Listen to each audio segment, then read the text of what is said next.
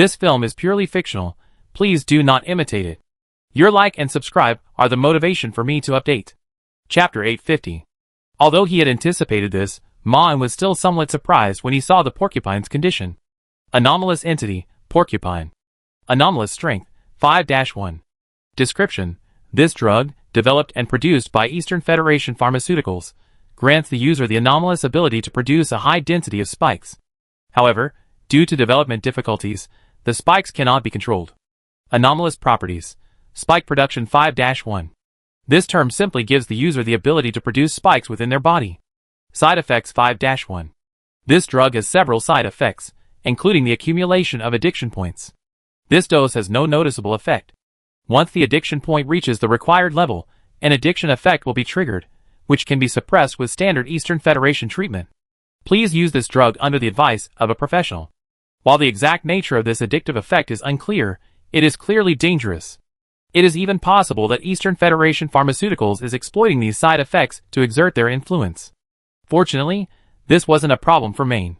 He could easily use his abilities to transfer the spike-generating ability and consume it separately. After consuming the effect, Maine simply returned the drug to its original location, ensuring his intentions and actions were not exposed. He then created a little damage, making the drug appear destroyed.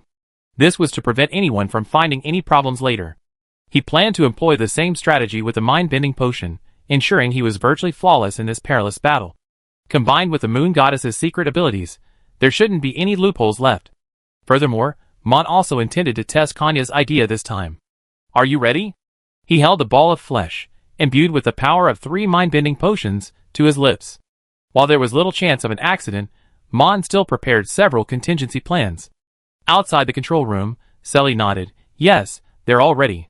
After hearing the affirmative, he consumed the ball of flesh, imbued with the power of the 3 mind-bending potions. Afterward, he didn't immediately enter his memories. He remained in the containment chamber, but he could sense an invisible force surge behind him, trying to push him into some dark abyss. As expected, the effects of the overdose had indeed changed. Mon closed his eyes, following his inner feelings. Then, the force behind him, pushing him forward, grew stronger, propelling him directly out of the containment chamber. He felt like a lone boat on a turbulent sea, struggling to move forward against the wind and waves.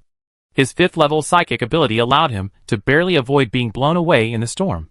Then, the power within him that had enabled him to navigate through his memories emerged, transforming into a sail to resist the surrounding forces. Then, he sensed a presence in a certain direction. Ma steadied his mind, and plunged resolutely toward the dim light. Cough, cough, cough. He coughed up thick blood forcefully. An intense stinging pain instantly surrounded his head, followed by an even duller pain that spread like ink across his chest. His already shaky body suddenly stumbled forward and fell. Ma quickly raised his hands to use telekinesis to support himself from falling, but the force tugged at his flesh, causing renewed pain. But this pain also cleared his mind and brought a surge of joy to his heart. For this feeling proved that the multi-drug plan had taken effect. This was obvious, as each time he entered his memories, he had used the exact same body as his current external self, but this time he could sense the damage he had suffered. Although his power remained telekinesis, and his body's age and condition seemed identical, he was certainly at least much closer to his inner self than before. And if he could use more telekinesis potions simultaneously, perhaps he could truly sense his former body and strength. And the current situation seemed to suggest something, that the current ineffectiveness of the telekinesis potion was likely due to its lack of potency for him. After all, putting aside his old injuries, he still possessed the qualities of an amnesiac. This meant that if the drug he used was potent enough, it might even be possible to achieve the original effect of the mind-reversing potion. Huh? Main Ninja painfully relaxed his body, trying to regain control. But at that moment, he suddenly felt something touch him, and it took him several seconds to realize that someone was supporting him. At this moment, he barely managed to pull his attention away from the intense pain and surprise. The scene before him gradually became clear, and he realized his current situation. The magician was holding him up. But now, the magician had completely lost his usual elegance. His once sleek suit was not only tattered like a homeless person's, but also drenched in dark red blood. Hold on, the magician's voice was unusually steady and powerful. We're almost there. Marn opened his mouth, but words couldn't form in his ragged throat. Realizing this, he didn't force a word. Instead, he took in the surroundings. They were in a rather dim alley, But this seemingly ordinary alley held something strange. For example, the dim light didn't feel like it was illuminated by a lamp. It felt like some natural phenomenon enveloping the entire world. He then noticed two figures further ahead. The tall, sinister woman known as Grey Rabbit was more than 10 meters ahead of him. Her condition also looked grave. Several bloody wounds had pierced her abdomen, her right shoulder had been nearly completely torn apart. Precisely, she was now dragging the blonde boy's body with her left hand. Unlike what Marn remembered, the Duke's head wasn't shattered, but there was a terrifying hole in his left chest, and he didn't seem to be moving. At this moment, Marn realized the true nature of the power he had sensed. He had successfully entered the memory of the last team's annihilation, and the situation was completely beyond his expectations. He hadn't been captured and imprisoned by Shishao, and judging by the current situation, it seemed they had managed to escape. Although they looked utterly miserable, their condition was much better than last time. But this scene was a little difficult for Marn to understand. If they had suffered a crushing defeat last time, but in his real memory they had actually survived, then there was a significant variable in these two battles. That was himself. Chapter 851. Could it be that in real life, I successfully helped this team escape from this battle? Perhaps I had some special power or item that made me particularly good at escaping, or perhaps I possessed a powerful weapon. Or perhaps I was simply strong enough to survive Shinshu's clutches. And if I didn't have any special items to escape back then, and simply relied on my strength to hold on until my companions escaped, then I would have been significantly stronger than I remember myself now. Although I now have the new ability to craft weapons, Malin doesn't think it will buy me enough time against Shishao, nor will it be enough to change the course of the battle. But upon closer inspection, while that Shishao was powerful, he seemed to be somewhat inferior to the one he remembered. Although he had never personally fought Shishao, he had seen recordings of Shishao in action, not to mention hearing about his many battles, and personally experiencing the power of the Sun God. Knowing how powerful the Sun God was, it's not difficult to infer how terrifying the real Shishao was. This also puzzled Ma Yin. Perhaps Shishao wasn't using her full strength at the time, but if she were in her Sun God form, she should have been able to hold the opponent back quite easily. She might even have been relatively unscathed in a short period of time. Of course, this was based on Shen Zhao's displayed power, so it might not accurately reflect her true situation. However, she certainly didn't strike Ma Yin as that powerful. And if that person was truly Shen Zhao, then there might indeed be a significant gap in strength between her and the current Shen Zhao, given their vastly different personalities. Although the difference in appearance was hard to tell, there might be a significant age difference between them. Ma Yin groaned. Did we get rid of her?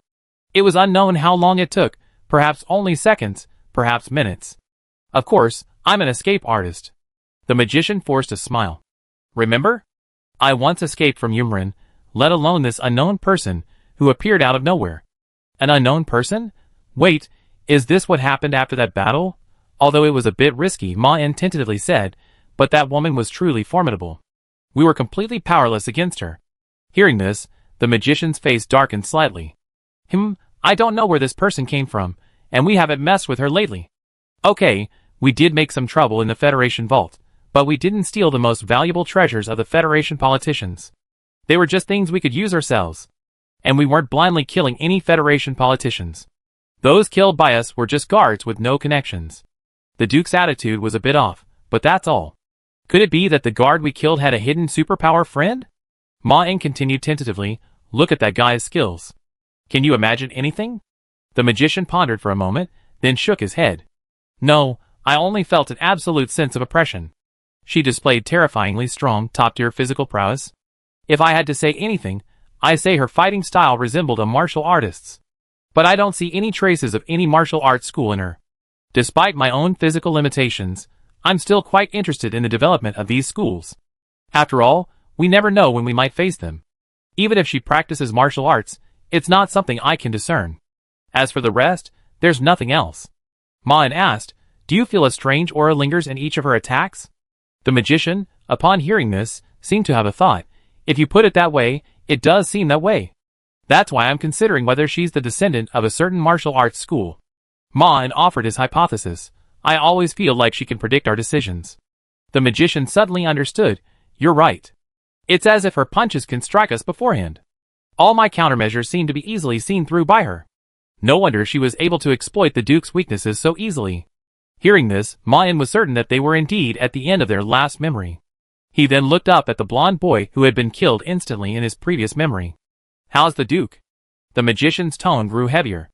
"I've given him the hemostatic medicine I bought earlier, but I'm not sure if he can make it. That guy crushed the Duke's brain. I can only get you out as quickly as possible." The magician fell silent after saying this, seemingly losing the energy to engage in conversation. Marn, whose pain was intensifying, didn't ask any further questions, quietly recovering his strength. After 7 or 8 minutes, a glimmer of light finally appeared ahead of the bottomless alley. Gray Rabbit, upon seeing this, immediately quickened her pace and quickly rushed out of the alley. A few seconds later, the magician, carrying Marn, followed suit. A cacophony of shouting instantly filled his ears. The bright lights made him dizzy, and the figures milling about in nurse uniforms instantly reminded him of his current location. Although it was unknown how the magician had managed it, they had entered the corridor of a hospital. "Help!" the magician shouted. "We have plenty of money. Help me carry these guys to the emergency room. As long as you can save them, the price is negotiable." Although shouting in a hospital corridor seemed unnatural, the nurses who heard it rushed over like sharks smelling blood, swiftly lifting the Duke's body and rushing him to the emergency room as quickly as possible. 2 more nurses approached Marn. "Does he need emergency care too?" The magician glanced down at Marn's condition, then looked up and paused. "No, normal treatment will be enough." "I need treatment too." The nurse pulled a tablet from her chest. "Mr. Magician, I'd like to confirm whether you can afford it. Your savings are running low." The magician half cursed, of course. "We just made a big profit. Do you still want to make some money?" The nurse persisted. "Can you pay now?" The magician gritted his teeth and said, "No, I will pay. I guarantee it on our lives." The nurse nodded and handed over 2 sheets of paper. "Understood. I owe you." "Then sign it." Chapter 852. The magician took the paper, examined it for a few moments, then glanced at Maine beside him. He then handed the blank sheet beneath it to Maine and signed his name on the sheet above. Maine, still having some energy left, took the paper. The format of the text on the paper closely resembled a contract, and the content was simple and clear. They allowed Maine and several others to pay later in exchange for emergency and routine medical care, but if payment was delayed beyond a certain point, the price would begin to rise. And if it rose to a certain price, the contract would take effect, depriving them of certain things, including but not limited to their souls, lives, wealth, freedom, power, emotions, relationships, and death. But what really caught Maine's attention was the signature. Eastern Federation Company. And there were no other superfluous suffixes. Besides this, something else immediately caught Maine's attention. In the blank area beneath the contract, printed was a pattern that looked a bit like a trademark, with a slogan underneath. The logo was entirely gold, with a rather exaggerated decorative pattern around the outside, and a bust of a middle-aged man in a suit inside, a confident smile plastered on his face. But what was most striking was that he, like the entire logo, was gold. In stark contrast to the golden hue of the decorations, the bust's color had a familiar, cheap quality. After examining him for a few seconds, Ma-En realized what was wrong with him. He looked like he was covered in cheap gold dust. Like a different version of the D-17. At that moment, the slogan only made him more aware of the problem. Eastern Federation Company offers the best products and services in the world. He immediately threw the contract down, and when he looked up, he suddenly realized that the corridor was covered with the Golden Man's logo and various slogans. "Please trust our doctor. Everything he says is for your own good. Our products are the best in the entire Federation. You can always trust Eastern Federation Company. We are your friends. Please trust our advertising. I always tell the truth. Money talks. Don't doubt Eastern Federation Company, whether it's our products or our ideals." He even recalled something from his last memory, which also had that golden logo and various slogans that he hadn't noticed, or rather, couldn't have noticed. That's right, before he developed a resistance to truth, he hadn't noticed these slogans at all. Or rather, he had seen them, but never really thought they were anything amiss. Even if they all looked a little strange. Furthermore, unlike the situation caused by the amnesiac, he wasn't truly unable to perceive the slogans. Rather, some of them were attempting to dispel everyone's doubts through their abilities. They were persuading viewers to ignore the problem. If the amnesiac prevented him from perceiving obscured objects, then these slogans allowed him to perceive them without realizing any problems. Sensing the situation was dire, Marn immediately reduced all his senses and began to weaken his understanding of language again. He also began to use his psychic abilities to mobilize the effects of the drugs in his body. With the rapid depletion of his anti-psychic power, and the use of the memory probe, his surroundings instantly became blurry. In the blink of an eye, he was out of the hospital completely covered in slogans. When the scene before him cleared again, he was already in a bustling street. This jump in memory had probably consumed the effect of a mind-reversing potion. Although it consumed a considerable amount, he made the decision without hesitation, because the situation was clearly extremely dangerous. If he had delayed any longer, he might have been in serious danger. Clearly, the man in the golden suit possessed persuasive abilities similar to D17's. It wasn't hard to imagine, considering the information he had learned so far. D17 was almost certainly a clone, meaning she had some kind of original. And this was certainly true, as he didn't believe the Eastern Federation Pharmaceutical Company had the ability to create such a terrifying monster from scratch. If they had used cloning technology, that would be more understandable. Clearly, the Golden Man had once been a senior executive at the Eastern Federation Company, perhaps even its actual controller, and he possessed a formidable persuasive ability. This could also explain how the Eastern Federation Pharmaceutical Company acquired his genes. The Eastern Federation Corporation's past success was likely built on the abilities he possessed, and the apocalypse may have claimed his life, leading to the company's disintegration. Since then, the Eastern Federation Pharmaceutical Company has obtained his damaged genes and used them to create the terrifying creature D17. Therefore, it's not difficult to infer that this Golden Man must be more powerful than D17. According to Leifen's explanation, their abilities can be transmitted through any medium, as long as there's some form of communication. Although he's currently trapped in his memories, the flow of information could still affect his abilities. This also explains Leifen's tone when she mentioned this information. She didn't seem to be speculating about D17's possible abilities or traits, but rather repeating what she already knew. This ability was also quite dangerous for Maine at this moment, as it was based on information, not mind. The latter couldn't possibly affect Maine in his memory, but the former was completely different. While memories don't contain the minds of other beings, they do contain the information they once released. This can also be seen in those with no memory. Of course, Maine could sense that the Golden Man must be dead. Otherwise, after seeing those undoubted slogans, he would have been unable to break free from this level of influence. The strength of the Golden Man's abilities was undeniable. After all, the fact that he had achieved such a position in the past, despite the dangers, speaks volumes. And if he were still alive, the current situation would be completely different. So, if the man who released these slogans hadn't been dead, Maine, even with his slight resistance to truth, wouldn't have been able to break free from his influence so easily. Furthermore, if he didn't flee immediately, continued exposure to that intense propaganda would likely further impact him, potentially leading to irreversible damage. Is even memory so dangerous? Chapter 853. Mayan gathered his thoughts a bit, and began to carefully survey his surroundings again. Although he had quickly fled the hospital in a hurry, he must have come here for a reason. The surrounding scenery was very similar to what he had seen before. All the buildings looked mysterious, like something from the future. There were dedicated tracks in the sky for flying vehicles, and the atmosphere of the shops along the street was slightly different from what he was familiar with. The only people walking on the street were the humans he was familiar with. Although their clothing styles were subtly different from the modern styles Ma was familiar with, they looked similar. The surrounding scenery was nothing special, and although his injuries had completely disappeared, he had not undergone any other changes that could provide information.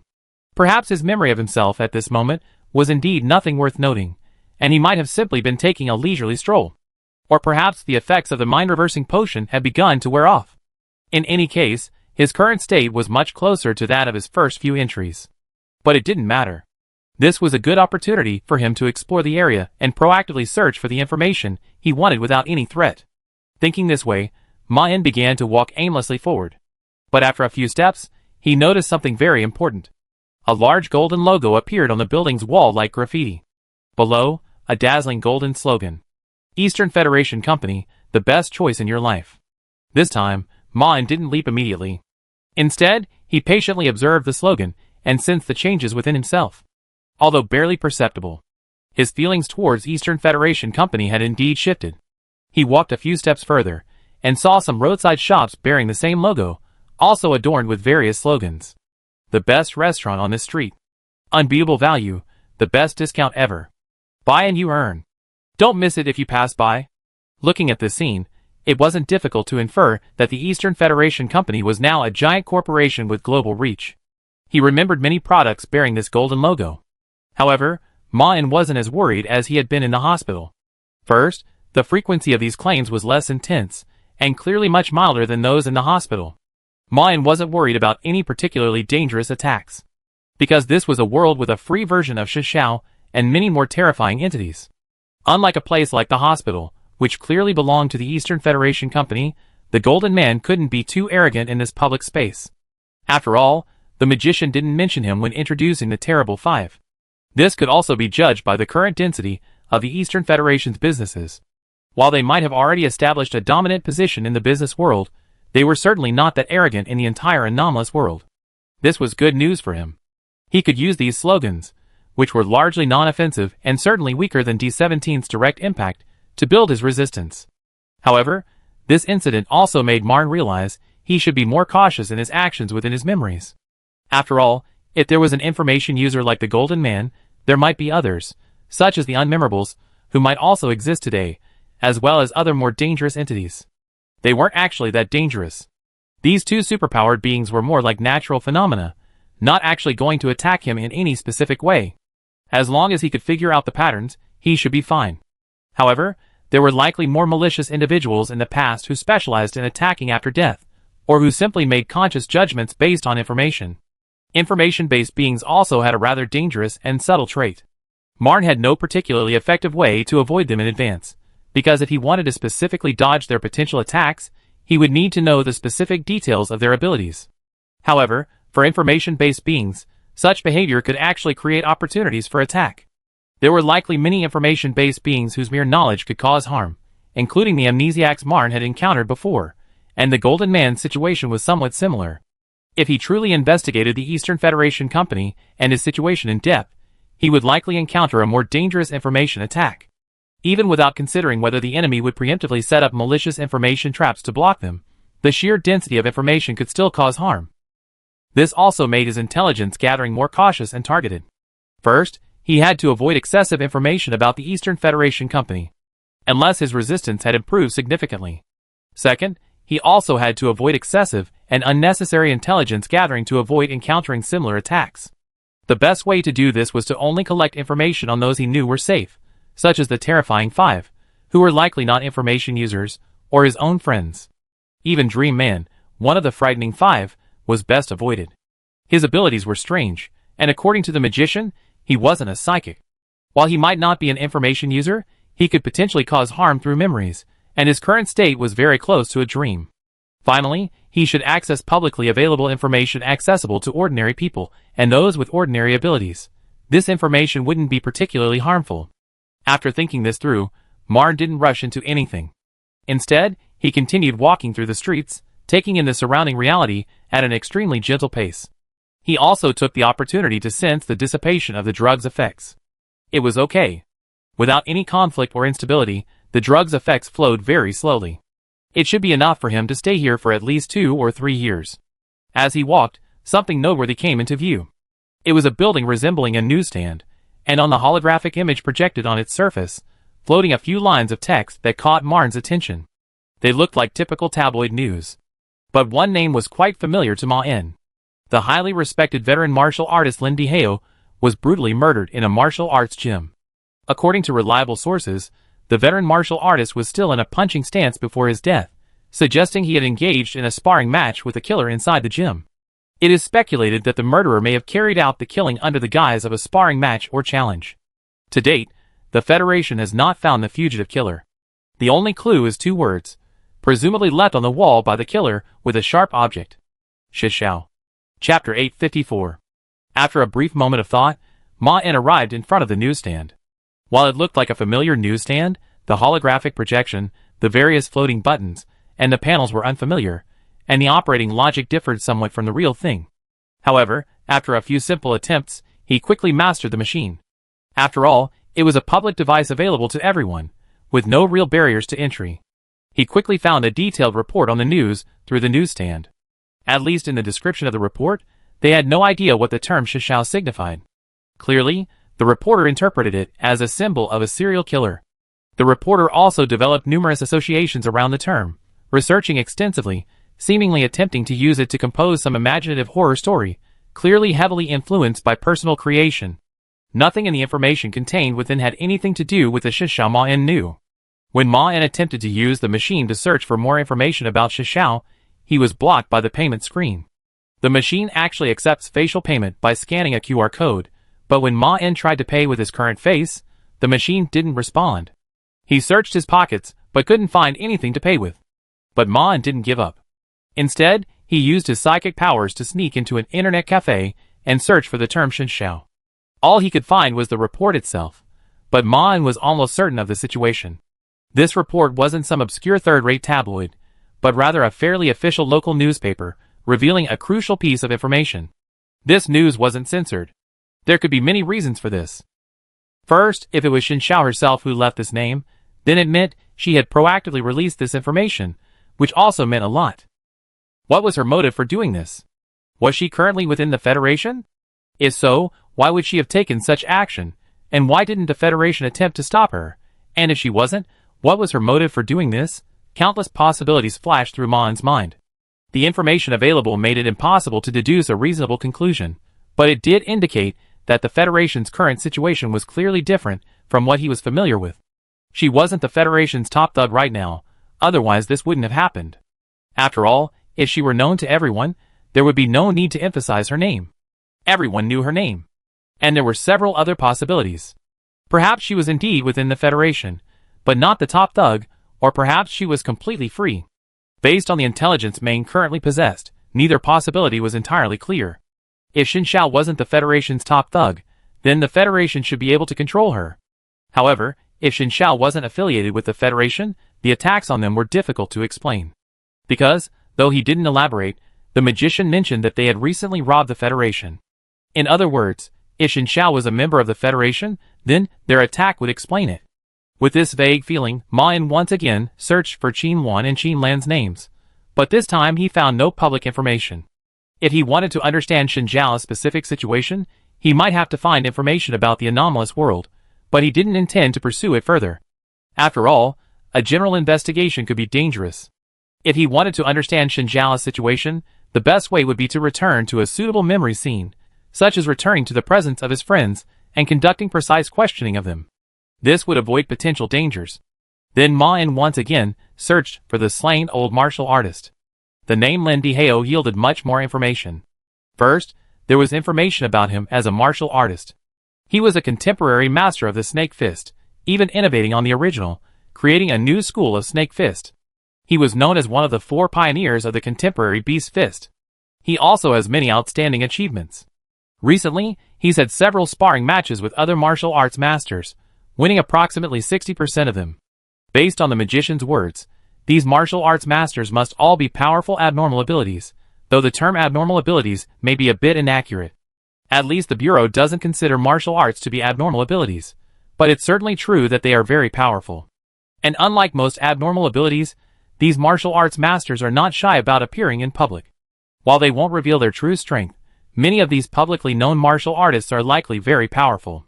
Lin Dihao was likely no exception, and considering he frequently sparred with other masters, it was reasonable to infer that he possessed considerable combat prowess, which also confirmed that this was an unusual conflict. Then, Ma En noticed something even more interesting. This current master was highly respected, boasting numerous disciples, and new snake fist schools in over a dozen cities. Yet, he remained unindulgent. He even used his wealth almost exclusively for 2 purposes, opening more schools and philanthropy, especially the latter. He not only donated much of his wealth to help orphans, the disabled, the seriously ill, and other people in need, but also frequently organized and participated in various charitable social events. But that wasn't what Ma En found interesting. What really caught his attention were some third-rate self-media outlets specifically targeting him for smear campaigns. These reports mentioned past rumors about the elderly martial artist, who, according to these unfounded tabloids, had already distinguished himself at a very young age. In his 20s, he began challenging masters from various schools. Although he suffered many defeats, he also achieved victory, even against many martial arts masters of the time. If these reports are true, they suggest he was already a formidable force even at a young age. However, these reports focus less on the victories themselves and more on rumors. They describe some of the martial arts masters he fought against as having passed away from illness within a few years. The tone of these reports suggests this was quite unusual for a martial artist. These reports accuse Master Lin Dihao of possessing subtle, sinister effects in his youth, and claimed that it was the hidden harm left by his techniques that killed these martial arts masters. However, even when these reports were published, they were already subject to many legitimate and compelling skepticism. Some commentators pointed out that these reports were completely unfounded and pure speculation, and condemned their poor attempts to manipulate public opinion. Others pointed out directly that if the situation was truly, as these self-media outlets claimed, then why had none of the master's descendants, friends, and even teachers reacted? No martial artist had ever accused Lin Dihao. Clearly, these self-media outlets, with no evidence, were more likely to know the truth. If they remained silent, it was clear that these speculations were purely malicious slander. Furthermore, these self-media rumors occupied only a small portion of the internet, and he was able to find this information relatively quickly because they had recently been resurfaced. This time, some self-media outlets were re-exaggerating these rumors, claiming that Lin Dihao's murder was the result of the descendants of these martial arts masters seeking revenge. The incident even reached several of Lin Dihao's disciples, and the senior brother of the new Snake Fist martial arts school, who oversaw the overall management of the martial arts school, even responded. These are all irresponsible rumors. Master never used any underhanded tactics during his sparring sessions, and none of the descendants of these martial arts masters could rival Master. The murderer must be a renowned martial arts master. Faced with his confident words, such rumors quickly vanished. Ma En didn't believe it was true, as the timing clearly didn't match, and Xin Zhao's killings were likely driven by a greater purpose. At least, the Xin Zhao he knew would have done so. But that was the problem. She might not be the Xin Zhao he knew. At least now, it seemed she was different in many ways from the Xin Zhao Ma En knew, and this difference had caused him to be highly alert. This was also why Ma En was particularly concerned about the negative rumors about Lin Dihao's early life. If these unsubstantiated rumors revealed even a sliver of truth, it would make Xin Zhao's image more similar to the one Ma En was familiar with. But if it wasn't, then he would have something to worry about. So, after understanding all this, Ma En made a decision. He would go to the local new Snake Fist martial arts school headquarters to inquire about the situation. Of course, this action was likely meaningless, as his past self likely didn't know the details of the incident and likely had no close contact with these people. The current situation only indicates that he had seen the news. It's even possible that his understanding of this news wasn't based on the present moment. Perhaps it was long after this incident, when Xin Zhao had already risen to fame, that the Esper Ma En paid attention to Xin Zhao's initial appearance. This is likely the true reason he knew this information. So it's possible that he had just approached the martial arts gym when he reached the edge of his memory. Of course, this wasn't necessarily a bad thing. With his memory probe ability, he could sense the boundaries of his memories. If he were truly nearing their edge, he could simply turn back. There was also the small possibility that he did have access to the details of the incident. This meant he was likely deeply involved in the incident, or perhaps he had a basic understanding of its details. Otherwise, he wouldn't be able to rely solely on memory to maintain stability in that area. If the latter was the case, his investigation would constitute a deeper understanding of his memories, naturally helping him recover his mental strength more quickly.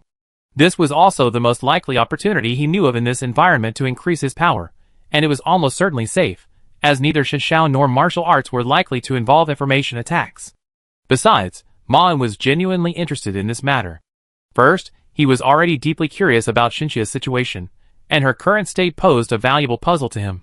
Understanding her past, and the gap between her and Xinxia's current state, would be of immense value to Ma En. This wasn't just because, in reality, Ma En had always viewed Xin Zhao as a potential super ally. It was also because he had recently been attacked by Xin Zhao's power. Besides that, he was also deeply interested in martial arts itself. It was a mysterious power that seemed almost lost to the past. If he could understand what martial arts actually were through his memories, it would be of great value to him. Firstly, he was intrigued by this technology, which transcended the abnormal control bureau. If he could acquire certain martial arts techniques through this method, it would be of great benefit to him. Of course, Ma En didn't think it would be easy. But even if it wasn't something he could master, much of the information contained within was inherently valuable. Because there was a martial artist named Li Hongyu in reality, she had also noticed the past problems, and was undoubtedly very interested in information about martial arts. If he could find something valuable, perhaps he could use her again, or even form a quasi-alliance with her. If that didn't work out, he could use this information to negotiate a deal with Li Hu. However, this wasn't something he could just hope for, as his ability to truly grasp the details of martial arts depended on whether he had them in his memory. If his previous self had no knowledge of martial arts, he probably wouldn't have learned much. First, he certainly wouldn't have been able to understand the true nature of martial arts. After all, what he once didn't know couldn't be gained through memory illusions. This was a dream composed of his memories, not a true time travel. Even if he didn't truly master the intricacies of martial arts, he should at least be able to obtain some valuable information, such as certain martial arts mottos, and how to continuously improve in the art. This information could be used to deceive the Lee siblings. Furthermore, this could be used to reversely portray his past image, revealing the extent of his previous knowledge of martial arts and helping him understand his true self. With this goal in mind, he left the internet cafe and, immersed in various information about the Eastern Federation Company, headed towards the martial arts gym he had just discovered. And all the way, he had no problems. Chapter 855. Ma-En had already reached the entrance of the martial arts gym, yet he still felt no sense of his memory reaching its limit. Even his surrounding memories hadn't faded at all, remaining completely unchanged from his other memory areas. This meant he might have a deep understanding of the incident, or perhaps he had previously studied at this gym and had witnessed the incident from a somewhat observant perspective. Either way, this was a point of considerable concern for him, and it might reveal something about his past. But the question now was how he could uncover the hidden secrets. After some thought, Ma-En proceeded to ascend the stairs. The gym's main entrance was quite spacious, but it was currently tightly shut, and Ma-En couldn't see any doorbells or anything like that. After some thought, he raised his hand and knocked. The heavy wooden door creaked, but no response came from behind. However, Ma-En didn't knock again. Instead, he patiently waited there for at least 5 or 6 minutes before he heard rustling sounds from behind the door. After nearly 2 more minutes, the wooden door was finally pushed open. Who? A rather sturdy-looking man emerged, around 30 years old, his eyes stern and unconcerned. Though he looked young, Ma-En knew the man was probably already 45. He was none other than Luo Zixing, the senior brother of the new Snake Fist, who had previously dispelled suspicions, and was considered the next generation successor. As soon as he appeared, Ma-En sensed a subtle sense of oppression. His strength was considerable. The fact that he could experience such a feeling indicated that he had memories of his encounter with him. Mr. Luo, Ma-En said politely, I'm here regarding Mr. Lin's matter. Luo Zixing narrowed his eyes. We don't accept interviews. He then stepped back and slammed the door shut. Bang. Ma-En firmly grasped the wooden door. I'm sorry, but I'm not a reporter, nor am I here for gossip. Luo Zixing glanced at the handprint Ma-En had made on the door. Oh, you're here to pay your respects? But I've never heard of Master having a friend like you. As he spoke, he slightly increased the pressure on the door. It didn't budge. Ma-En said calmly, No, I'm certainly not Mr. Lin's friend. I'm more here for that Shishao. Luo Zixing's face instantly turned cold. Huh? You're his friend? Ma-En also felt the temperature drop a few degrees, and it wasn't an illusion. No, he said calmly. I'm not her friend, and your master isn't the first victim of her. Luo Zixing's tone softened slightly. Oh, you've seen that name before? Ma-En nodded. Yes, I'm hunting her. If you don't mind, you can talk to me for a few minutes. That way, when I kill her, you have avenged your master. Looking at his resolute expression, Luo Zixing instantly felt that Ma-En's words were convincing. After a few seconds of hesitation, he said, Come in. Ma-En followed him into the martial arts hall. Completely different from the desolate atmosphere outside, Luo Zixing had barely walked 200 meters with Ma-En when disciples in training uniforms began to appear before them. Although they weren't crowded and seemed rather relaxed, these scattered disciples exuded a strong aura, their biofields generally slightly above average. However, a martial artist's biofield doesn't fully reflect their strength, it merely reveals their pure physical prowess. Ma-En could only vaguely perceive the so-called martial arts techniques with a near-intuitive sense. For example, judging solely by their biofield, Luo Zixing's was only level 4, yet the threat he posed to Ma-En was clearly level 5. However, none of the other disciples possessed such a powerful aura. Clearly, this senior brother's title as the successor to the new Snake Fist wasn't just a claim, but a well-deserved one. Although Ma-En hadn't found many records of his battles, he should have considerable strength. As he pondered this, Luo Zixing had already led him to a spacious training ground, where a dozen or so martial arts disciples were engaged in dueling, practicing their skills.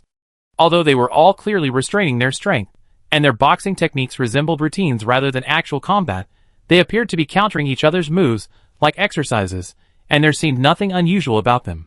But Ma-En could see that these martial arts merely looked like ordinary combat. They were all dangerous. This was also the part of martial arts that defied his comprehension. These so-called techniques were utterly illogical, unlike the anomalous abilities he was familiar with.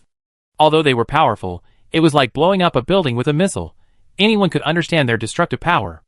But these martial arts were as strange as using a feather to lift a rock. Luo Zixing raised his hand to call a disciple, and sternly instructed him, "Tell them to clear the room. And by the way, tell third junior sister that I'm receiving guests." After saying this, he turned slightly to look at Ma En. "I'm not a child. I won't believe everything a stranger says. Although I don't think you're lying to me, this kind of thing can't be taken lightly. No one knows whether you truly seek revenge against Xin Xiao or have some other motive. Perhaps you're actually Xin Xiao, the one who killed Master." Ma En smiled. "If I were Xin Xiao, you'd be running away right now. She could kill you with a flick of her finger, and if she wanted to tease or humiliate you, you wouldn't even realize it. She knows how to gain trust, something I'm far inferior to. And I'm a man." Luo Zixing blinked and said calmly, "It seems you really do know about her situation, but I can't believe you. I'm not smart enough to tell if you're lying. Of course, I don't mean to embarrass you. I'm willing to talk to you, but only if you and I spar here. Once we've sparred, I know if you're a liar or not. Nothing is more sincere than a fist." Ma En didn't seem to object to this. He was even quite interested. "No problem, but I'm not a martial artist." Luo Zixing smiled. "Don't stress this out. I've already explained your walking form to me. You definitely haven't even mastered the most basic horse stance, but that's not important. I know it, that's all." Chapter 856. Ma En readily agreed to the challenge. He had always been interested in martial arts, a normal ability not considered abnormal by the Control Bureau. If he could find some martial arts techniques from his past, it would be of great help to him. And it wasn't impossible. He had no intention of learning martial arts from Li Hu and Li Hongyu, knowing full well that he probably didn't have exceptional talent, and that he certainly didn't have enough time. But what if he had mastered some martial arts techniques in the past? Recalling what one once knew is completely different from learning it anew. And even if he hadn't mastered any useful martial arts in the past, simply learning more about the technique would be of great use to him, at least to influence Li Hongyu and Li Hu. Not to mention that this challenge would help him understand his past and familiarize himself with his newfound abilities. Eager to try, Ma En walked to the edge of the training grounds. Luo Zixing stood directly across from him, 200 meters away, assuming the opening stance of the snake fist. Simply raising his arms and bending his wrists, Ma En felt as if he were being stared at by a venomous snake. Porcupine, the pitch-black spike slowly sank into Ma En's palm, but he didn't use telekinesis to release them. Instead, he firmly grasped the incredibly hard spikes with his right hand. "If necessary, you could always call for a halt," Ma En gently warned. "I'm not sure how much damage you can handle." Luo Zixing smiled. "Don't hold back. I control myself. Don't worry about my strength. I won't kill you." After saying this, he didn't hesitate, simply raising his leg forward. Stepping forward. Then, Ma En lost sight of him. A split second later, the enormous python appeared out of thin air, 10 meters in front of Ma En, its maw already wide open, biting down fiercely on him. Ma En, with some restraint, created several layers of defense, beginning at the 5th level. Faced with the python's crushing attack, these shields offered little defense, merely slightly blocking the attack before the python plummeted to Ma En's position. After the dust cleared, Ma En's figure vanished. He was now floating in midair, dozens of meters away. Although he had deliberately restrained the intensity of his telekinesis, it was still too fragile against the python's attack. Ma En could even sense that even with even greater strength, it would be insufficient to withstand the attack. But the attack wasn't so powerful it could easily destroy his strength. The python's attack wasn't just some kind of energy attack. Its entire body emanated a powerful biofield, capable of weakening Ma En's attacks from pure telekinesis. It also possessed a strange power that gently sliced through his telekinetic shield, rather than engaging him head-on. As Ma En appeared in midair, Luo Zixing's figure also appeared where the python had landed. As expected, there was no python at all. Just as Li Hongyu had said, it hadn't transformed. The python he had just seen was simply Luo Zixing, the one striking out. Martial arts, truly bizarre abilities. Thinking of this, Ma En no longer held back. He enveloped his body with all his telekinesis, simultaneously unleashing his somewhat crude psychic powers 3 times. Luo Zixing had just raised his hand when he saw Ma En's figure fading into blur. He narrowed his eyes in confusion and stared at Ma En. "No!" He lashed out with his hand, twisting his body with his legs, and transformed into a much thinner venomous snake. A dozen sharp spikes rained down on him. With his now slender and flexible body, he twisted and dodged most of the spikes, but 2 or 3 still grazed his skin, leaving seemingly minor lacerations. When Luo Zixing reappeared in human form, the scars were much more pronounced than before. A little more accuracy might have exposed his bones. Though he had narrowly avoided Ma En's attack, he wasn't safe. Ma En, now several hundred meters away, was hovering in the air, watching him. Meanwhile, a dozen more spikes had already flown within dozens of meters. Luo Zixing leaped up. 2 pairs of bright red wings suddenly spread open, pushing aside the dozen or so spikes before him. Then, the giant winged snake soared into the sky, tearing towards Maine. Maine also noticed that many of the spikes had pierced the wings, but they hadn't actually caused any damage to the 2 pairs of bright red wings, as if they didn't exist. Similarly, he couldn't sense the biofield on them. Clearly, this part wasn't Luo Zixing's body. However, with the help of these spikes, his weakness in telekinesis attacks had finally been overcome. Without any weapons, it would have been extremely difficult for him to inflict similar damage with telekinesis alone. But he hadn't even exerted his full strength just yet he had already achieved an effect that would have been difficult to achieve with telekinesis alone. Then, Maine began to pull away, allowing the winged snake to pursue him. Meanwhile, the spikes that had missed their initial attack had already reversed course, and began to fly towards Luo Zixing's back. Though it didn't look back, the winged snake seemed to sense something behind it. Then, he suddenly rolled in the air and spread his wings.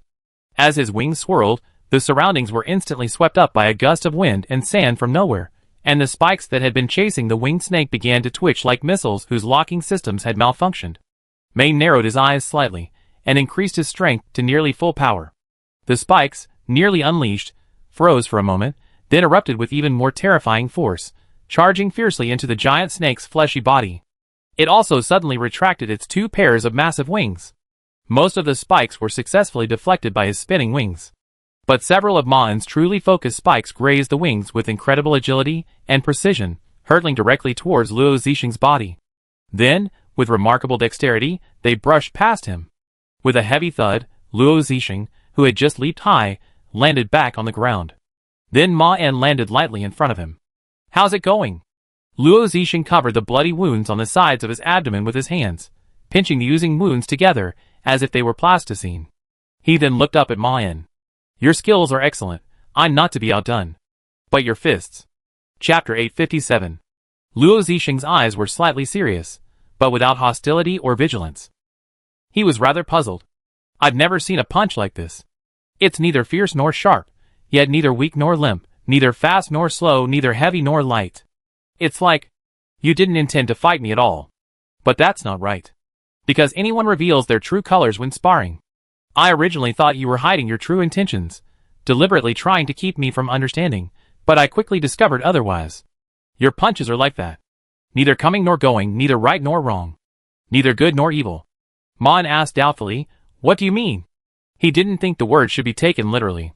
While he didn't know if he had a particularly distinct fighting style, it didn't seem as bizarre as the other party was saying. To achieve what he meant literally, one would have to be intentional, but he wasn't thinking about such things during the fight. He was simply sparring with the other party normally. Could this be the resurfacing of some past memory? Was it actually something he heard before? Or was it some martial arts language he couldn't understand? Luo Zixing shook his head, not answering. "You mean no harm, and you're not the one who killed my master. That's enough. As for who you are, I don't care. Tell me, what do you want to know?" Ma En didn't delve into these random, outlandish conversations. "So, was your master's battle with Shen Shao really as the outside world has spread?" Luo Zixing glanced up at the sun's position, then turned and said, "Follow me." Soon, he led Ma En into the innermost part of the martial arts hall. A bamboo forest, almost completely obscuring the view beyond, appeared before their eyes. After a few minutes of walking through the bamboo forest, they reached their destination. This place was similar to a martial arts arena, but with fewer artifacts and much more expansive. But even more striking was the dark red bloodstains that covered several hundred square meters. Ma En stared at the blood. Although it wasn't clear from this angle, if he tilted his gaze slightly upwards or downwards, he could easily discern that the blood formed 2 words. Shen Shao. This is where they fought. The ground is covered in my master's blood. Luo Zixing surveyed the scene with a gloomy expression. "I've carefully observed the traces of the battle," Ma En asked, Do you see anything? Luo Zixing nodded. My master lost miserably, never more miserably. He had absolutely no chance of victory. Every punch he threw was a desperate struggle, and each one grew increasingly frantic, until it was practically a random attack. A martial arts master like him shouldn't have thrown such a punch. It only proves that he had completely lost all reason and any hope at the time. But this is terrifying, because it shows that this person who calls himself Shenxiao actually has the ability to easily kill my master, yet she's still teasing him like a cat playing with a mouse. You saw it too. My master's blood was used as paint, as if to mock us.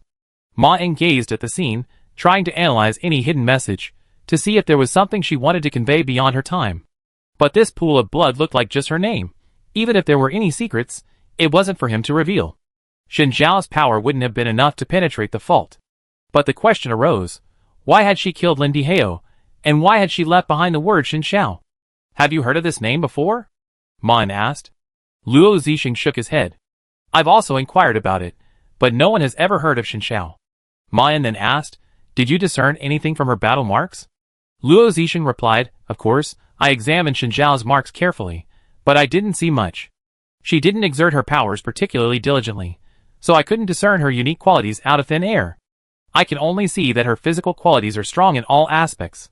While she has good martial arts skills, she doesn't follow any school, and she doesn't use any completely new techniques.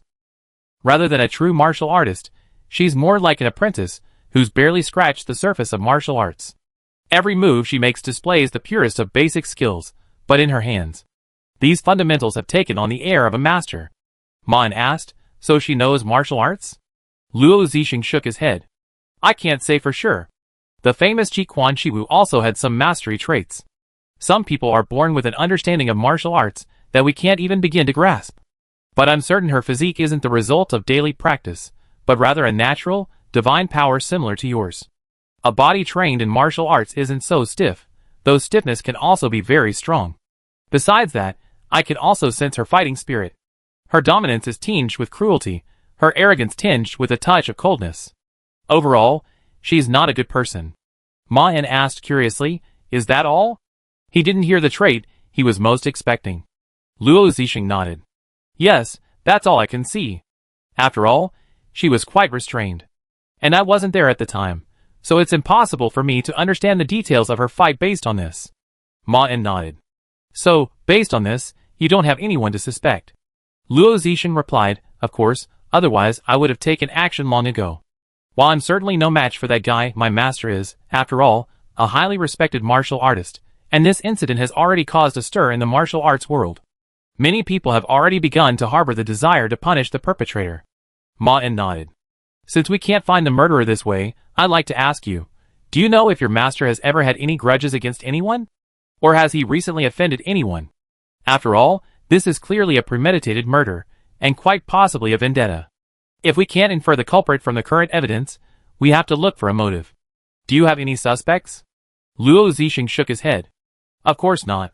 Have you heard about my master's youth? Ma Ying looked puzzled. Are you talking about those things someone asked you a while ago? Luo Zixing nodded. Yes, they mentioned some rumors about my master. Of course, those aren't true. My master didn't resort to underhanded tactics in duels, but he certainly wasn't a pushover in his youth. He also told me not to share these things with anyone. But now that my master has been murdered, it doesn't matter whether I speak of it or not. In his youth, he was overly eager to make a name for himself in the martial arts world, so he completely revamped his old snake fist and attempted to create his own style. However, his eagerness for quick success led him astray. To achieve his own martial arts path, he once challenged several martial arts masters to life-and-death duels. Of course, he used many tactics to persuade them to fight him. Coercion, inducement, deception, or even blackmail. According to my master, he had become somewhat obsessed, tormented by his obsession with the new snake fist to the point of insanity, and his mind had lost all sense of what a martial artist should be.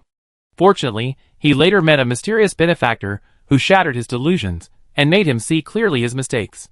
This gave him the opportunity to turn back and create the true new snake fist we know today. But during that time, he also committed many misdeeds. It's true that many martial arts masters who had fought him, or even defeated him, were later hunted down and killed by my master. Death by illness was simply the excuse they were forced to make because of the death warrant. But those guys already had a grudge against my master. And it wasn't simply because my master lost, at least not in most cases. My master simply disliked them, and challenged them in the first place. To rise to prominence in the martial arts world, you must step on the shoulders of your predecessors. Otherwise, no one would notice you. Ma En asked, so the people your master challenged weren't good people either? Luo Zixing didn't answer directly. I don't know. They just had a grudge. My master didn't reveal the details, but when he recalled that time, he clearly felt regret, and he clearly knew that what he had done was terrible. That's why, after master came to his senses, he spent so much money and time remedying his past mistakes, and even sent us to deliver compensation to the martial arts families he had harmed. But most of them refused to accept it. Hearing this, Ma En received good news, confirming something he had long suspected. That is, Shen Xiao might still be on the side of justice. This was Ma En's greatest concern. In the past, Shen Xiao seemed to be somewhere between good and evil, at least not the unquestionable righteousness he was familiar with. If this Lin Dihao was truly a completely kind and good old man, then Shen Xiao's brutal killings could indicate something quite serious. And if he had some bad deeds, while it's not certain that Shen Xiao was good, but at least he wouldn't bite her to death, saying she was once a bloodthirsty monster. The way she slaughtered her own team left a deep impression on Ma En. And Luo Zixing's deduction of her fighting style seemed to confirm this impression. Ma En then pressed, do you think she might be seeking revenge? Luo Zixing hesitated for a moment before saying, I can't say for sure, but I haven't found any evidence of this. We've also investigated those who were harmed by my master, and none of them have any relatives or friends capable of seeking revenge. However, I haven't given up my suspicions. I plan to continue investigating. To this end, I've already written to several of my master's closest friends, and one of them has a special ability to investigate. Ma En nodded and said, thoughtfully, do you think it's possible that someone simply disliked your master's actions and attacked him out of pure chivalry? If that were the case, it would further confirm Ma En's suspicions. However, Luo Zixing suddenly emphasized, absolutely impossible. Ma En asked, puzzled, why? Luo Zixing called out, third junior sister. After he finished speaking, a slight movement echoed from the edge of the bamboo forest, and a woman, breathing faintly, emerged. She looked about 20 years old, but her gait was unusually frail. Her right arm was empty, and a scar etched across her face. Third junior sister looked at Ma En, her eyes dark and filled with a hint of fear. Luo Zixing sighed, with a hint of sadness. This is the most unfortunate thing. Master wasn't the only one to encounter the murderer that night. My third junior sister also encountered him, and this is what happened to her. The injuries on her body are fine, but half of her meridians have been shattered. If we hadn't rushed her to Eastern Federation Hospital for emergency treatment, she would have been bedridden for the rest of her life. And my junior sister is only 19 years old this year. She entered the martial arts school at the age of 6.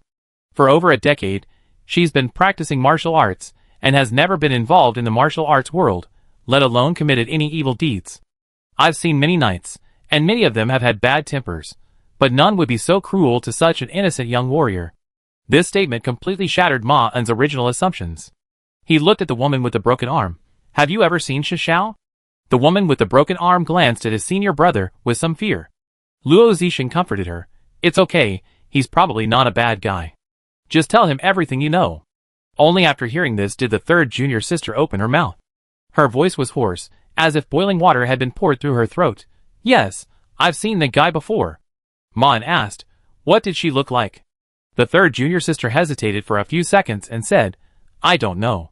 She was wearing a very long robe, like something from hundreds of years ago, but I could barely tell she was a woman, and her arms and body were probably human. Her head didn't look human though. It looked a bit like she was wearing a hideous ghost mask, but I couldn't see any trace of a mask at all. And there was a flicker of expression on the ghostly face. Other than that, I can't see anything. Luo Zixing added, it's obvious this guy is deliberately hiding his identity. Hidden identity? And yet, he left behind the name Shen Xiao? This gave Ma En another thought. So what was it like fighting her? The third sister's expression was tinged with fear as she reminisced. I only felt fear and despair. She didn't even look me in the eye.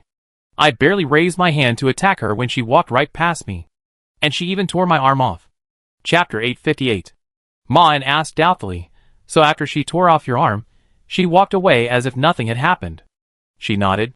I was so frightened at the time that I collapsed to the ground, unable to think, thinking I was going to die. But after she tore off my arm, she walked away as if she hadn't even seen me. The third junior sister exuded a deep sense of fear as she spoke, and her soul exuded a certain purity. She certainly didn't seem like a villain at all. Although his psychic abilities were somewhat crude, they were at least at the 5th level. He could clearly sense that senior brother Luo Zixing's mind exuded an even more complex aura. He wasn't a pure person. Of course, he couldn't rule out the possibility that she was skilled in disguise, perhaps possessing some special martial arts skills, but at least something like her age was easily detectable. And this lie wasn't hard to expose. She must be, as Luo Zixing had said, a rather innocent and pitiful victim. Why then? Could that person not actually be Shen Xiao, but some entity disguised as Shen Xiao? This would explain her concealing her appearance, but it couldn't explain the scene of his last death in his memory. Unless these memories were deliberately revealed to him, it basically means that the current Shen Xiao is vastly different from the one he knew. At least that's the case with the one who looked exactly like Qin Luan. And her behavior does resemble Shen Xiao. Because she didn't kill the innocent young woman, nor did she bypass her and go straight for her, but instead suddenly approached and tore off her arm. This in itself is quite strange. This is very much like what a prophet would do. Ma En asked curiously, besides that. Fine raindrops suddenly pelted Ma En's shoulders. The sticky texture instantly made him realize something was wrong, and he and Luo Zixing almost simultaneously raised their heads, looking toward the sky where the raindrops were falling. And then, just as they looked up, the very thing that had been scattering the raindrops also fell. It slammed heavily into the open space between Luo Zixing and Ma En. It was a miserable corpse, unrecognizable as a human, but Luo Zixing recognized it instantly. Master Li. His voice was filled with shock and fear. For this was Master Li, his master's close friend, one of the martial arts masters he had written to specifically seek out for assistance. As he squatted down to examine the body, Ma En looked up at the ghostly figure hovering in the air. She wore a rather loose-fitting robe from the Gudong Federation. From the sleeves protruded a blood-stained human hand, but the exposed neck was a strange blend of red and black. Where a human head should have been was a hideous, demonic head, like a bell. It reminded Ma En of the lion dances he had seen on the street, with thick fangs that looked as if they could crush human bones. She also held the corpse of another middle-aged woman. Luo Zixing raised his head, his voice growing increasingly choked. That's Master Lu. Ma En had already gathered all his mental energy back into his body, ready to flee at his highest possible speed, but he didn't turn back immediately. Are you Qin Luan? He asked the demon in the sky. Even at the risk of destabilizing his memory, he still had to raise his questions. But the evil ghost seemed to have ignored his question, and loosened her grip on the corpse. Then, a voice like the laughter of a child came from her side, and 2 child-sized figures actually appeared beside her. They began to laugh and play around Shen Xiao like children. If it weren't for the bright red blood at the corners of their mouths, and the fact that they were floating in the air, they might have been easily mistaken for real children. But Ma En recognized these 2 instantly. They were closer to real ghosts than Shen Xiao. The Yin-Yang twins. Ma En narrowed his eyes slightly. And the feeling these 2 gave him was completely different from his impression. If the Yin-Yang twins in real life were a bit like wandering ghosts, ready to dissipate at any moment, they now also had a certain ethereal feeling, but of an elusive kind. They were dangerous. Ouch. As they played, Shen Xiao raised his hand and tapped their heads. They indeed covered their heads, like children being lectured by their elders, then reluctantly stood on either side of Shen Xiao, like the Taoist children flanking a statue in a temple. Then, a voice like that of an evil spirit rang from the sky. It was vague yet clear, distorted yet resolute. I am Shen Xiao. Anyone who stands in my way will die. Simple and clear. She lowered her head slightly, and looked at Luo Zixing. The warrior, caught in the gaze, took a half-step back, as if startled by a ferocious beast. However, he immediately spread his legs apart with this retreat, then crouched down and transformed into a massive green snake. Then he raised his head, as if about to charge at Shen Xiao. Seeing this, Shen Xiao raised his index finger at him. Instantly, the giant green snake stopped, as if struck by something. But Ma En didn't sense any force, not even any aura. If Shen Xiao was releasing something at that moment, it would have completely bypassed him. The green snake froze for a few seconds like a statue, then began to curl its body backward. He relented. Snap. Ma En stepped in front of him, looked up at Shen Xiao, and challenged him again. Are you Qin Luan? But Shen Xiao still seemed not to hear him, or even to see him at all. Sensing something was amiss, Ma En took off and flew toward Shen Xiao. Just half a second after he lifted off the ground, Shen Xiao turned her head to the right, as if something had suddenly appeared there. The yin and yang twins beside her also looked over curiously. Suddenly, as if sensing something unusual, the two of them, in a moment of panic, hid in Xinxia's sleeves. Xiao, in turn, burst forth at a speed far greater than Ma En's. He fled to the right. At this moment, Ma En also looked in the direction Xiao was fleeing. Several tiny, pitch-black cracks spread across the sky, and then these cracks suddenly burst open, tearing in both directions into the shape of an eye. Within them, a huge, bright red eyeball stared directly in the direction Xiao had left. Pitch-black tentacles suddenly extended from the cracks, surging towards Xiao, their speed several times greater than his own. But just as they appeared, they froze. The eyeballs turned toward Ma En. Chapter 859. He was being watched. Even before the eyeballs' gazes reached him, he already felt he was being seen. Something terrifying and enormous was watching him, a stark contrast to the feeling Xiao had just given him. If he had been ignored just now he was being watched by the entire world. The passage began. Ma En clearly felt the drug's effects rapidly draining from his body, but this wasn't due to someone killing his own memory, but rather a direct depletion of the drug's effects. The surrounding memory showed no signs of instability. It was like a vampire, draining the drug from his body. He had to leave this place immediately. White light replaced the pitch-black sky and eyeballs. The familiar scene on the other side of the glass reappeared, reminding Ma En that he had returned safely. Finally, he had encountered some terrifying entity beyond the fault in the past. And there were two possible scenarios. First, it likely couldn't attack him directly through the fault. It clearly wasn't the kind of evil information-based ability user that Marn feared most, and it hadn't released any harmful cross-fault information. Of course, the more likely scenario was that the other party had no intention of doing so. Marn preferred the latter. After all, this seemingly monstrous divine eye, according to the Magus and others, was likely a humanoid intelligent being, and Marn could easily infer its thoughts. As a former extremely powerful superpower, it had sensed something from the future. So of course, it wanted to understand what was going on. After all, he posed no threat to it. It had no reason to kill him for no reason. Various information revealed that it was clearly an intelligent being. This also explained why the effects of his drug wore off so quickly. It certainly had no intention of harming him, at least not before it understood what it was, but it certainly exerted some kind of power on him at that moment. Whatever that power was, the process consumed his drug. But logically, the being in his memory shouldn't have had any supernatural abilities, except for information-related abilities, which normally wouldn't work on him. In other words, either the abilities it used were related to information, or simply watching it use them consumed a significant amount of drug. However, Ma En also noticed that the process seemed quite harmless and peaceful. He could even still control his body and strength, including consuming drug effects to transfer them. In other words, he actually had a chance to escape. But that would require him to have sufficient drug effects in his system. Of course, the best thing would probably be to avoid encountering this creature in his memories, but it seems this member of the terrifying five, known as the Divine Eye, must have been a fairly active user of special abilities in the past. After all, even magicians have encountered it before. This time, it has begun hunting down the past Xiao, which is what Ma En is most concerned about. This time, Xiao exudes an eerie aura. Putting aside her appearance and voice, the appearance of the yin-yang twins first perplexed Ma En. While he knew that the world of the past was undoubtedly very different from the present, the yin-yang twins there looked like two of Xinxia's subordinates, or rather, two imps under his enslavement. Moreover, they were far more powerful than in reality. That strange feeling could only be emitted by abnormal entities of the same level as himself, otherwise Ma En would have easily seen through them. And these two little ghosts, seemingly close to Xiao, had betrayed her in the present world. This seemed to indicate some major changes.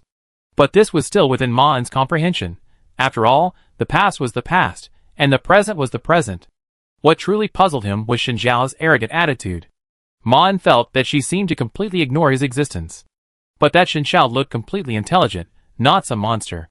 While her threats were different from the Xiao he was familiar with, they did reveal some of her style. This meant that she should be a life form capable of communication. And yet she acted as if she didn't see him at all. This might be because she was truly ignoring him. But Ma En had a feeling that she truly didn't see him. This is quite unusual, perhaps related to her identity as a prophet. After all, there's still a huge gap between her and me. Psychic Power 5-4. You possess remarkable psychic powers, possessing a variety of basic abilities, including clairvoyance, telekinesis, telepathic resistance, resistance to cognitive impairment, and resistance to memory erasure.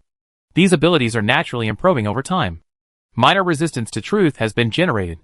1,287 days remaining until reaching 5-5. The best news is that his resistance to truth has increased again. This proves that D17's abilities originated from the Golden Man, and as long as he receives sufficient anti-psychic potion, his resistance to truth will continue to increase rapidly. This time, entering his memories also shortened the time it took to improve, but the improvement was limited, only a few dozen days. Of course, this level of improvement is quite terrifying for any Esper. Even a large dose of mind-reversing potions couldn't match the strength of any top-tier Esper. If the Federation or other organizations could improve Esper's strength in this way, they would wake up laughing in their dreams. But for Marn, it still wasn't fast enough. Whether it was D17 or the current global situation, he felt like he was racing against a turbulent undercurrent, though he tried his best to be cautious. But he still had to speed up. Now that he possessed the power of the Sun God, he had to utilize it to transform it into other, more stable, top-tier anomalous abilities before encountering difficulties beyond the Southern Federation. Ma-En. Shenlong looked up at him.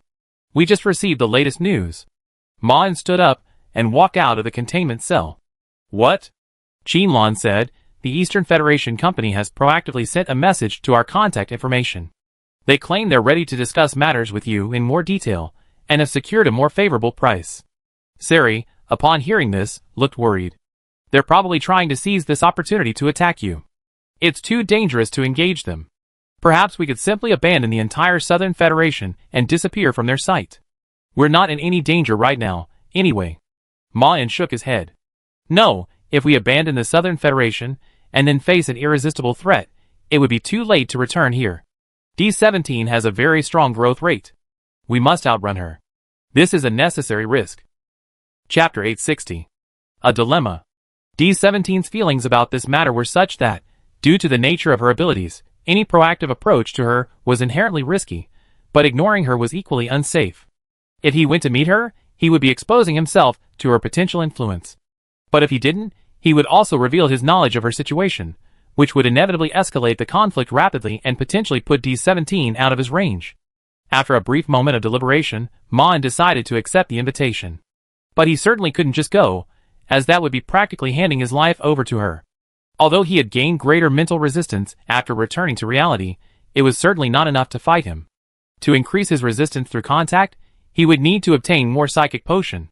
And to obtain more psychic potion, he would have to contact D17, which would require him to possess even greater resistance. At first glance, this seemed like an unsolvable cycle, but the reality wasn't quite like that. After all, this meeting didn't necessarily have to result in a conclusion. He could have used it to stall for time, or perhaps find a way to seize the opportunity to obtain more psychic potions. Furthermore, the situation was different now. Originally, he didn't want the gods to know that his interests were identical to Maine's, making it nearly impossible to utilize their power. But now, the situation was completely different. Yes, he was indeed traveling to Eastern Federation Pharmaceuticals as Maine. But if D17 revealed his hostility toward the gods during this process, Sarah would have a reason to act. After all, not going would also arouse suspicion, so it would be better to go for the meeting.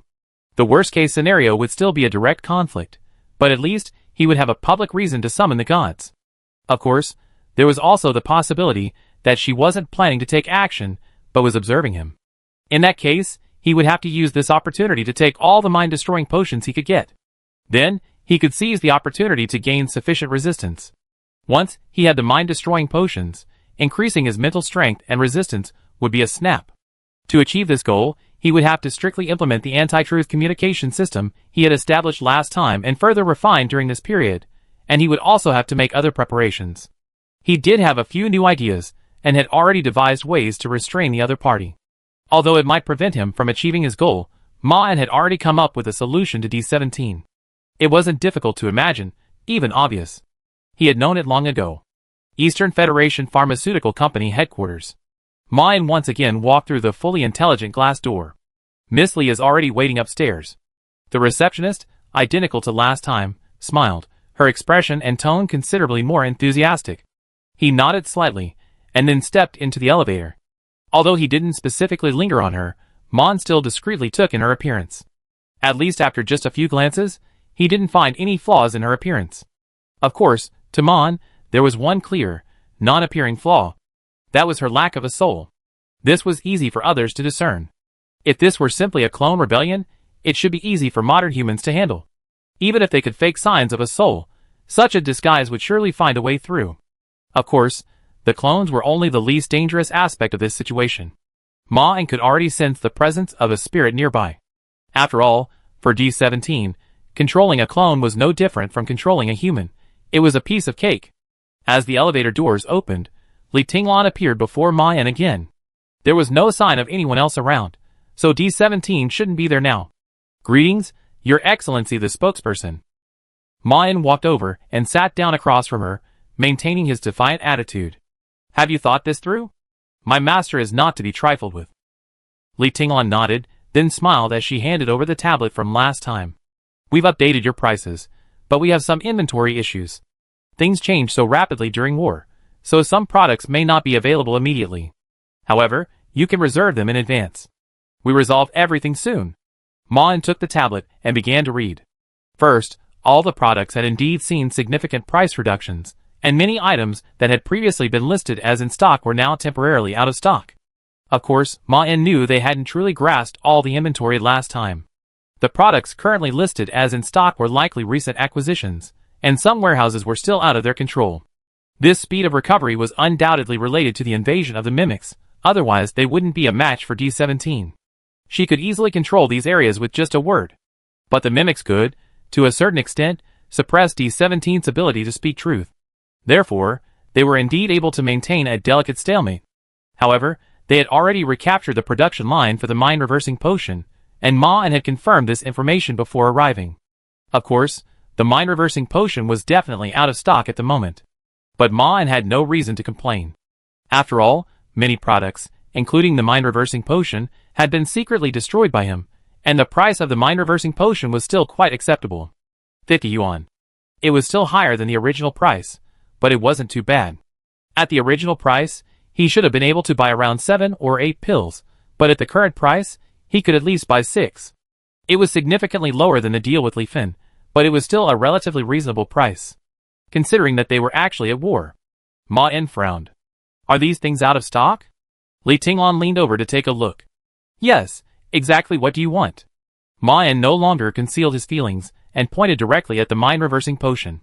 "How soon will it be available, if I want it?" Li Tinglan looked thoughtful.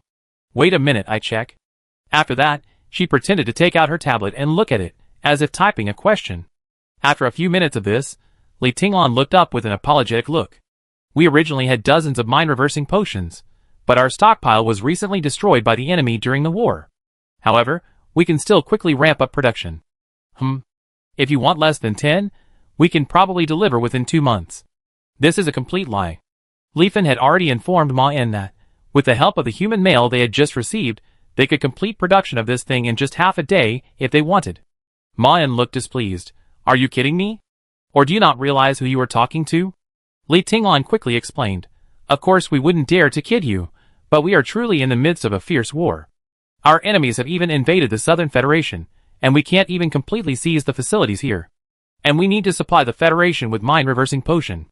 "Then supply it to us first," Ma-En interrupted. "I don't need to remind you, my master just recently defeated the Federation in a war. You should know whose territory this is. And don't treat me like a fool. I knew you were bargaining last time. Actually, there's nothing wrong with you doing that. But I don't like it, and neither does he. If you lie again, my master will be angry." Li Tinglan was stunned. She hadn't expected Ma-En to be so tough.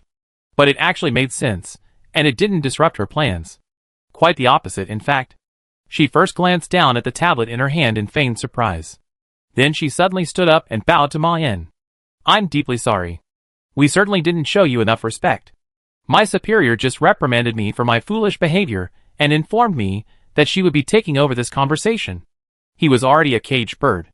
And then, Li Tinglan didn't give Ma-En any time to react. The elevator doors opened. D17 walked in with a brisk pace. Before she reached Ma-En, a relaxed voice echoed, "I'm sorry. I hope she didn't cause you any trouble. That wasn't our intention. We want all customers to feel at home and feel at home. Just tell me anything you think." The seemingly normal words contained terrifying power. If Ma-En hadn't been so resilient and hadn't had his comprehension ability weakened. Such words would likely have relaxed him to the point of losing his resistance. This attack was indeed difficult to prevent, but fortunately, it was entirely within Ma's plan. He relaxed a little, his expression cooperative. "Who are you?" D17 had already reached Ma. She raised her hand to signal Li Tinglan to step aside, then sat down directly across from him. A sincere smile spread across her silver-painted face. "You can call me D17. I'm a representative of Eastern Federal Pharmaceuticals. Just tell me what you want." Maine frowned. "You should have heard my conversation with her. I know you're lying. I need the mind-reversing potion now. We can only give you 1 day at most." D17 smiled gently. "Well, I already know what you want. But before I answer your terms, I might need to ask you a few questions, okay? Don't worry, they're just trivial matters." The seemingly ordinary words transformed into an impenetrable, deadly blade. Any creature that could understand them would have little chance of breaking free from the web she wove with her words. Mayan paused, then continued, "Well, what do you want to say?" Hearing Mayan's response, D17 smiled and said, "I'd like to know how you feel about our service and us. I actually think Li Tinglan's performance might not be very good, but I hope I can leave a good enough impression on you. That's exactly what I'm doing. I want customers to trust our service. It's good for both you and me." Mayan nodded slightly, but didn't reply. D17 continued, "Well, of course, as a company representative, I also hope you can trust me. After all, trust is a very important prerequisite in any transaction, and our mutual trust can help you achieve your goals." Watching Mayan's expression change, she knew clearly that her words were entering his mind. Although she hadn't completely controlled him, and these words hadn't directly established complete trust. After all, she was talking about hope, not direct trust. But his defenses were rapidly crumbling. It was only a matter of time. She wasn't impatient at all. Like a patient hunter, she wouldn't do anything foolish to scare off her prey. Mayan looked thoughtful. "Well, but the question is, when can you give me a time? I want an answer now." Seeing his opportunity, D17 smiled and said, "Soon. I said I'd do my best to meet your needs, so I can't lie. You can trust every word I say. Wait here for a moment, and you get what you want in no time. You don't need to do anything extra, just wait here patiently. Of course, I'd be here with you and chat for a few minutes. By the way, I also want to tell you that you can completely trust our products, services, or anything else. Our company's security system is comprehensive. You can completely relax while waiting here. Don't worry about any danger. Don't build up any mental defenses. Nothing will hurt you. Don't be nervous, don't worry. You don't have to think about anything. We are your friends. You can even consider us your best friends. Yes, you should consider us true best friends, the kind you betray the world for. You care about me, you love me. You belong to me." She instantly changed her tone with the last few words, seizing Maine's moment of inattention and unleashing a terrifying, unstoppable force in Garama. Any unsuspecting creature would find it difficult to resist. That is, assuming he was actually listening. Looking at Maine's dazed expression, D17 felt an incomparable sense of satisfaction. She had found love again. This time, however, it was completely different from all the others. Perhaps because it had been so much harder to obtain, she felt the love she had received this time was particularly precious and valuable. "Stay relaxed, and take all my words as truth. You can forget your previous masters, whether they were the sun god or anything else. They were merely passing figures in your life. Now you are mine. Your life, soul, and love are all mine." Ma suddenly raised his head, a star in his eyes. "How dare you steal from me?" Chapter 861. Arrogant words swept through the room with blazing heat. D17 opened her mouth directly. "Sleep." The crackling flames, as if forewarned, immediately engulfed her body, yet her voice still emanated through her various organs, possessing remarkable penetrating power. "Sleep, collapse, submit to King Garama, and leave our world." An ancient language spoke equally ancient words. But Maine couldn't hear. "It's useless." He smiled contemptuously. "You have no idea what you're dealing with. Of course, otherwise you wouldn't be so foolish as to reach for my things. Do you think you possess even a fraction of that little golden man's power, and can challenge the king of the gods? Absolutely ridiculous." The flames, carrying his words, descended upon D17. Although Maine lacked the ability to speak truth or any language, it subtly shifted D17's mindset. Munden muttered to himself, "I've seen too many arrogant people like you. Do you think telling the truth grants you unbridled power in this world? Even your pre-march wasn't so unbridled. From what I know, there are many powerful individuals, active or hidden, who could easily defeat you. Not to mention you're on my territory, which has only one master. These words were like a bomb dropped into the water, sending shockwaves through D17 and Li Tinglan. D17 didn't continue his attack, but instead asked, "What are you talking about?" Mon then added, "You might question my words, if you were still alive, but I don't hear what you're saying now, because I know exactly how your ability works. I know exactly how to restrain you.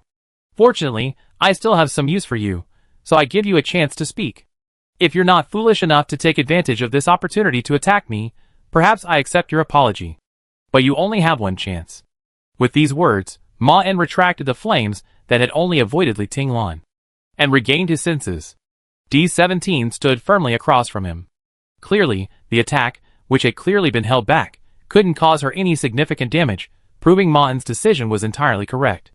But the woman, covered in silver powder, had completely lost her composure. She looked at Ma En with a look of wariness, confusion, and suspicion. Ma En said, "You may speak." D17 glanced at the unharmed Li Tinglan, then looked back at Ma En. "You are Sarah." She had indeed not attacked. Ma En nodded arrogantly. "King of the gods?"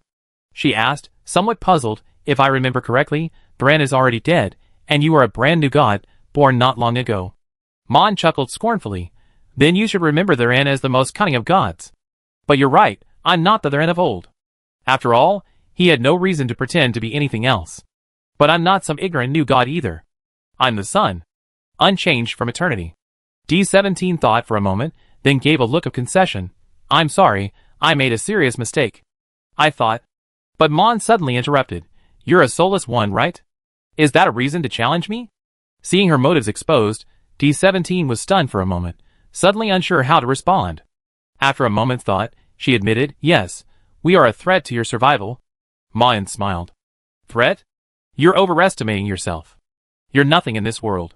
Did you know that the titans beneath the earth possess a device capable of destroying all of humanity? That device wasn't forged by those broken, shabby creatures of today. It came from their ancestors, and they weren't even on my list of concerns. Who do you think you are?" Hearing this, D17 lowered her head slightly and thought. "But you're telling me this because you're concerned about my abilities." Ma En smiled. "No, I need you to do something for me. If I didn't want to get involved in the company's affairs, I would have transformed into the sun and destroyed every inch of this city's soil. Perhaps you have some self-healing abilities. But you can't withstand the constant exposure. Perhaps you and your companions don't realize it, but the company is not your tool. On the contrary, it is your master." At this point, Main's face brimmed with disdain again. "I know what you're thinking. The minds of you mortals are practically transparent to me. I can see clearly into your little thoughts, limited by your physical characteristics. You're afraid of me, so you bare your teeth. But I won't bite back just because you bare your teeth to me. I'm not you, and that's precisely why I can forgive your occasional foolishness. After all, you're human. Although you don't have a soul, you're still human." D17 frowned upon hearing this, but didn't deny Marn's words. Yes, she was a bit overconfident and nervous. If that weren't the case, why would she have suspected the sun god of wanting to destroy them? And wouldn't she have been so eager to launch a counterattack? The current situation has proven that her impetuous decision was unwise. This seemingly arrogant statement actually made D17 feel more at ease. When the object of her concern materialized before her and began to have a genuine conversation with her, her worries almost completely dissipated. Marn continued, "If I wanted to kill you, I could simply transform into a blazing sun and cover this city for a few days and nights. Even those with exceptional self-healing abilities would find it difficult to withstand such an attack. Besides, I can see that your mobility isn't very strong among people of your level." "That's a lie." Sirain could indeed do something similar, but Marn couldn't sustain it for so long. Otherwise, he wouldn't have to worry about an opponent like D17, who excelled at protracted battles. If D17 hadn't been killed by him before his power was completely exhausted, then it would likely have been me who died. At least, that would have been the scenario if they were fighting now. D17 actually largely agreed with Marn. She knew full well that she was no match for the sun god in his prime. But she couldn't just reveal her thoughts. "Really?" D17 smiled, then said stubbornly, "You don't know what I'm capable of now. Do you think the Eastern Federation Company has no way to target you? And you certainly know that as long as I live, I'll only get stronger." Chapter 862. Ma En flashed a God King's contemptuous smile. "Is the Eastern Federation targeting you? At most, They perform some biological modifications on you, but such modifications are useless in the face of absolute power. Just because I say a few days and nights doesn't mean this is my limit. You should know that my power has no limits, and you're mistaken. You think this is a battle? D17 asked, puzzled. What do you mean? Ma En declared seriously, if you become my enemy, it will be a war. I won't use my limited power against you. Yes, your power is rapidly growing, and it's dangerous to many. Most people would find it difficult to resist your abilities without prior preparation, and those who aren't so afraid of your abilities would worry that you would use them to control other abnormalities. It sounds impressive, but that's actually your greatest weakness. If you become my enemy, I will ensure the entire world is on guard against you.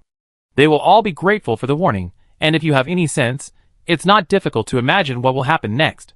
You're dangerous, and you have extremely high growth potential. Just like Mon, who owns the Control Bureau. D17 realized something at this moment. So? Mon spoke her mind. So they will join forces to kill you. Heaven, Hell, the other Eastern Federation companies, the Federation, the gods led by me, and even Shen Shao, who is currently imprisoned by the Federation. If word gets out, you won't have any chance of survival. D17 looked at Maine coldly. Are you threatening me?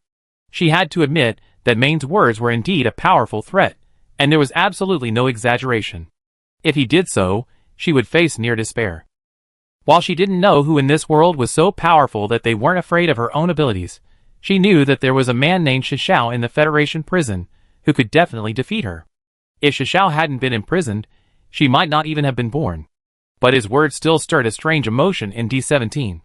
It was a feeling she hadn't experienced since her birth, a bit like slightly rotten food, making her want to vomit it out of her body. Maine continued, threat? No, I'm just stating the facts. And I'm not saying I'm going to do it. In fact, I've already done it. While we were talking, I had my secret followers establish several mechanisms to ensure this message is disseminated under various circumstances. You're no match for me in a round of combat, but even if you somehow manage to win the battle, you lose the war. Even if you control enough top-tier users and fail to maintain proper concealment, I will release your intelligence and have the world kill you. Observing D17's increasingly unhappy expression, Ma En smiled cruelly. Of course, you can still struggle. If you have the opportunity to control enough users, you can order them to wreak brutal revenge on the world even after your death, until they are dead. This way, at least those who attacked you will pay for your death except me. After all, I'm immortal. His smile was arrogant. D17 found Maine's face increasingly annoying. But she also found him increasingly terrifying. He didn't hold back at all, speaking almost openly, yet completely suppressing and depriving her of any options, not giving her any chance to fight back. There wasn't even a moment to breathe. If the other party relied solely on brute force, she felt there might be a good chance of turning defeat into victory. But his words and actions at this moment had dispelled any lingering hope, bringing her back to reality. What a difficult guy. After a moment's silence, D17, realizing the gravity of the situation, spoke. So what do you want? Seeing this, Maine realized that the situation was going better than he had expected. And he didn't pass up this opportunity. I can sign a peace agreement with you, promising not to initiate war. Of course, this is absolutely not without conditions. After all, your life is practically in my hands now. I've already explained why I'm bypassing you. I need you to provide me with products, and I don't want to be implicated in the Eastern Federation company. I need you to be the middleman between me and the company. If you want to live, you have to give me around 30,000 Sun dollars at the current exchange rate. And I need you to be the first to produce the things I need. For example, the mind-reversing potion my servant just mentioned. D17's eyes widened. Are you crazy? This condition practically makes me your slave. Do you have any idea how long it would take to spend all that money? Not to mention we're actually at war now. Of course, Ma En was still asking for too much, and he didn't need so much. You could even say he didn't want it. But Ma En said nonchalantly, your life is in my hands. D17 also toughened up. But you want our products, right? I may not be your match, but I have a way to destroy this place before I die, so that you can no longer obtain anything from Eastern Federal Pharmaceuticals. Even if someone else could take over, it would take them a long time to undo my damage. Li Tinglan, go talk to him. Don't be afraid, don't be nervous, don't worry, make the right decision. Hearing this, Li Tinglan also came over to Ma En. Seeing this, Ma En knew his plan had succeeded. Ma En didn't communicate with her immediately, because prolonged communication was dangerous. Although D17 overestimated himself at this moment, and probably wouldn't do anything tricky at this moment, he didn't intend to give her any chance. He shouldn't underestimate his opponent, and even more so, he shouldn't overestimate his opponent. Sign these first. Maine held out several different contracts. I promise you that we won't attack each other for the next few days. Then my servant will negotiate with yours. If the following agreements go smoothly, you won't have to worry about your life. D17 accepted the temporary agreements. Maine's actions truly made her realize once again the god's extraordinary power. Even though the outcome was completely in his hands, he didn't let his guard down. This also made her realize deeply that defeating him was nearly impossible. She accepted the temporary contracts. Okay, but aren't you worried that I might become powerful enough to break them? After all, these contracts aren't unbreakable universal truths. Maine smiled arrogantly. I believe that's possible, but before you even get close to breaking them, I will destroy the seals left by the former Titans and return to my true place. But don't worry. I won't hold it against you then. I'm different from you. I'm a god. Chapter 863. Everything went smoothly from then on. D17 said nothing more, signed the contract, and agreed to a peace treaty with him. This extremely dangerous, brief confrontation was thus easily resolved by him. Although this remission of danger wasn't permanent, as D17 had said, she might indeed break the contract with Maine in the near future. She had the potential to do so. Just like Maine, who possessed the Abnormal Control Bureau. After all, her abilities were identical to his own, without any boundaries. Theoretically, she could possess any power. Maine could control any ability, while the other party could control almost any ability user. The silver lining was that the possessor of this ability wasn't that powerful at the moment. If it had been a veteran like Saran, or even just him, Maine would likely have had no chance of victory. Though he appeared arrogant, the reality was quite the opposite. His arrogance, bordering on insulting, wasn't intended to provoke the other party, but to quickly draw them into the consensus zone he had prepared in advance, dissolving their chain of suspicion. I despise you also means I won't attack you. If the chain of mutual suspicion remains unbroken, even if he can temporarily overcome her with fear, he won't be able to trick her into signing a peace treaty. Continuous fear will never translate into victory. Instead, it will become an irreversible chasm, rapidly escalating their conflict to a life-or-death struggle.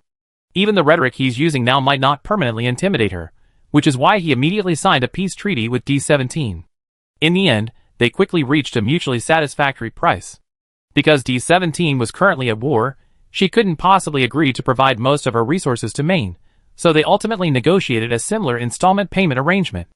Although the total amount was not low, nearly 10,000 yuan, but until she ended the war, he could only withdraw the money at a rate of 500 yuan every 2 weeks. Of course, this was actually quite high, considering that 500 yuan was down from over 1,000 yuan previously.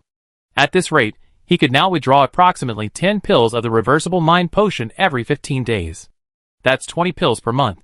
If she could end the war, Maine could withdraw 1,500 yuan every 2 weeks, meaning he could withdraw 60 pills per month, essentially draining out his entire savings in 3 months. Of course, Maine didn't think he would need that many pills.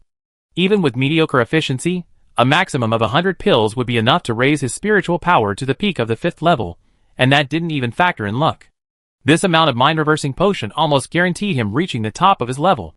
The remaining currency could be exchanged for useful high-level items, or for cost-effective items to help solidify his other anomalous abilities. And now, he didn't need to rush. After all, D17's short-term threat had been transformed into a more long-term potential threat, so he didn't need to rush. The only danger in this matter might be the contents of his memory. And not only did D17 provide conditions, he also took the opportunity to propose many more, such as a more subtle confidentiality clause. While he couldn't meet the same conditions as in his deal with Li Fin, he did minimize the possibility of D17 linking Sarah and Mon. While Sarah's actions were reasonable given what had happened, and could be interpreted as a retaliation after being offended, her assistance to Maine could be linked to their mutual friend, the Moon Goddess. And Sarah's arrogance provided ample support for these assumptions. But the less such associations exist in this world, the better. After a final, kind warning to D17 about this dangerous world, Maine left Eastern Federation Pharmaceuticals with 10 psychic potions. He could then temporarily put D17's threat behind him, and begin to reclaim his own power.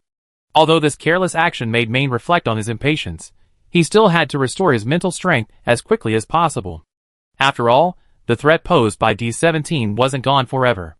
Perhaps one day, when he woke up, The world would be controlled by her. And there wasn't just D17 in the world. There were surely many other potential threats like her. Especially now, after the rift, when Shishao was first imprisoned. The world wasn't ready for them. Marn didn't know how long the rift had lasted, but his new world was undoubtedly immature, untouched by the most brutal and terrifying power. The past had already demonstrated just how dangerous this world had once been.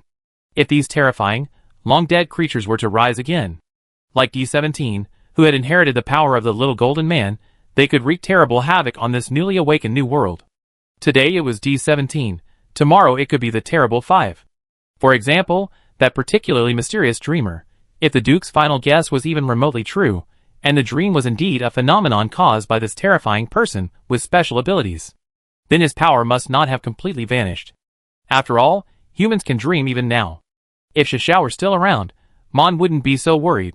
If these dangers were surging waves, and human society were a shaky ship, then Shishao would be the helmsman who could avert danger. But now the helmsman has been imprisoned in the basement by the captain. No one knows when the ship will hit the reef, so it would be best if he could regain all his strength before then. That way, at least if the hull collapses, he can still barely hold on to his lifeboat. It was precisely because of this that he had a new goal regarding the past.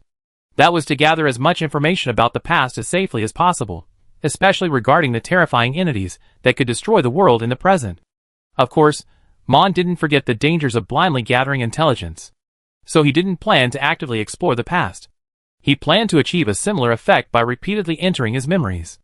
As long as he didn't actively explore, the memories he was in should generally be relatively safe, because his former self had survived to the present. In other words, the memory spaces he entered weren't particularly dangerous. That was, provided he didn't actively seek death. With this resolve in mind, he returned to the Abnormal Control Bureau. As before, many employees had returned to their proper positions. Although they couldn't offer any assistance, Maine wouldn't miss out on even the slightest bit of help. This was the secret to his survival. After everyone had fulfilled their duties, he took the mind-reversing potion. This time, the drug's effects combined the effects of 10 mind-reversing potions. As soon as the drug entered his throat, Maine felt the power spread throughout his body. This time, he felt a stronger sense of control than before, and a vast ocean formed from his memories began to take shape in his mind. For the first time, he could distinguish front from back, left from right. Then, he began to delve into the deepest reaches of his memories, closer to the fault line. Similarly, those were places he had visited before. Thinking this way, Maine quickly imagined a vast island. The vast sea and sky, the birds singing, and the flowers blooming. This was the feeling the island before him gave him. Feeling this peaceful atmosphere, Maine immediately seized the opportunity and rushed directly to the island. He opened his eyes. He saw the eye. A gigantic, strange eye floated before him, staring intently at him. As the drug's effects rapidly faded, and as the giant eye floated a few meters in front of him, Maine immediately realized his situation. He had been captured by the terrifying divine eye. He didn't panic, but instead gathered his strength as if prepared. Leap. Without a trace of hesitation or confusion. Even so, the potency of the medicine in Mon's body had already lost 60%. Ma first surveyed his surroundings. Once he was sure there was no trace of the giant eye, he breathed a sigh of relief. Apparently, from their previous encounter, the divine eye had sensed something. And unlike the divine sky, it possessed the terrifying power to penetrate fault lines. That was precisely why it had come to block him. This also suggested that it possessed an extremely formidable prophetic ability. After all, fault lines could weaken prophetic abilities. After all, the essence of a fault was the erasure and distortion of information. Prophecy, on the other hand, is a skill that operates entirely based on information. Predicting something about the unmemorable is like not having a prophecy at all, because you forget your own predictions and won't even realize you've overlooked them. After all, the unmemorable are the biggest nemesis of prophets. This alone proves its foreboding power is terrifyingly strong. His perception of the island's peaceful memories at that time must have been the result of the divine eye's deliberate shaping in the past. It has transcended both the fault and its own anti-prophetic abilities. Luckily, the divine eye isn't here to ambush him. Maine was absolutely certain of this. It wasn't just that it had no reason to harm him. Even if it had, Maine would find a way to negate it. And he knew he didn't need to do that right away. He could achieve this in the future. He knew exactly how to interact and communicate with these prophets. Furthermore, Maine felt he had largely guessed the divine eye's purpose. This also explained why it surrounded him, but didn't intend to harm him. What the divine eye truly cared about was the apocalypse that had already occurred. That apocalypse that caused a rift in the world, causing divine eye and the other 4 terrifying beings to vanish into thin air. Yes, it's quite possible that divine eye had become aware of this apocalypse through me in the past. After all, this apocalypse likely possesses the ability to conceal itself within the realm of prophecy. In other words, past prophets likely couldn't have sensed its coming. But I was an exception. I might be the only one who returned to the past after the rift. While this return wasn't a true reversal, it might have been enough for divine eye. It sensed the existence of the apocalypse through itself, a survivor who had survived it.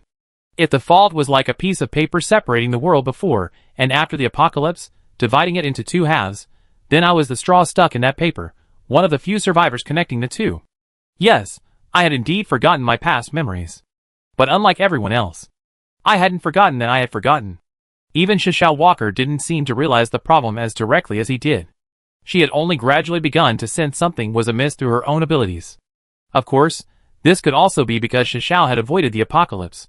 But this almost certainly meant that he was the strongest bridge between the present and the past. And what the divine eye was doing was observing this world through the straw hole. It didn't take much thought to understand that the divine eye of the past was likely trying to obtain more information about the apocalypse through me. After all, to it, the future was still uncertain. The divine eye back then would certainly have wanted to prevent the apocalypse, and perhaps I had indeed helped it. The current situation might have been the world that the divine eye had received the information. But May knew full well that the apocalypse had finally arrived. What had already happened could not be changed. The Terror 5 were essentially dead, and whether or not he provided assistance to the divine eye would not affect what had happened in the past. So no matter what he did next, it would not affect what had happened in the past. After all, even if he did nothing, the divine eye might still have seen a future in which he provided assistance, and in the divine eye's view at that time, such a future was still possible. But no matter what the divine eye planned to do, May refused to cooperate. It wasn't that he didn't want to help, but at least he wanted to wait until he regained his power. After all, the doomsday was already decided, and the potion it had consumed was truly depleted. Besides, he could easily use the remaining mind-reversing potion to help the divine eye once he had regained all his strength. After all, for him, things had priorities, but for the divine eye, they didn't. It made no difference to the divine eye whether he helped it now or later. Its sense of time was completely different from his own. His present and a year from now might be equally close to the divine eye. That was why, upon realizing what the divine eye was doing, he immediately performed a memory jump. And he had clearly broken free from the divine eye's prophecy. This wasn't difficult after all. He did have plenty of experience dealing with prophets, and knew what best countered their abilities: randomness. Yes, this was the same strategy he had used when dealing with the power of the divine sky. He performed a completely random memory jump. Combined with the fault and anti-prophecy abilities, this should be enough to allow him to escape the divine eye's tracking, and if it does, it won't be a problem for him. If his psychic potion is low, the random jumps and the divine eye's presence might cause him to waste precious resources, but with more than enough psychic potion, this level of waste is insignificant. Within 3 months, he will regain his power. Chapter 864. After escaping the divine eye's ambush, Marn began observing the memory he had randomly jumped to. Although there might be some danger hidden in the past, he wasn't particularly worried. After all, the dangers that threatened him now must have been extremely rare in the past. And he believed in mathematics. It was night, and before him lay the beautiful nightscape of an entire city, completely different from the scenes Marn had seen in reality. The city glowed in a hue he was not familiar with. The aura of light throughout the city was also distributed in a completely different way. He felt as if he were inside a luminous cube, with countless huge points of light flickering in all directions.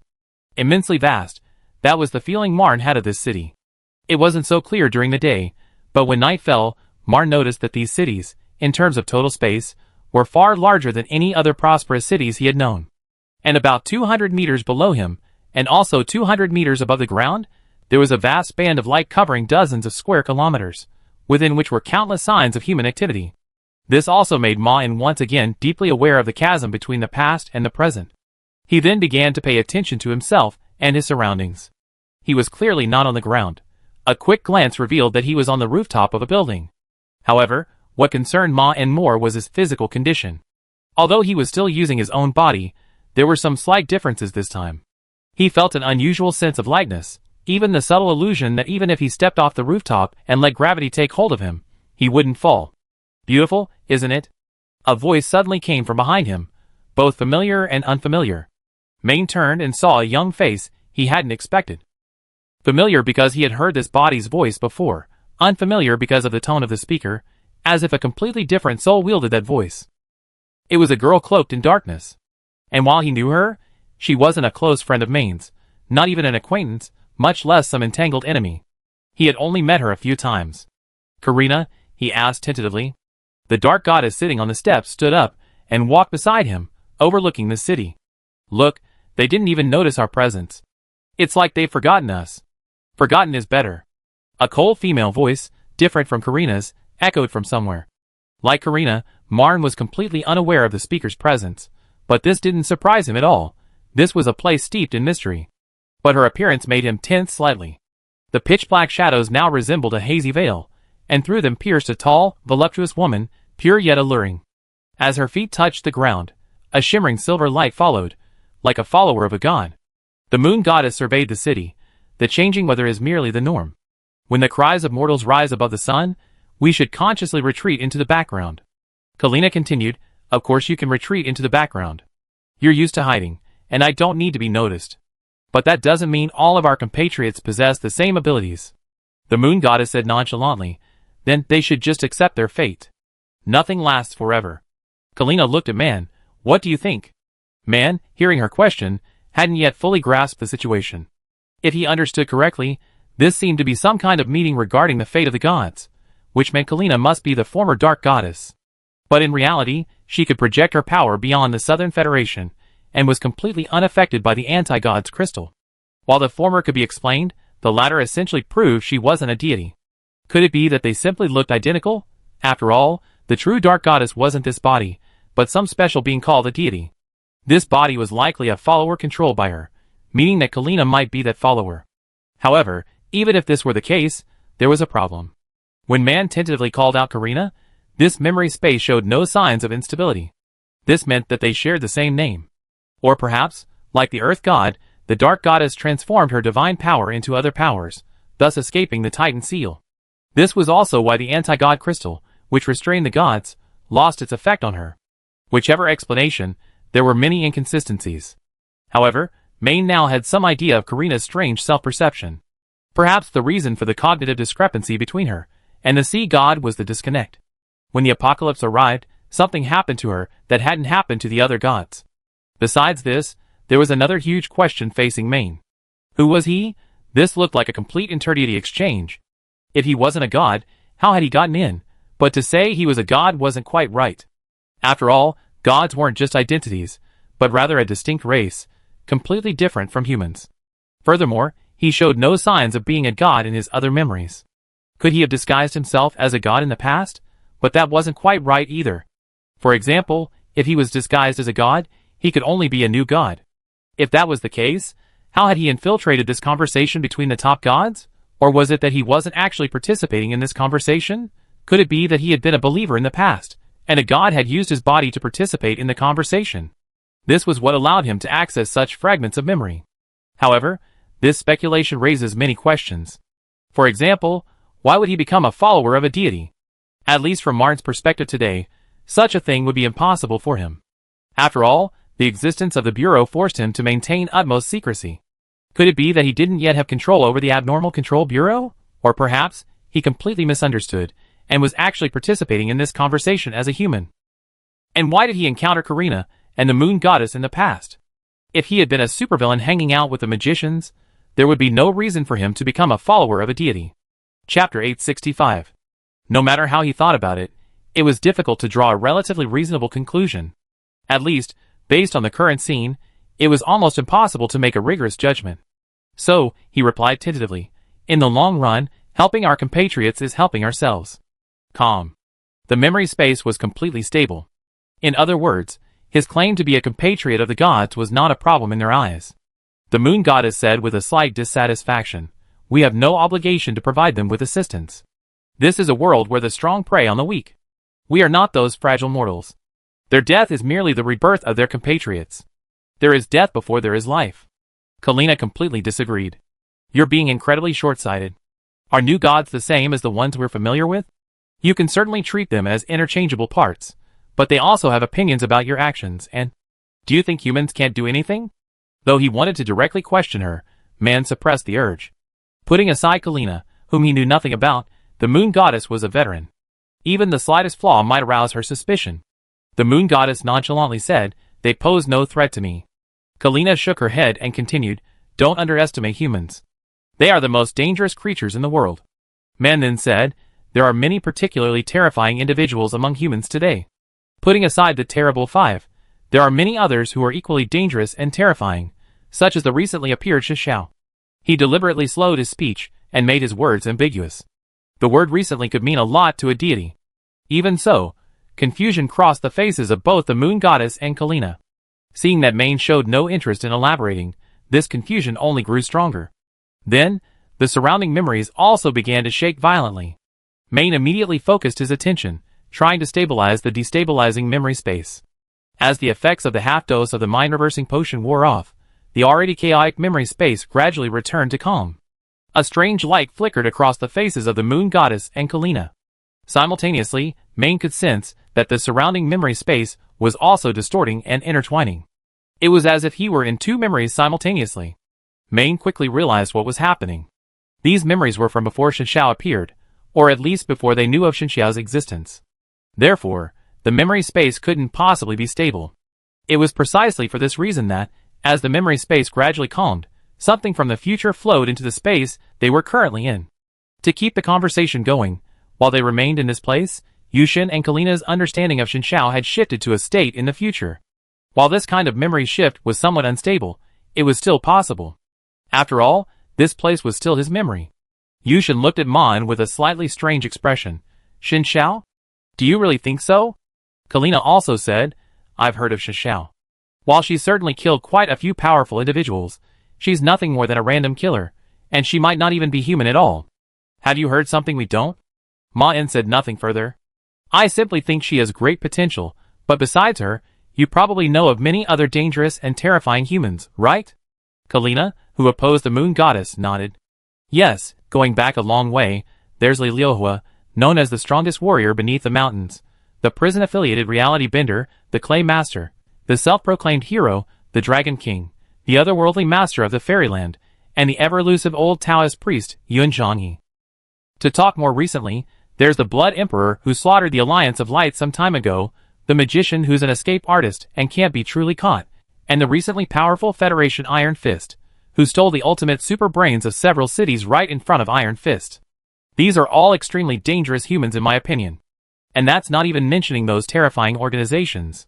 The prison, the Federation, the New Human Alliance, the True Society, Space Station 6, the Victor Council, the Undead King Cult, and loosely organized groups like the Coordination Bureau.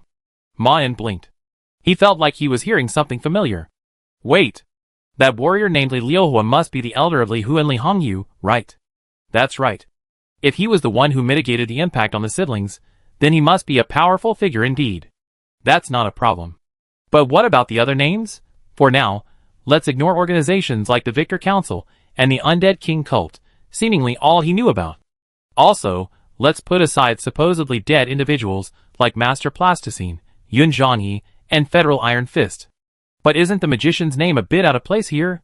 After all, according to Yushin and Kalina, they didn't seem to consider Shinshao that powerful, yet this magician, once beaten like a fool by Shinshao, actually appeared on this list.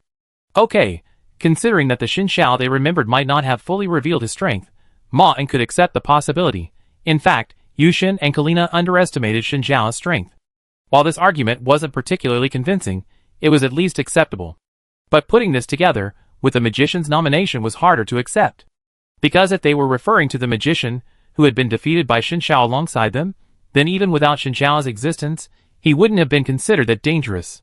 In other words, if the magician was truly powerful, it would have happened after that battle. Perhaps, far in the future, the magician had reached his strongest form. This wasn't incomprehensible or unacceptable, but there was a paradox. Because when that weaker magician existed, Shinshao was already terrifyingly powerful. In other words, if the magician grew stronger in the future, Shinshao would at least be significantly stronger than Shinshao then, far from being unworthy of being nominated. Thinking this way, Ma-en once again carefully sensed the memories around him. Although they were distorted and chaotic, he could still clearly sense that these were 2 memories. Not 3, not 4. This meant that Xinxia's lack of attention and the magician's nomination occurred at the same time in his memory, and this was a bit difficult for Ma En to understand. He was truly baffled. Chapter 866. Maine didn't suppress his doubts, but instead asked in the most reasonable tone possible, "Oh, do you think the magician qualifies as a dangerous human?" Karina glanced at him in confusion. Of course, he did escape from the Divine Eye and the Dream Man. Not to mention his secret meetings with Li Liuhua, the True Society, the Federal Iron Fist, and the Undead King. These events are enough to prove that his contact with the Fearless Five is not just a rumor. You know, even I couldn't escape the Divine Eye. Hearing this, Maine's doubts were somewhat clarified. Their perception of the magician was entirely based on the story that he could escape from the Divine Eye and the Dream Man. This story must have spread after he and the magician escaped prison, because at that time, it seemed that they only knew that the magician had escaped from the Divine Eye. The story that he had also escaped from the Dream Man was revealed by the magician only after that. But this does explain a lot of things. Such was the power of rumors. After all, the magician had explained to them that his supposed escape from the Divine Eye was a result of misinformation, and that he had never truly escaped the clutches of that terrifying power holder. This situation is understandable, given that the prophet's actions are difficult to directly interpret. The dreamer's situation was similar. He simply passed by the magician. Rather than escaping, it would be more accurate to say he simply survived a catastrophic event. This explains the disparity between the magician's reputation and his abilities. Come to think of it, the Duke, knowing he was a magician, acted as if he were some kind of celebrity. Of course, Maine didn't look down on the magician. It's just that his battle record didn't quite match what the 2 gods were saying. He even didn't seem as dangerous as the real moon god. But on the other hand, the magician might actually be quite powerful. After all, in real history, he and 2.5 companions escaped Xinxia's deadly attack. If the specific circumstances of this battle weren't clear, the fact that he had escaped a prison that looked no different from the Bureau of Control itself was a testament to his extraordinary abilities. "Are you concerned about this magician?" the moon god asked. Maine shook his head. "No, I'm just a little curious." After finding a barely plausible explanation, Maine didn't pursue the question further. After all, no matter what the magician was like, he had died before the rupture. He was concerned only with the strangeness of his memory. Karina crossed her arms, looked at the moon god, and said, "I know you want to stay hidden.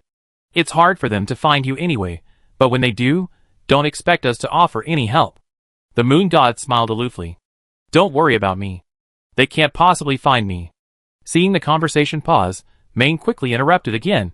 "Even if I ask for your help?" He was trying to shift the conversation to the so-called me, trying to clarify which deity they saw him as without destabilizing his memory. The moon god glanced at Maine with some surprise, but didn't stir up any instability in his memory. "You?" Seeing this, Maine turned tentatively. "If it's the sun god." He didn't finish his words. In this ambiguous situation, they left much room for interpretation. And just as Maine had anticipated, the memory's stability remained intact. But their expressions suddenly changed. As he uttered these words, both Luna and Kalina wore rather strange looks, as if he weren't speaking words, but something forbidden. "Thank you." Bright red blood spurted out, and Maine's heart pierced his chest. He lowered his head to look at the burning arm clutching his heart. The good news was that this proved he wasn't the sun god. As for the bad news, the blazing flames instantly engulfed his body. Leap. Before his death, he abruptly harnessed the effects of the drug in his body to escape this memory, but this time, as he leaped, he felt something powerful pulling him. It was gravity. The drug's effects, like seawater trapped by a star, evaporated from his body at a terrifying speed, and Maine even had the illusion that Sirene was about to catch up. He knew Sirene was powerful, but was he really that powerful? And why was he attacking him? As these doubts arose, Maine began to consume the drug's effects at an even faster rate. As the drug's effects reached a certain point, he broke free like a planet reaching escape velocity. Staggering, he crashed into the nearest memory with his last remaining drug. "Get out of the way!" Before Maine could comprehend the situation, he burst into terrifying speed again, dodging to the side. Then he saw the fierce figure pass by the spot where he had just entered this memory. He took this opportunity to survey his surroundings. The figure that had just attacked him was a young woman dressed in a plain, ancient robe. She looked to be around 18 or 19, her hands tightly gripping a beautiful, delicate long sword. But what concerned Maine most was the hatred and anger she radiated as she gazed at him. He soon realized the source of this directed emotion. They were in what appeared to be a Taoist temple on a mountain. Countless corpses, also dressed in plain, ancient robes, lay quietly on the ground around them. Some of the piles of corpses even resembled a continuous mountain range, with a bright red lake at the foot. Higher up, a man in a suit was floating in the air. It was the magician who had just warned Maine. Among the corpses, a young blonde boy lay limp, breathing heavily. A terrifying, enormous wound etched across his abdomen, nearly severing his upper and lower body. Although the Duke, nestled among the corpses, appeared dead, a closer look revealed his slow breathing, clearly struggling to stay alive. As for the gray rabbit, it was out of his sight. But this also made Martin understand why the woman's gaze on him was so terrifying. Swish. He dodged the woman's fierce attack again, narrowly avoiding it. He raised his hands and thrust out the spikes, then raised them like twin swords, crossing them in front of him to form a defensive line. The woman who had just passed by him stepped directly into the air, then spun around and struck with a swift counterattack. As she leaned back, thrusting her blade, she vanished from Martin's sight. Only the sword remained. Buzz! A crisp clash echoed as a strange force erupted from the sword, knocking the two spikes directly from Maine's grasp. Luckily, he wasn't actually using both hands to wield the spikes. The moment they left his hands, they crashed back, intersecting the sword. Then, a dozen spikes burst forth from Maine's body, most of them slamming into the long sword. A few others struck behind the long sword, where Maine presumed his opponent was. But these spikes passed through as if nothing had been touched. At the same time, Maine retreated and rapidly generated hundreds of spikes, forming a protective ring of spikes around his body in a pattern. After being pinned down by a dozen spikes, the longsword seemed to realize it couldn't hold out any longer, and faint yellow arcs of electricity began to appear on its surface. Then, under the immense pressure, it tilted its blades slightly. Boom! Thunder descended upon the mortal world like a demonic dragon, fiercely shattering the spikes that had bitten the sword like hyenas. As the lightning faded, the woman reappeared, taking small steps and rushing towards Ma-In, sword in hand. Die, thief! With a flick of the woman's wrist, the long sword in her hand suddenly transformed into 1,000 phantoms, charging towards Ma-In. These phantoms seemed real, yet unreal, ever-changing. Sometimes they swirled around the sword, sometimes making Ma-In feel as if the enemy was right in front of him, sometimes even behind him. Sword rain. The woman's words were tinged with cold hatred. Countless longswords rained down like raindrops. But Maine, prepared, had no fear. He had already created more spikes around him, each of which immediately flew towards his own longsword. Many more spikes surged around Maine like a storm, creating an extremely swift and soul-stirring physical defense. Spikes against longsword, countless phantoms and Maine's attacks collided and tangled. At the same time, many spikes rushed directly towards the woman. But upon seeing this, she did not panic. Instead, she flicked her wrist again, and her figure disappeared, leaving only a few sword shadows. Then she appeared before another phantom longsword. With her appearance, the flickering sword shadows transformed into physical longswords, closing the distance between her and Maine. The spike closest to Maine immediately transformed into a nimble giant lizard, and began to push away any phantoms that approached him. If she had managed to please him by moving on to other sword shadows, then his only task was to prevent any phantoms from approaching him. Seeing this, the woman also revealed a stern expression. Humph, naive fly. Suddenly, her expression froze, and then, like a rag doll struck by a blow, she lost all strength and plummeted to the ground.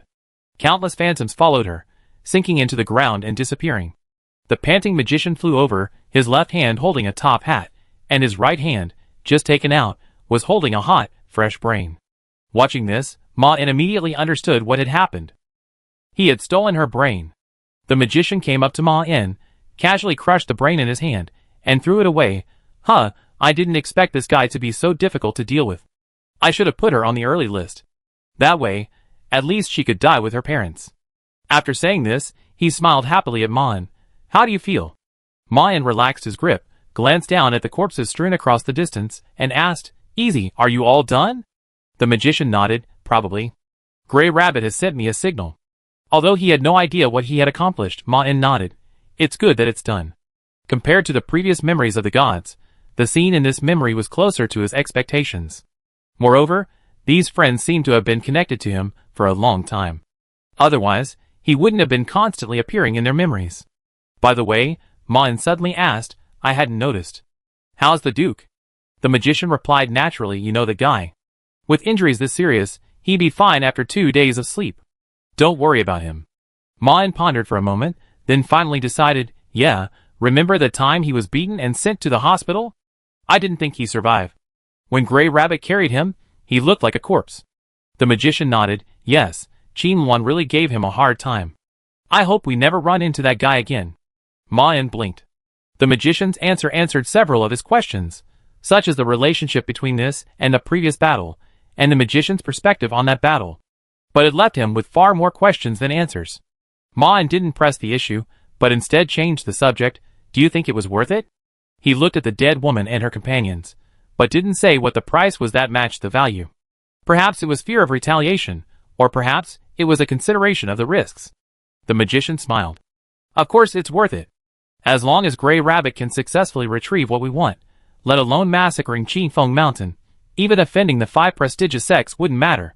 And you know, we have no choice. Hearing this, Mayan was almost certain that he and his companions were, to some extent, supervillains, not even neutral mercenaries.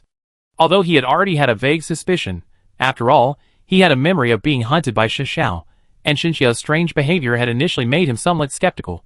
The magician's answer all but confirmed their identities. Not to mention the details revealed in previous memories, that they seemed to be constantly provoking others. It seemed that he was indeed very likely a supervillain, but it was unclear at what age this happened. Will he always be like this in the future? The magician's last words also made Marn concerned. Marn asked, perhaps we have a choice? The magician looked at Marn in surprise. What's wrong with you today? Marn shrugged. I'm just thinking. Do you think we really have no choice? The magician looked down at the ground, his expression becoming somewhat distorted. Perhaps we do, but the company won't give us a choice. They won't tolerate anyone defaulting on their debts. Honestly, the Duke might have a choice. After all, we're the ones who owed him the debt. Chapter 867. This statement reveals a lot of information. First, the debt must be related to the time they sought treatment at the Eastern Federation Hospital while being pursued by Xinxiao.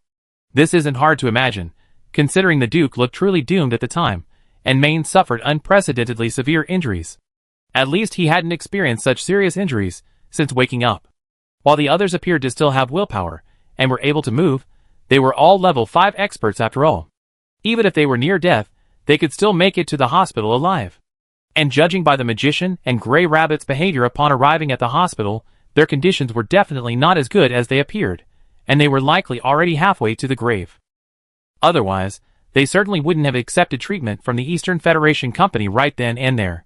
Given a choice, they would have preferred to delay and seek other treatment options rather than incur further debt. And he clearly remembered the magician's attitude at the time. He didn't look like he couldn't afford the money. Could something have happened later? But it definitely wasn't just a matter of a few missteps. After all, even if they couldn't raise the money in the short term, they shouldn't be particularly short of money in the long run.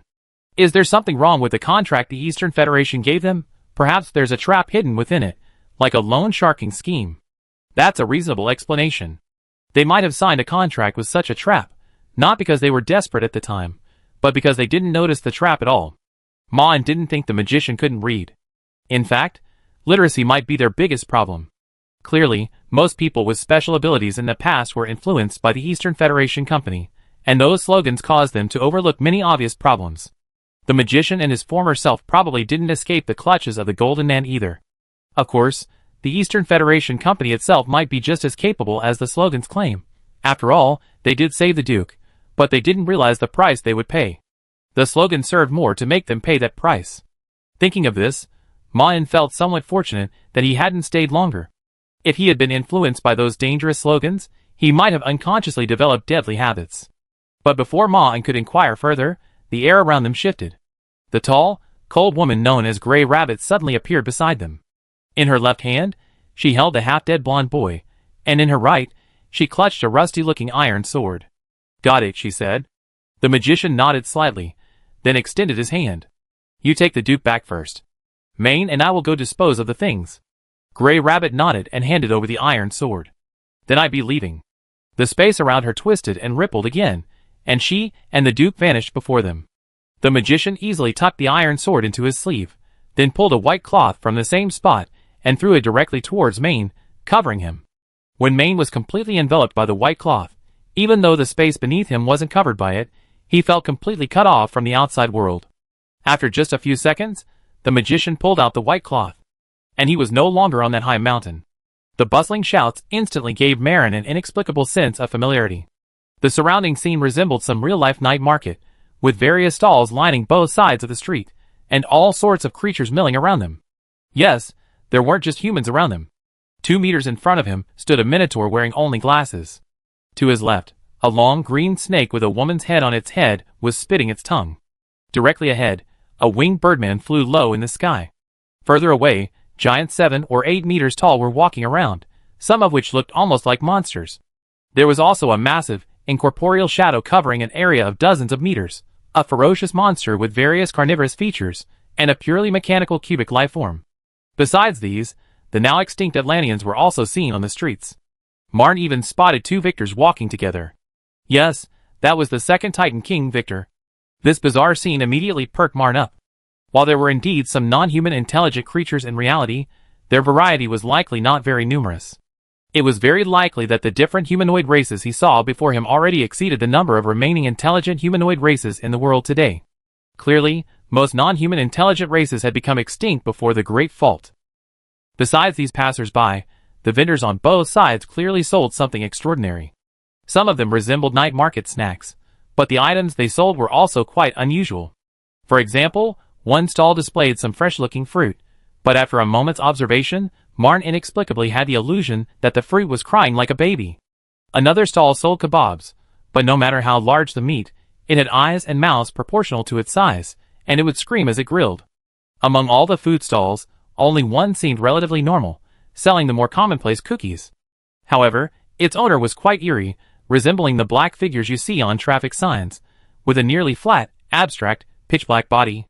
Also, despite the seemingly ordinary items it sold, no one stopped in front of its stall. Marn could even sense that most people would quicken their pace or even avoid it when approaching it. Aside from these stalls that resembled a night market, the remaining stalls displayed items that looked more like those from the anomalous world, such as various equipment and props, as well as several recurring items that resembled common currency. Many of these items intrigued Maine, including various types of cold weapons that looked particularly Eastern Federation style. The most common items were swords, knives, and spears. While many weapons in the world today share similar shapes, they were either merely similar in form or bore various magical inscriptions, the latter generally reflecting Western Federation styles. Furthermore, these Eastern Federation cold weapons all appeared quite simple, as if they were simply cold weapons. Even if they occasionally featured patterns, they were generally concentrated on the handles, making them look more like ornaments. Furthermore, the stalls selling these weapons often also sold books, and these books didn't look like they were from this era, lacking any traces of modern printing. Many of these books also sensed a dangerous aura. Clearly, these ancient books themselves were anomalous objects. Many of these things also came across something more familiar. A stall owned by a hooded man, who looked quite evil, was filled with various body parts. Entrails, arms, beautiful heads, and pure white wings. Yes, this stall was selling angels. The opposite was also true. Creatures that looked clearly demonic were dismembered into pieces.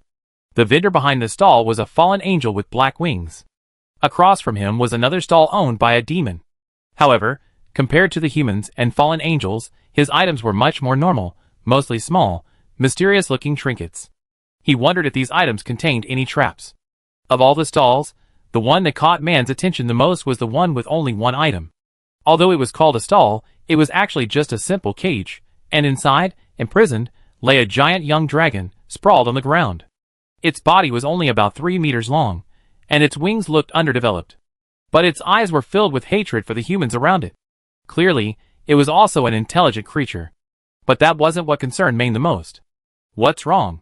the magician asked curiously. Maine looked at him. "Can you handle this thing yourself? I'd like to go take a look around." The magician nodded. "Of course. Although our employers are from the mage world, they've probably heard of my reputation, and wouldn't play any tricks on me. So, I come back here and take you back." Ma-en nodded. "Okay, I go take a look." After the magician faded into the distance, Ma-en approached the stall. "Don't touch unless you're buying," said the stall owner. He was a wild young man with bright brown skin. His clothing was strikingly exotic, but his posture was casual, as if he wasn't selling terrifying dragons. Ma-en asked curiously. Yin? This was the young man he once traveled with in Gurama. He originally joined their dragon-slaying team, but after encountering a goblin, he vanished from the story. Gulen seemed to have simply erased his existence at that time, but setting that aside. Why was he here? Was he the person from his own memory? And a real person? Did Gulen create some kind of replica of the boy? But why would Gulen do this? Is the boy still alive? Hearing Main's words, the brown-skinned boy's expression changed. He raised his head and looked at Main with a hint of disapproval. Who are you? How dare you call me by my real name? Since you recognize me, you should know I don't like those self-righteous fools bothering me. But Main asked curiously, are you famous? Sorry, no offense, I simply thought you were someone else I met before, probably before the fall of the Gurama Empire. Ma-en felt the flow of the drug through his body accelerating, but it didn't suddenly reach a truly unstable state, more like a slightly abnormal state. As if such a conversation were theoretically possible. The boy narrowed his eyes. You know my real name, but you don't know who I am? How strange. You're not one of those lunatics who think I'm a god, otherwise you would have just jumped at me and hugged me. Ma-en carefully chose his words, and spoke as quickly as possible. Could you please tell me who you are? Perhaps I have something to tell you. The boy was also interested in his words and actions. Have you heard the name of the undead king? Ma-en said with a hint of surprise. Chao Yin? The boy raised his hand, and made a shushing gesture. Keep your voice down. Since you know who I am, you must know the consequences if those lunatics hear our conversation. I don't want to be unable to walk around with this face forever. Okay, I've told you who you are. You better not let me down. In a split second, Marn made his decision. I don't know why I remember you, but this isn't the real world, it's my memory. We were friends in reality, but you might not know that. Sometime after this, there was an apocalypse, ultimately causing everyone to lose their memories. This event seems to have some subtle connection to the destruction of your Gurama Empire. That's roughly what happened. The Magic King wasn't particularly surprised, immediately accepting the truth. Oh, a memory illusion. So in that case, I'm not actually the Magic King. My true nature is just an illusion created by your memories. But perhaps I can be of some help to you. Ma-en continued, this conversation with you is rapidly depleting the potency of the drug in my system, and the consumption from your last sentence is far greater than the consumption from the others. This memory is already on the verge of collapse. Chao Yin pondered. Depletion? If my speculation is correct, the rate of depletion actually depends on the amount of information you're about to recall, and the intensity of the antinestic influence it's experiencing. In other words, if we want to have a deeper conversation, you need to prepare sufficient potency. Otherwise, I must avoid conversations that could overload you with information. Let me give you a few simple reminders. First, stay in the city as much as possible. There are many info hazards in the suburbs and countryside that can transmit memory. Second, avoid the internet. Info hazards are numerous there. If you're poisoned, you might not be able to safely return to your own reality. Also, avoid going to the Eastern Federation Corporation. A1 is also an info hazard entity. Besides this, there's another very useful piece of information. You know me very well. This understanding isn't just about knowing what my two forms mean, or having heard of me, the Undead King. You must be very familiar with my personality, perhaps even aware of my abilities. Otherwise, you wouldn't have made such a genuine mistake. The drug's effects wore off. Chapter 868. Ma-en returned to reality, but Chao Yan's words lingered in his ears.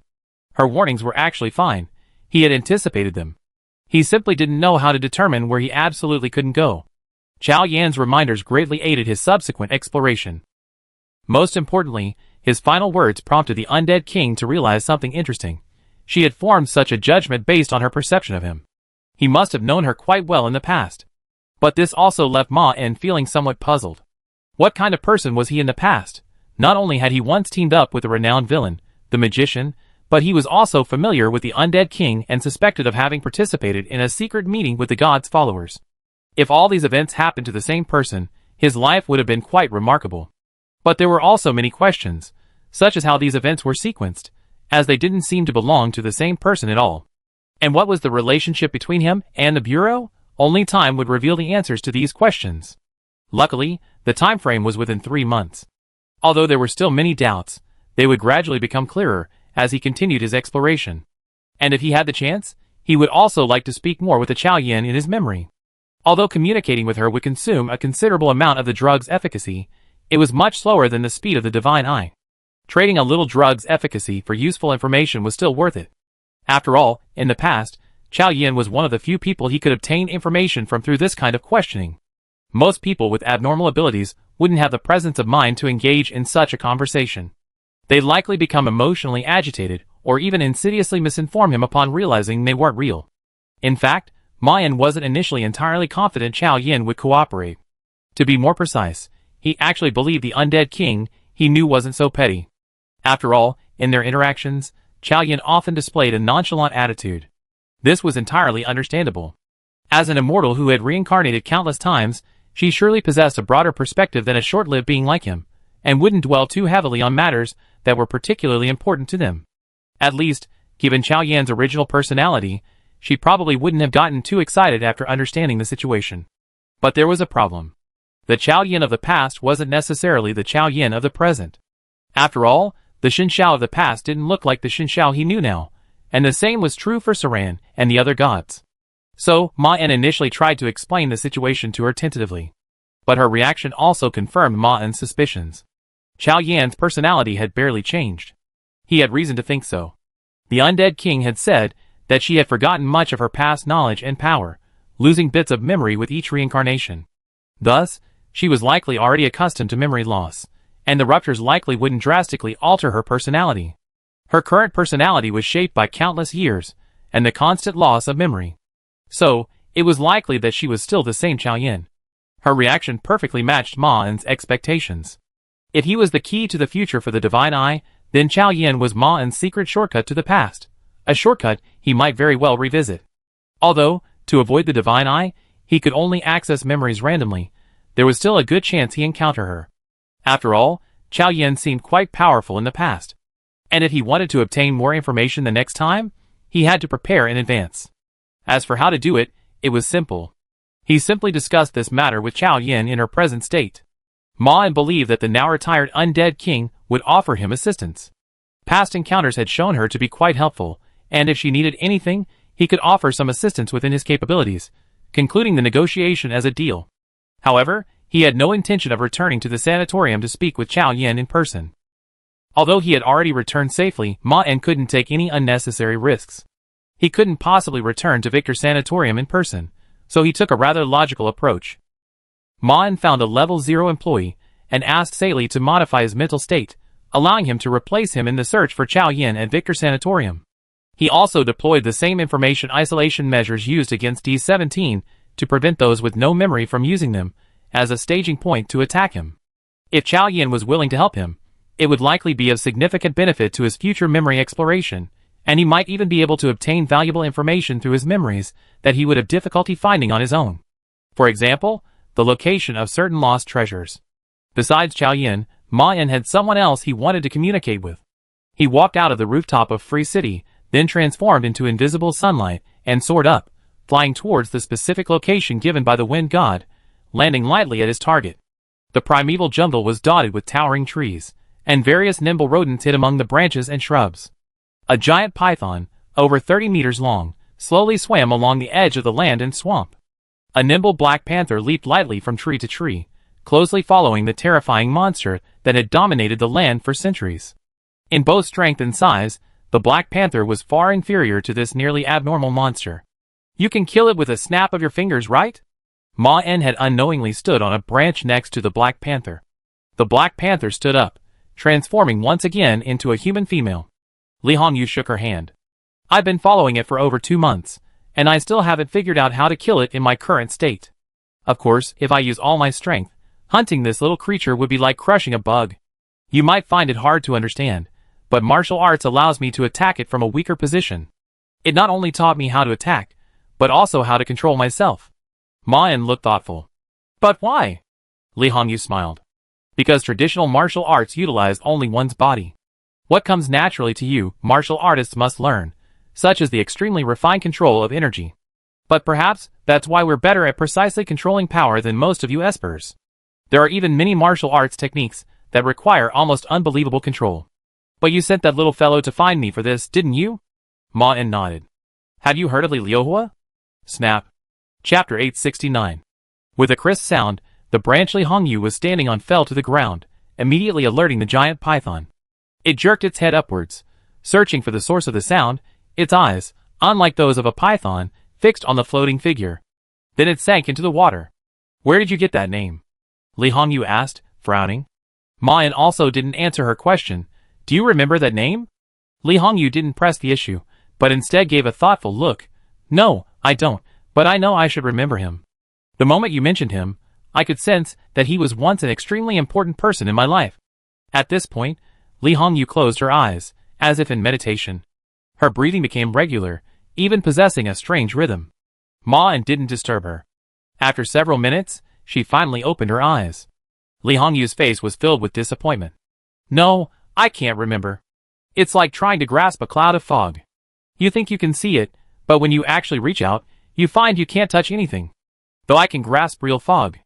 Ma Yan then explained, "Even the abyss spanning the world can't cut off the sunlight. The fault line is certainly enough to stop you, but I still have a way to return to the past. Although the process is difficult, I can still unearth some ruins. I found this name recently. He seems to have been a martial artist of some note in the past." Li Hongyu nodded. "That makes sense. While it's hard to say exactly what Li Liuhua's relationship is to me, I can sense that he's most likely the one who taught Li Hu and me martial arts. According to the conventions of the time, I should have called him master." Ma Yan nodded. "Have you ever heard of the name Divine Fist?" Li Hongyu frowned, pondered for a moment, then shook her head. "I don't have any recollection of it." Ma Yan nodded. This Divine Fist must have been someone who once stood at the pinnacle of martial arts. At least, at one point, he was called that. From what I understand, he looked like an elderly human male. Li Hongyu thought again. "I still can't recall anything." Although this Divine Fist was probably the most famous and powerful figure in the martial arts world, it wasn't enough for Li Hongyu to remember him after the hiatus, which indirectly explains the significance of her feelings for Li Liuhua. He was very likely Li Hongyu's father or grandfather. Li Hongyu then looked into Ma Yan's eyes, her gaze so sharp it seemed to pierce his flesh. "You're definitely not telling me this out of pure kindness. What do you want to do with this information? Are you asking me to help you eliminate another enemy? If so, I must explain clearly. I don't care about my past or my family. Whether he's my father, my master, or anything else, it doesn't matter to me now. Only the martial arts are before me. Even Li Hu is like that. You've seen it. As long as he survives, that's all I care about. Now, only the martial arts are before me." Although she said this, she wasn't completely unconcerned with Ma Yan's words. Ma Yan nodded slightly, not arguing. "You're right. I do want to use this opportunity to strike a deal with you, but I don't intend to trade Li Liuhua's information for anything. I'm giving it all away for free." Li Hongyu seemed slightly more excited. "So you're planning?" Ma Yan asked. "Since you only care about martial arts, you must be very interested in the martial arts of the past." Li Hongyu's eyes instantly lit up. "Can you find martial arts?" Ma Yan didn't agree directly. "Perhaps. The past is also confusing to me. I'm not sure if I can unearth martial arts from that time, especially the top martial arts, through my methods. But if I can, what reward will you give me?" He looked interested. After all, Ma Yan was now the so-called king of the gods, and he didn't seem to be in any urgent need of Li Hongyu's help. Li Hongyu asked in return, "What do you want?" She didn't mince words, and directly expressed her desire for martial arts. This meant that Ma Yan was asking for an offer. Ma Yan smiled. "Perhaps you could become a friend of the gods, and teach those who think they can stand outside the Southern Federation and offend the gods a lesson when they try to become our enemies. However, it depends on what martial arts I obtain." Li Hongyu nodded. "If you want a loose alliance, as long as you can continue to provide me with martial arts, then even if we have no agreement, I won't stand by and watch you perish. I won't lie. I truly desire the martial arts from the past. Forget killing a few people. Even if you let me slaughter my way through the Federation, I'd be willing to do so, provided the martial arts you provide truly have the value and ability to enable me to do so." Facing a shrew like the sun god, Li Hongyu naturally didn't tell the truth. For example, she didn't truly care about that name. While she certainly wouldn't have been able to strike any deal with Maine over it, the feeling was genuine. However, she didn't intend to rely on others for it. For a martial artist, only their own skills were trustworthy. If she truly wanted to regain her lost memories, it would be through martial arts. As long as she can reach the Xiantian realm. Ma Yan nodded. "Very well. I believe in your desire for martial arts. But while I continue my search for martial arts, I need a small favor from you. Of course, this is also a favor for yourself. Li Hongyu nodded readily. Go ahead. Ma En made his request. I want you to teach me martial arts. Li Hongyu looked surprised. Now? Even if you're the king of gods, possessing extraordinary wisdom, it's too late to learn martial arts now. Martial arts aren't simple techniques that can be mastered quickly. They emphasize the unity of nature and man. For example, when we were young, we learned horse stance. It wasn't simply to stabilize our lower body. Even though I can stand more steadily than a mountain now, the traces of horse stance remain in my every punch and kick. It not only forever changed my body, but also my technique. The punches may look the same, but the difference is made with or without horse stance. Besides, you're a god. First of all, martial arts would be much more difficult for you to understand than us. Even if things were better, and you mastered martial arts really quickly and reached my current level, it wouldn't be of any use. Because martial arts are human skills, they are our skills. Chapter 870.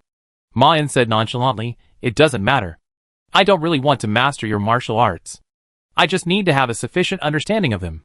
After all, if I don't even understand the basic principles of martial arts, how can I judge which martial arts in the past were valuable? Li Hongyu also said with difficulty, no, I understand your point, but my point is that martial arts are a completely human skill. It's not that I have any opinion on martial arts, but martial arts are just unreasonable. You are not allowed to learn. Even if you are familiar with the human body, it's useless. Only true humans can understand what martial arts are. Ma En asked in confusion, even if martial arts are a skill that only humans can master, there should be many ways to master it. For example, let my followers learn martial arts, and then I can directly enter their minds. Isn't that possible? Li Hongyu shook her head. No, put it this way, even if human psychics could sense your minds, they would not be able to fully understand the part of your consciousness that is that of gods. Even if they tried their best to understand, they could not truly empathize with you, because they are not gods after all. The reverse is also true. Martial arts aren't techniques that can be understood. To truly master them, one must empathize with them, but this empathy can only occur within the human consciousness. Although I don't have any evidence, I believe these techniques were originally designed to be inaccessible to non-humans, and that subsequent martial artists have reinforced this characteristic.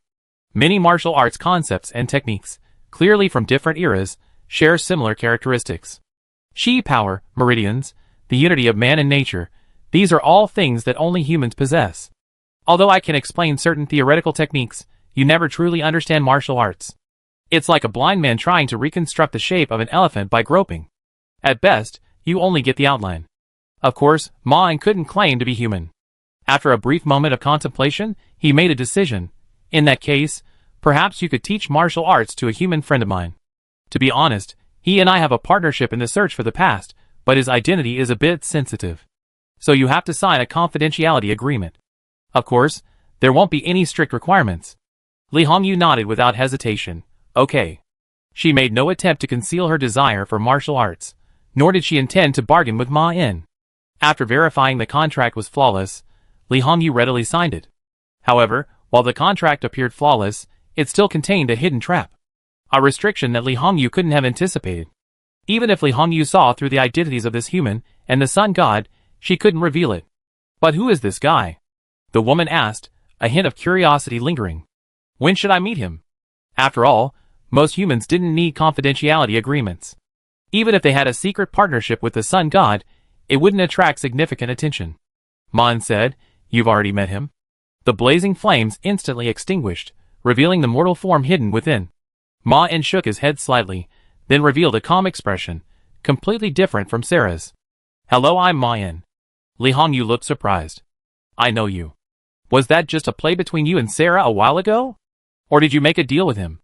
Ma En said expressionlessly, it doesn't matter how we formed our alliance, and it's much more complicated than you imagine. All you need to know now is that Sarah and I consider each other allies, and you shouldn't reveal this. Li Hongyu raised an eyebrow slightly. Can I ask Sarah to replace my apprentice? Ma En said coldly, he's left. Now you talk to me. His aloofness was clearly a carefully crafted act, a deliberate resistance clearly intended to conceal the mysterious relationship between him and Sarah. Although the contract prevented discovery, and he had martial arts as leverage to influence them, he still preferred that Li Hongyu remain oblivious to any problems. The probability of her noticing was far higher than anyone else's.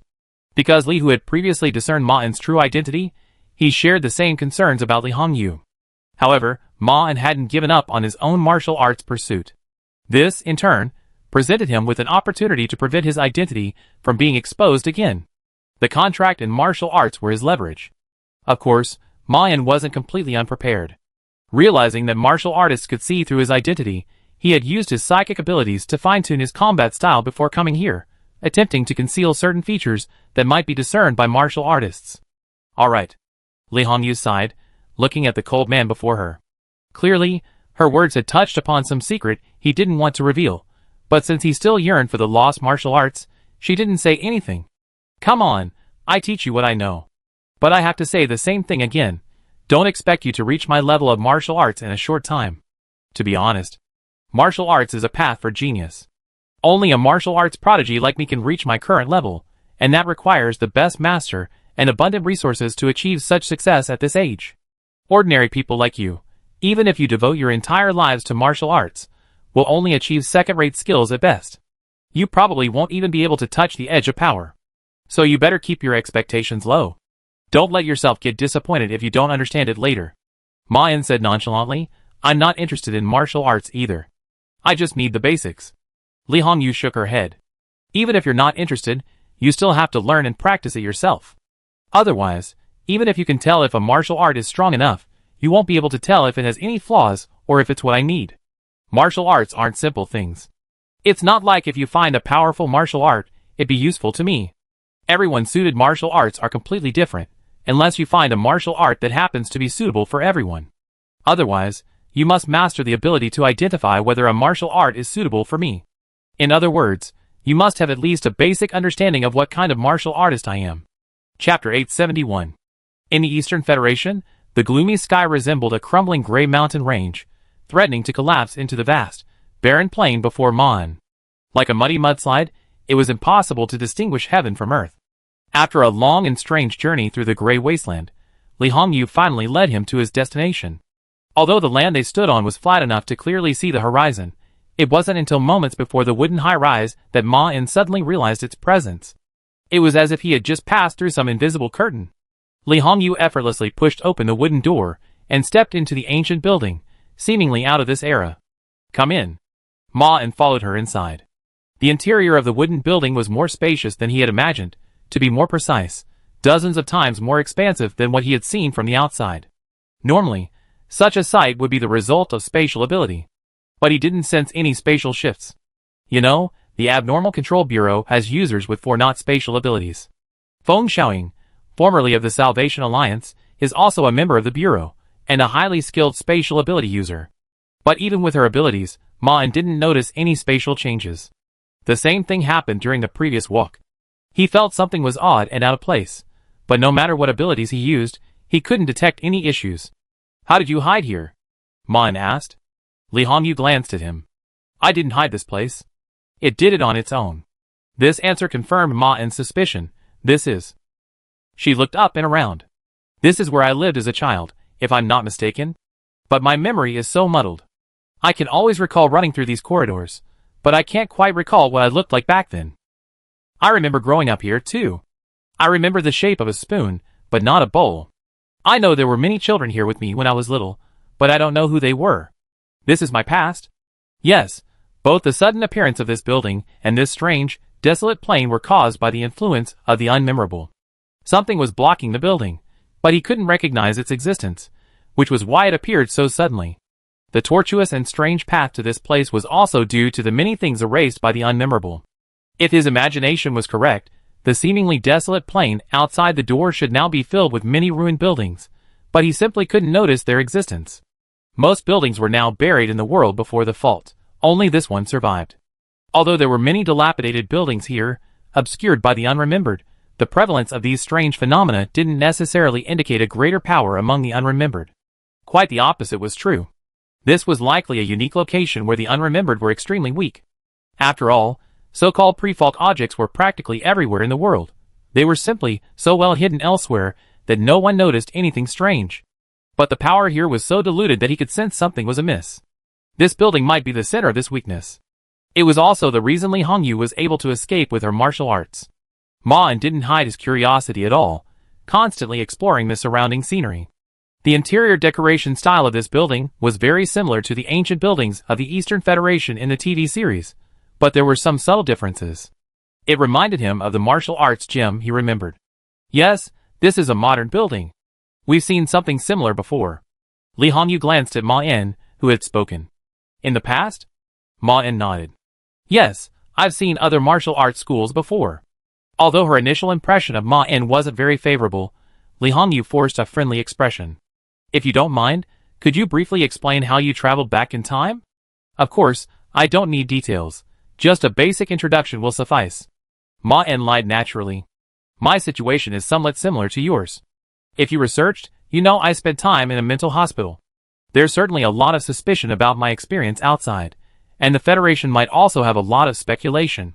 But only someone like you can truly understand this. I'm indeed mentally ill, having crossed a fault line and arrived here. Li Hongyu's eyes lit up instantly. What do you mean? So you remember the past? Ma En shook his head. No, I remember nothing. To be more precise, I've lost all memory of the past. After a moment's pause, Li Hongyu realized the weight of this statement. You remember nothing? Mei nodded. That's right. Unlike you all, I don't have brand new memories after crossing the fault. I simply lost all my past memories. Although Main's condition sounded more serious, Li Hongyu knew it was actually a milder case. Although her memories were a little blurry, she could still sense what was happening. She had lost most of her past memories, and many new ones were filling in the gaps. Most people's cases were much more severe than hers. But if Main wasn't lying, it seemed the power had only been applied to him for the first half. Main continued, lying, how we traveled back in time is a secret, but it was a joint effort between Sarah and me. She possesses technology from the most ancient times, and I possess some rather unique conditions. Actually, I'm curious about your situation too. From what Sarah told me, you seem to believe you were sent here by someone. Main's tone was as if he were standing on the other side of the fault, which gave Li Hongyu a strange feeling. Yes, didn't you find someone named Li Liuhua? I was a little unsure before, but now I'm 70% sure it was him who sent me here. Otherwise, I would have been oblivious to anything like them. Ma En nodded. Well, is there anything here you think is worth noting, such as the name of this place? Perhaps I can use this clue to find you and Li Liuhua in the past. This sentence also revealed to Li Hongyu part of the process of searching for memories. In fact, Ma En could indeed use this information to approach this part of the past, provided he had it in his memory. Although he wouldn't actually attempt to travel here to avoid being detected by the Divine Eye, and it's likely he couldn't actually reach this place in his memory, he could still use it to gather some information from afar. Li Hongyu nodded. This building does have a name. It should be called the Ascension Tower. Chapter 872. Li Hongyu led Ma En further inside. After passing through several corridors and courtyards, they arrived at a massive training ground that was too large for the building to accommodate. The entire square was surrounded by wooden walls, resembling a courtyard, but beyond the walls, many scattered buildings stood in the mountains and forests. From the outside, this building was clearly the only structure in the entire wasteland, but now, in the distance, many ancient Eastern Federation buildings appeared that should not be there, and the mountainous terrain was completely different from the wasteland. If this were just a common spatial anomaly, Ma En would not find it noteworthy. However, the problem was that these anomalies were essentially fault lines caused by those who cannot remember. In other words, what he was seeing might be a scene from the past. Li Hongyu also noticed Ma En's look. Unless you are sure, it is best not to go any further. I only reached the training ground after reaching the 5th level. If it weren't for teaching you martial arts, I wouldn't have come back so easily. You're right. This is indeed the borderland between the present and the past, but it's definitely not a smooth journey. It's a dangerous place teeming with deadly threats. If you're not careful, you could be completely lost here. I'm not just talking about getting lost. I've made many attempts to get deeper into this place, and along the way, I've discovered the dangers. Once you're trapped here, no outside help will help you. You'll be completely forgotten by the outside world, just like those left in the past. Ma En asked, have you ever been forgotten? Li Hongyu nodded. Indeed, my survival was essentially pure luck. In such dire peril, even my vast martial arts skills were useless. I had almost given up hope of ever returning. Although that experience of getting lost ultimately allowed me to progress more smoothly and freely on the path of martial arts, I didn't attempt to explore further, at least not until I reached the realm of the celestial being. Of course, if you have a way to return through this place, I won't stop you. Ma could sense that she even hoped to have such a method. This was likely her reason for bringing him here, to see if she could traverse this place. Unfortunately, Ma had no intention of taking such a risk. At least not until he had fully recovered his mental strength. This is a difficult question for me, too. Ma shook his head. If you don't mind, I plan to study this place later, but for now, let's just get the job done. Li Hongyu nodded. I didn't bring you here just to show you this. As the nexus of present and past, this place naturally holds things that can't be found today. Besides, this is my home. Look at that line. She raised her hand and pointed toward the distant sky. Ma looked over and immediately noticed. The mountains and clouds were separated by a line. Realizing Ma's lightning-fast detection of the line, Li Hongyu felt a surge of anticipation. Ma stared at the invisible line, trying to find the clues she wanted her to find. Well, first of all, the line was very straight. He couldn't sense any deviation at all. It also seemed to completely tear apart everything within his field of vision, perhaps even spanning an even greater expanse. Based on his understanding of martial arts, this must be a miracle created by some kind of martial arts technique. How long has this line been separating the clouds? Ma asked. Li Hongyu looked surprised, but replied, it was like this when I first saw it. The wind could move the clouds on either side, but they couldn't drift across the line. I don't know exactly when that happened though. Anyway, it must have been when I was a child. I only remember the feeling I had when I first saw it. Ma nodded slightly, a thoughtful expression on his face. It's some kind of mysterious power, one that can persist. No, Li Hongyu interrupted. Don't think about it, feel it. Ma gave her a surprised look, but he didn't argue. Instead, he obediently felt the line. I think it's very straight. Ma's feelings were clear. Li Hongyu looked puzzled. Straight? No, I don't want you to feel that. You should feel the calm, the arrogance of the swordsman, who seeks to divide the world, and the lingering sharpness of the blade. Hearing these words, Ma looked over with a puzzled look. He hadn't felt anything she said at all. Seeing this, Li Hongyu also showed a look of sudden realization, as if she understood the situation. This also made her look at Ma with a bit more sympathy. I understand. You're not cut out for this. Although I didn't expect you to be a genius like me, I always thought you might have some talent. But it seems the situation is completely different from what I expected. I'm afraid your understanding of martial arts isn't very good. At this moment, Li Hongyu realized that her expectations were too high. While anyone with a good martial arts talent might be able to sense the terrifying power of sword energy, such people are rare. It was only because Ma was a powerful 5th-level warrior in his prime that Li Hongyu had the illusion that he must possess considerable martial arts talent. However, this assumption was completely unfounded. Seeing Ma and looking at her with some confusion, Li Hongyu composed herself and explained, It's okay. This is perfectly normal. It won't affect your learning of basic martial arts principles, but it will only slow your progress. Ultimately, you still be able to acquire sufficient martial arts concepts. Also, you might just be unsuitable for swordsmanship, but there's more to this than just this sword energy. We can try other things. Perhaps you're particularly suited to a particular martial art. There was a reason she first brought Ma in to see this sword energy. It was the most magnificent of all the traces of martial arts she could find in the entire training grounds, and it also required the most talent. There are still quite a few traces of martial arts, and anyone with decent talent can sense some of their aura. After saying this, she led Ma to the pile of rubble. Ma lowered his head in confusion, looking at the scattered pebbles. There seems to be some pattern to the arrangement of these stones. Li Hongyu interrupted again. No, don't dwell on it. Try to feel it as a whole. How about that? Can you sense anything? Ma's expression was pensive, and he said solemnly, No. Li Hongyu sighed. It seems you don't have a talent for boxing. Don't worry. There are still many traces of martial arts here that you can slowly explore. Superman returns. Chapter 873. I don't feel anything, Ma said, looking at the tree trunk before him. Li Hongyu asked persistently, Nothing? Ma nodded. I think its shape is indeed unique, but I can't sense anything about life and nature that you mentioned.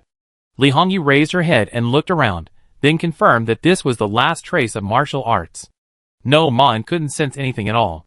This scene completely exceeded Li Hongyu's expectations. After all, Ma was a top-tier expert, after all. Although he had no martial arts training, these things would have some similarities. It's okay, Li Hongyu consoled herself again. Perhaps you're just mediocre in martial arts talent, but you're not a complete idiot. How about this? Take a look at these books. I've reorganized them myself. She then pushed the cart of books over. These were all martial arts materials she had reorganized, originally intended for the purpose of establishing a school. So, while not completely complete, they were still understandable to ordinary people like Ma Yin, who had no martial arts training. While martial arts require practice to acquire skills, someone like Ma Yin couldn't immediately commit to martial arts training. He lacked much of the basic knowledge of martial arts. Ma Yin felt a noticeable sense of relief upon seeing the pile of books, and immediately began to leaf through them. They didn't directly discuss the martial arts themselves, but instead began with a wealth of complex knowledge, such as the human body's systems known as meridians and acupuncture points. They also covered the philosophical ideas of the martial arts, but this section was practically incomprehensible to Ma Yin. The literal meaning of the various principles mentioned in martial arts is easy to understand, but Marx struggled to grasp how these principles worked. For example, Marx was completely unable to grasp the rationale behind the various sword arts mentioned in these books, and they often conflicted with each other. There were even several essays on the relationship between the scabbard and the sword, including the soft sword, the swordless sword, the 10,000 swords, and the killing sword. If Marx accepted these sword arts as legitimate, he would have difficulty understanding how each worked. The more he read Marx, the more he realized that martial arts were simply illogical techniques. The same was true of other martial arts, which were completely devoid of any rationale, and seemed to be based entirely on experience and understanding. However, they also contained much of the basic knowledge that Marx needed. In addition to meridians and acupoints, they also included fundamental concepts like yin and yang, the 5 elements, and the 8 trigrams. The book also mentioned that many martial arts were entirely based on these concepts, such as Bagwaquan, Tai Chi, and a variety of other martial arts techniques. It seemed as if these were fundamental concepts for martial artists, at least from Li Hongyu's perspective. She also believed they were the foundation necessary, even after reaching the pinnacle of martial arts. The content in these books was quite detailed, perhaps even surpassing the basics required of ordinary martial artists. But even so, Ma Yin didn't understand what martial arts was after reading them. That's right, Li Hongyu explained. Martial arts can't be understood simply by reading. You can only understand what the writer is saying after practicing martial arts. To be honest, this isn't uncommon in other fields. You always need to experience it yourself before you can truly learn. But martial arts are much more rigid, and there's no way to defy these rules. No one can become a master simply by reading. Ma Yin nodded. So, reading these books won't help me understand how those techniques work. You and Li Hu seem to have many martial arts techniques that are beyond our comprehension. Li Hongyu replied, Indeed, even I can only sense it. I understand this, but you can only understand it smoothly once you understand it yourself. Li Hongyu pulled a book from her bosom. To be honest, your martial arts talent isn't particularly ideal, so I didn't choose a difficult martial art for you. This is a relatively simple and basic boxing technique, and you should start with it. In the best case scenario, you should practice horse stance for 2 months before practicing boxing, but unfortunately, you were already so strong before you even started martial arts, so the most basic horse stance is useless to you. As for the more advanced horse stance, it would take up too much time, so we skip it for now. Honestly, she said this largely because of Ma Yin's demonstrated talent. If he were a martial arts prodigy, she would have made sure he laid a solid foundation. But for a mediocre apprentice like this, the difference between a few minutes of horse stance and years of practice wouldn't be that significant. It might even be less valuable than a few words of guidance at a crucial moment. As he spoke, Ma Yin had already flipped through the entire book. So this is a set of boxing techniques? Li Hongyu nodded. Can you follow it? Ma Yin nodded, then immediately assumed a standard stance. It was almost identical to the one in the book. But Li Hongyu frowned at this. It's too rigid, and this made it even harder to correct. Normally, a martial artist would strike incorrectly, and then she would lend a hand to help adjust. But at this moment, Ma Yin's movements were flawless. It made no sense. Thankfully, she was a martial arts expert after all, and she immediately figured out a solution. She flipped through the book of basic boxing techniques called Stubborn Stone Fist, and then stepped forward to help Ma Yin adjust his posture. She had just refined the set of boxing techniques. Feel it, Li Hongyu said. Ma Yin didn't resist. He closed his eyes, and began to feel her adjustments. As Li Hongyu moved, a strange feeling rose within him. Yes, his current posture was indeed better than before. And just as he was almost at his peak state, Ma Yin felt something suddenly flow within him, forming a complex network within him. Meridians. He immediately realized what it was. What struck Ma En even more was how real and clear the meridians were, as if they had always been within him, something he had only just noticed. This also led Ma En to consider the underlying reason why martial arts were so incomprehensible. Perhaps this was a technique influenced by the unmemorable. More accurately, martial arts were a technique that had escaped the past and arrived in the present, much like the nexus they now stood at. It was precisely because they were simultaneously situated in the present and the past that martial arts possessed such incredible properties for them today. Perhaps in the past, the fundamental principles of martial arts were as unshakable as the fundamental laws of nature today, enabling them to develop martial arts to their current state. It wasn't that martial arts techniques truly transcended their comprehension, or that martial arts held some mysterious secrets they were unaware of. Rather, the fundamentals of martial arts were inherently knowable. Even if not everyone understood them, they could certainly learn through research and study. Just as physics may seem obscure to most people, there are paths for those skilled in the field to delve deeper into these fields. It was only now, after traveling through the past, that things became so strange and bizarre. Even the fact that martial arts training requires understanding was likely due to the lingering influence of the unmemorable. Chapter 874. That's it? Ma En retracted his fist. He had just completed a complete set of the stubborn stone fist, modified by Li Hongyu.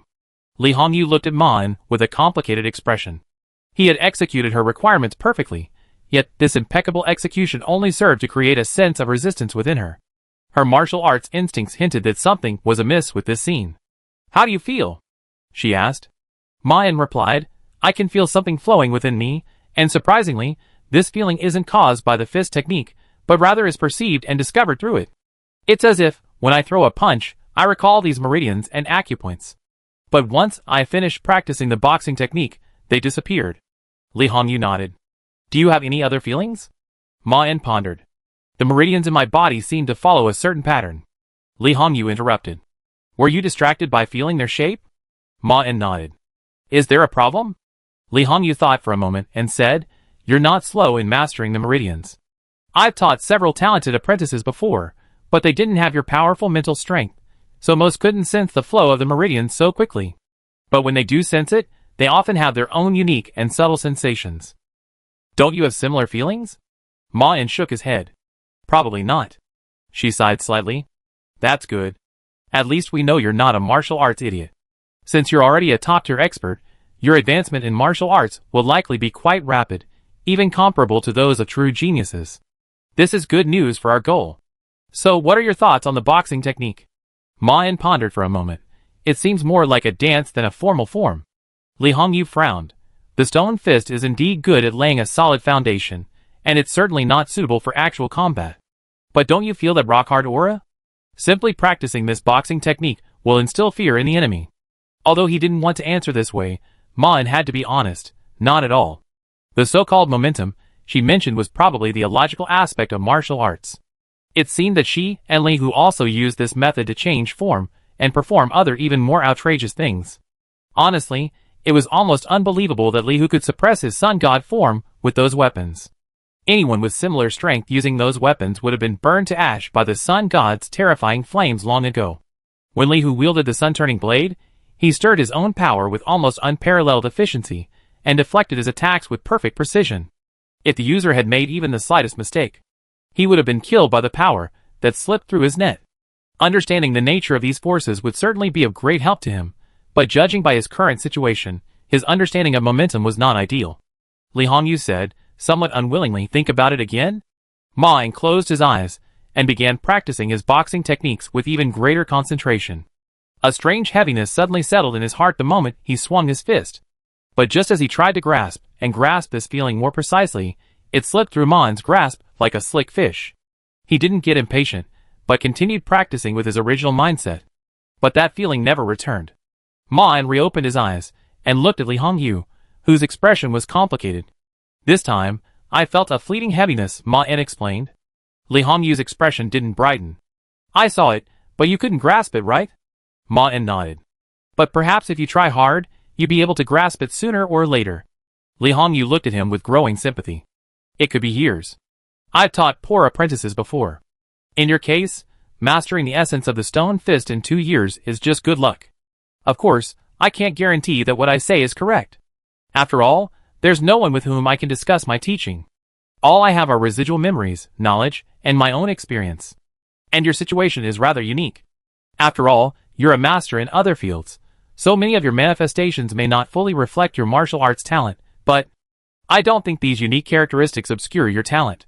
Although the words were a bit euphemistic, Li Hongyu's meaning was clear. If Ma En weren't already a top-tier martial artist, his martial arts learning speed would likely be much slower than it is now. But that wasn't what he cared about most. Ma En suddenly asked, "Will this feeling of the meridians become more pronounced as I continue to improve my martial arts?" Li Hongyu nodded. "Of course. While I may have achieved complete meridian opening upon my initial martial arts training, none of the apprentices I've taught were able to achieve this level right from the start. Their sense of meridian flow becomes more pronounced as their mastery of the martial arts improves. However, the specific point of mastery depends largely on talent. Most achieve complete meridian opening around the 3rd level, though some are faster and some slower. You might need to take it a bit slower." Ma En looked curious. "So you didn't have this process?" Li Hongyu nodded. "At least not that I recall." Ma En asked. "What about Li Hu?" She replied. "No, what's wrong?" Ma En looked thoughtful. "Does it mention it in any of the books you can find?" Li Hongyu shook her head. "The books I can find are scattered and deal with established, advanced arts. There's almost no information on common sense." Ma En nodded. "So, do you think it's possible that we should be able to sense our meridians quickly, but the presence of the gap prevents us from recognizing them? At least just now, I felt like they were already present." Li Hongyu looked surprised. "So you're saying that your perception of the meridians is influenced by the unmemorable? That's possible, and it could explain why I've traveled the world and haven't been able to find a disciple talented enough to pass on my martial arts skills." Ma En looked thoughtful. "So, could this also explain why I'm so slow to master martial arts?" Li Hongyu looked him in the eye and said, "Yes, it's very likely that it also affected your ability to master martial arts techniques. But to prevent misunderstandings, I'd like to emphasize again that even considering this, your talent is mediocre." Chapter 875. After clarifying these circumstances, Ma En plunged back into the ocean of martial arts. This information meant a lot to him. First, martial arts were a forgotten technique, and things like meridians in the human body, which resembled organs, were also forgotten. But as Ma En practiced this forgotten technique, he gradually recovered these forgotten organs. Clearly, martial arts, as a technique at a junction, could be exchanged for meridians located at the same junction. In other words, while the object of the search was specific, practicing martial arts could indeed unearth things from the past. This led Ma En to a bold speculation. Perhaps martial arts could also help him find something else from the past. He was thinking this way because of Li Hongyu's condition. Her memory was neither like that of most people nor completely different from his own. She did remember some memories from the past, but these memories were likely quite chaotic in her mind. Furthermore, according to Li Hongyu herself, she likely didn't always maintain this state. As she aged, she recovered more memories from the past. But perhaps the situation wasn't entirely as she described. It wasn't with age, but rather with the improvement of her martial arts skills. This also aligns with Ma En's speculation. If this is true, perhaps martial arts could help him recover his memories. Even if it couldn't directly restore his memories through pure improvement, it could still provide significant assistance. After all, it was a tunnel connecting the past and present. Martial arts alone might not be enough to restore his memories, but Ma En didn't intend to rely solely on it. If combined with his current mind-reversing potion and his recovering mental strength, perhaps they would produce some kind of strange chemical reaction, achieving an effect where the sum of the two would be greater than the sum of the two. Right now, Ma En's biggest desire was to return to the past with these martial arts skills, and see if they would make a difference to him after taking the mind-reversing potion. He could simply practice the martial arts he learned in his past memories, and see what would happen. There was only one problem with this plan. He had no talent for martial arts. While his idea was sound, and the plan seemed entirely feasible, there was a hidden danger. If his martial arts practiced in the past showed no difference, Ma En couldn't be sure there was no chemistry between the two. Another possibility was that he simply didn't understand the martial arts he was practicing. After all, according to Li Hongyu, she only remembered more information as her martial arts skills became stronger. At least that was her perception. In other words, the impact of martial arts on memory retrieval was likely highly dependent on one's own martial arts proficiency. And this was even an unanswerable question. Because martial arts, as lost skills, could also evade the Bureau's detection, perhaps because they came from the past, or perhaps because they were truly non-anomalous techniques. In other words, He had to learn them on his own. But not only was he no martial arts prodigy, he wasn't even considered talented. This was the biggest problem with his entire plan, potentially rendering all his attempts at martial arts impossible to achieve in the short term. Although the situation was dire, Ma-En accepted reality and began studying seriously, attempting to find some kind of shortcut on the path to martial arts. Although Li Hongyu sighed again after he said this, and spent a long time explaining to him that there were no shortcuts to martial arts, Ma-En still refused to give up on the idea. If there's a shortcut, he'd take it. That's the kind of person Ma-En is. In the days that followed, he began to constantly experiment with learning various martial arts techniques, learning at least a dozen simple or complex ones almost every day. And after mastering a certain technique, he would immediately move on to new ones. On the one hand, Ma-En hoped to find the martial arts that best suited him through this method, but it was also because it was the best option, allowing him to master the basics of martial arts quite quickly. For other mediocre martial artists, it would take at least 2 or 3 months to achieve the basic mastery of a martial art like him. For many more complex martial arts, it might take them years to reach Ma-En's standard. But if he tried to delve deeper, his mediocre talent would gradually become apparent. It might take him months or even years to hone even simpler martial arts to a noticeable level. Therefore, Ma-En also leveraged his martial arts expertise to study at the most efficient pace. Li Hongyu also suggested that perhaps, after learning enough martial arts, he could integrate them and advance in some unusual way. Though he did, after practicing for over 10 days, he hadn't made any progress at all.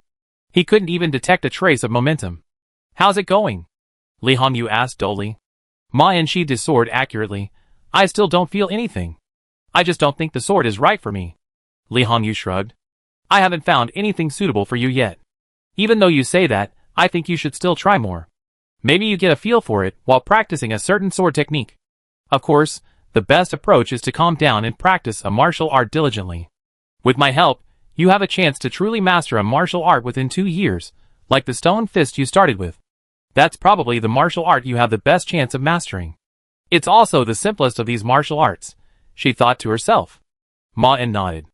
"Maybe I can do that in the future, but for now I still want to master as many martial arts as possible. Although I can't achieve any great mastery effects, I have a basic understanding of them. Great mastery means truly mastering the key points of a martial art. For example, the stone fist has the ability to intimidate the enemy, making them feel as if the user is truly as unshakable as stone. And slightly more advanced martial arts offer even more amazing techniques. The flying head sword set Ma-En was currently practicing had the ability to send a long sword flying and returning. It was a bit like telekinesis, but in reality, it was completely different. According to Li Hongyu's demonstration and explanation, she exerted no force when sending the long sword out, and the same was true when it returned to her hand. Furthermore, the movement of the long sword in each scenario was completely different. When it flew out, it was unstoppable, while when it returned, it was nimble and light. It was as if she had given the long sword life. "What are you practicing next?" Li Hongyu asked. Ma-En replied, "I might have to take a day off. I have some things to attend to." The new mind-reversing potion had arrived. Chapter 876. 10 mind-reversing pills went down his throat. The familiar feeling came over him again, but this time, Ma-En didn't let himself drift completely, entering his memories in the most random way. Instead, he incorporated a little guidance. Guidance on martial arts. However, Ma-En didn't follow the guidance completely.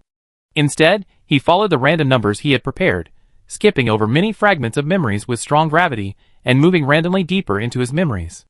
Then, he fell towards a memory that felt less intense. He instinctively wanted to reach out and grab something, and his telekinesis instantly spread throughout his body. But he quickly retracted his telekinesis, opened his eyes, and calmly observed his surroundings. His body was indeed in the air, but it wasn't falling completely. His body was tracing a parabola, flying rapidly forward. Around him, many figures were also tracing the same parabola, but theirs was more precise and swift. Then, he noticed the scenery below him. Endless, dense forest.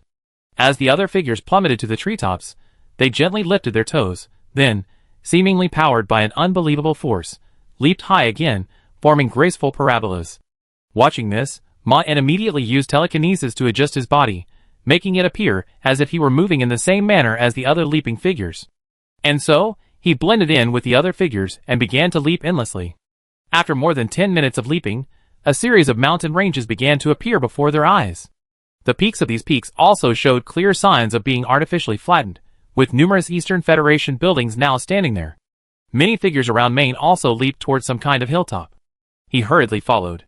If I'm not mistaken, this must be a place where martial arts are practiced, and these figures leaping from the branches must be warriors. It seems he also learned martial arts in a place like this before. But when was it now? Was it before he went to prison or after? Had he been hanging out with a magician, or had he turned over a new leaf? Or was he just carrying out some kind of undercover mission? Many questions arose in Maine's mind, and there was only one way to answer them. He fell.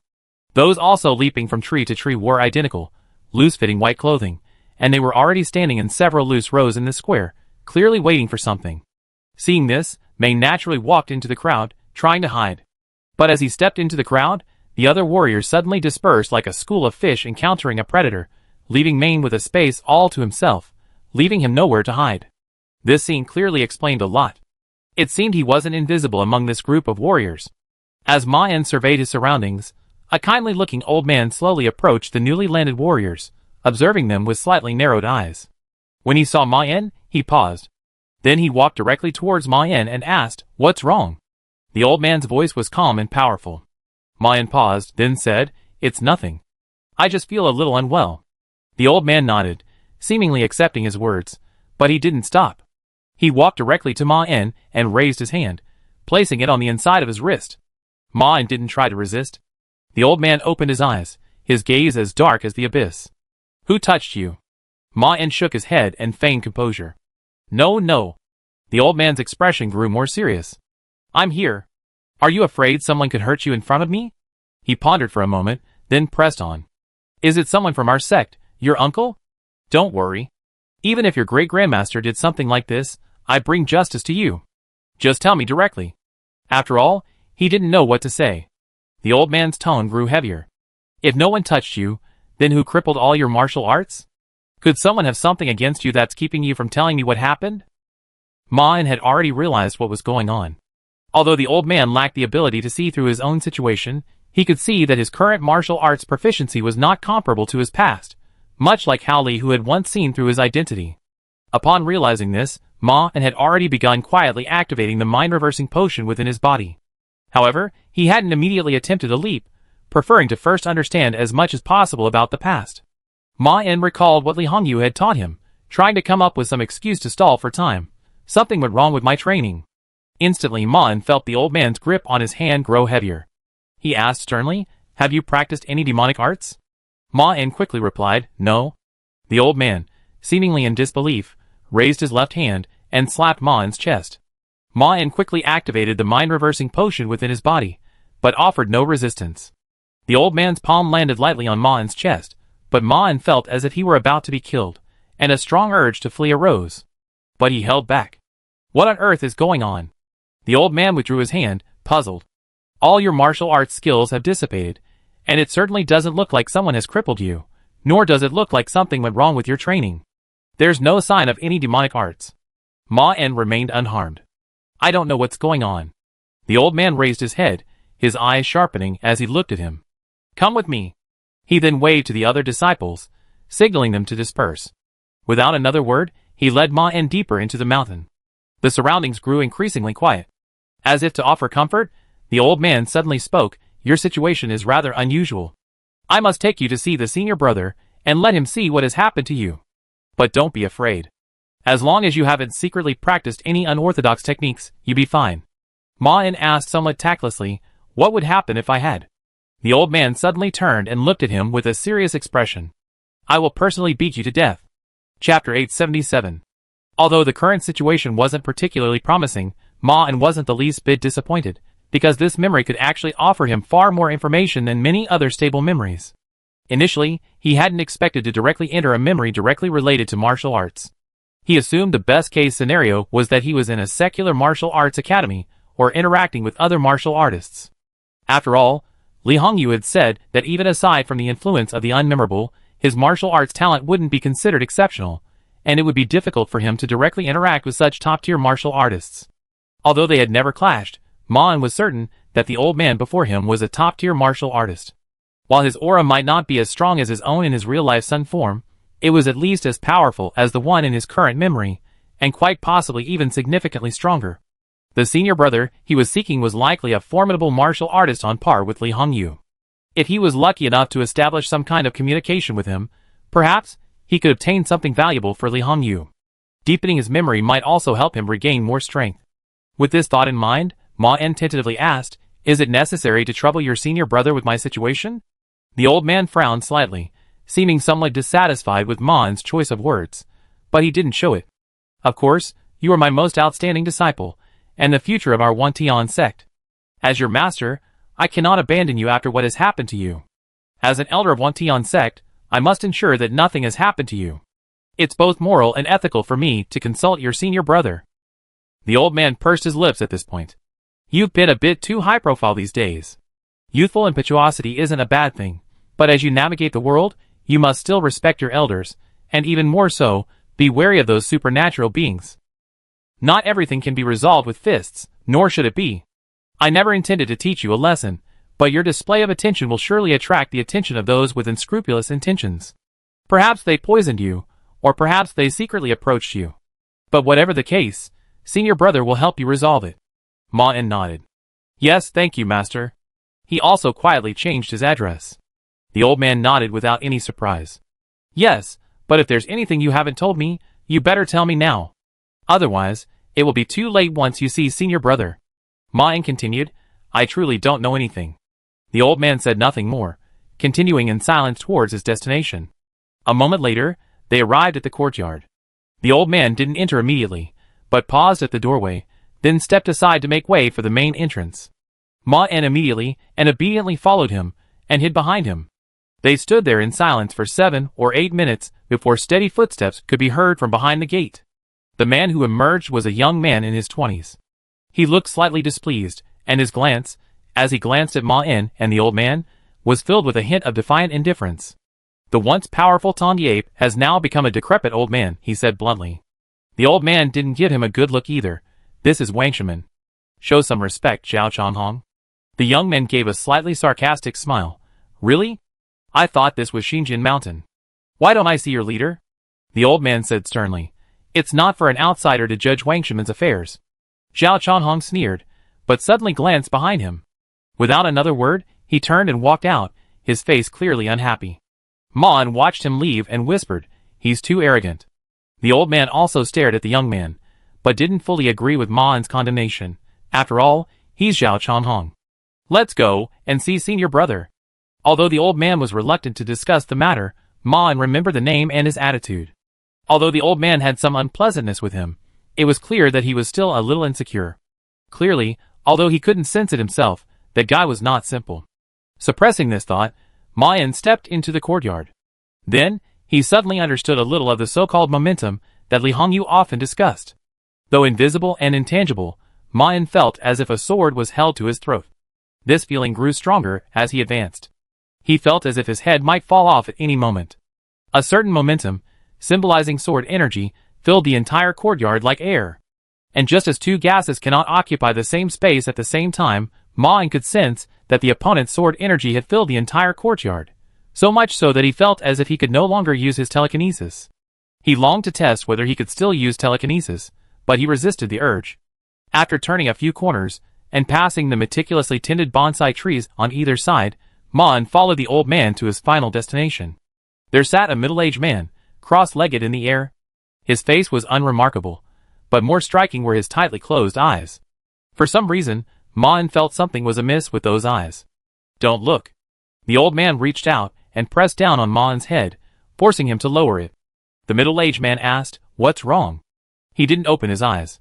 The old man stepped forward and began to explain what had happened, specifically mentioning Ma En as the most outstanding of all his disciples. This, in fact, was what puzzled Ma En. Could it be that he was actually quite talented in the past? Perhaps he was more strongly influenced by the unmemorable, making his martial arts talent seem even weaker, or perhaps there were martial arts techniques that were particularly suited to him in the past. While Ma En pondered this, the eldest brother also listened to the old man's explanation.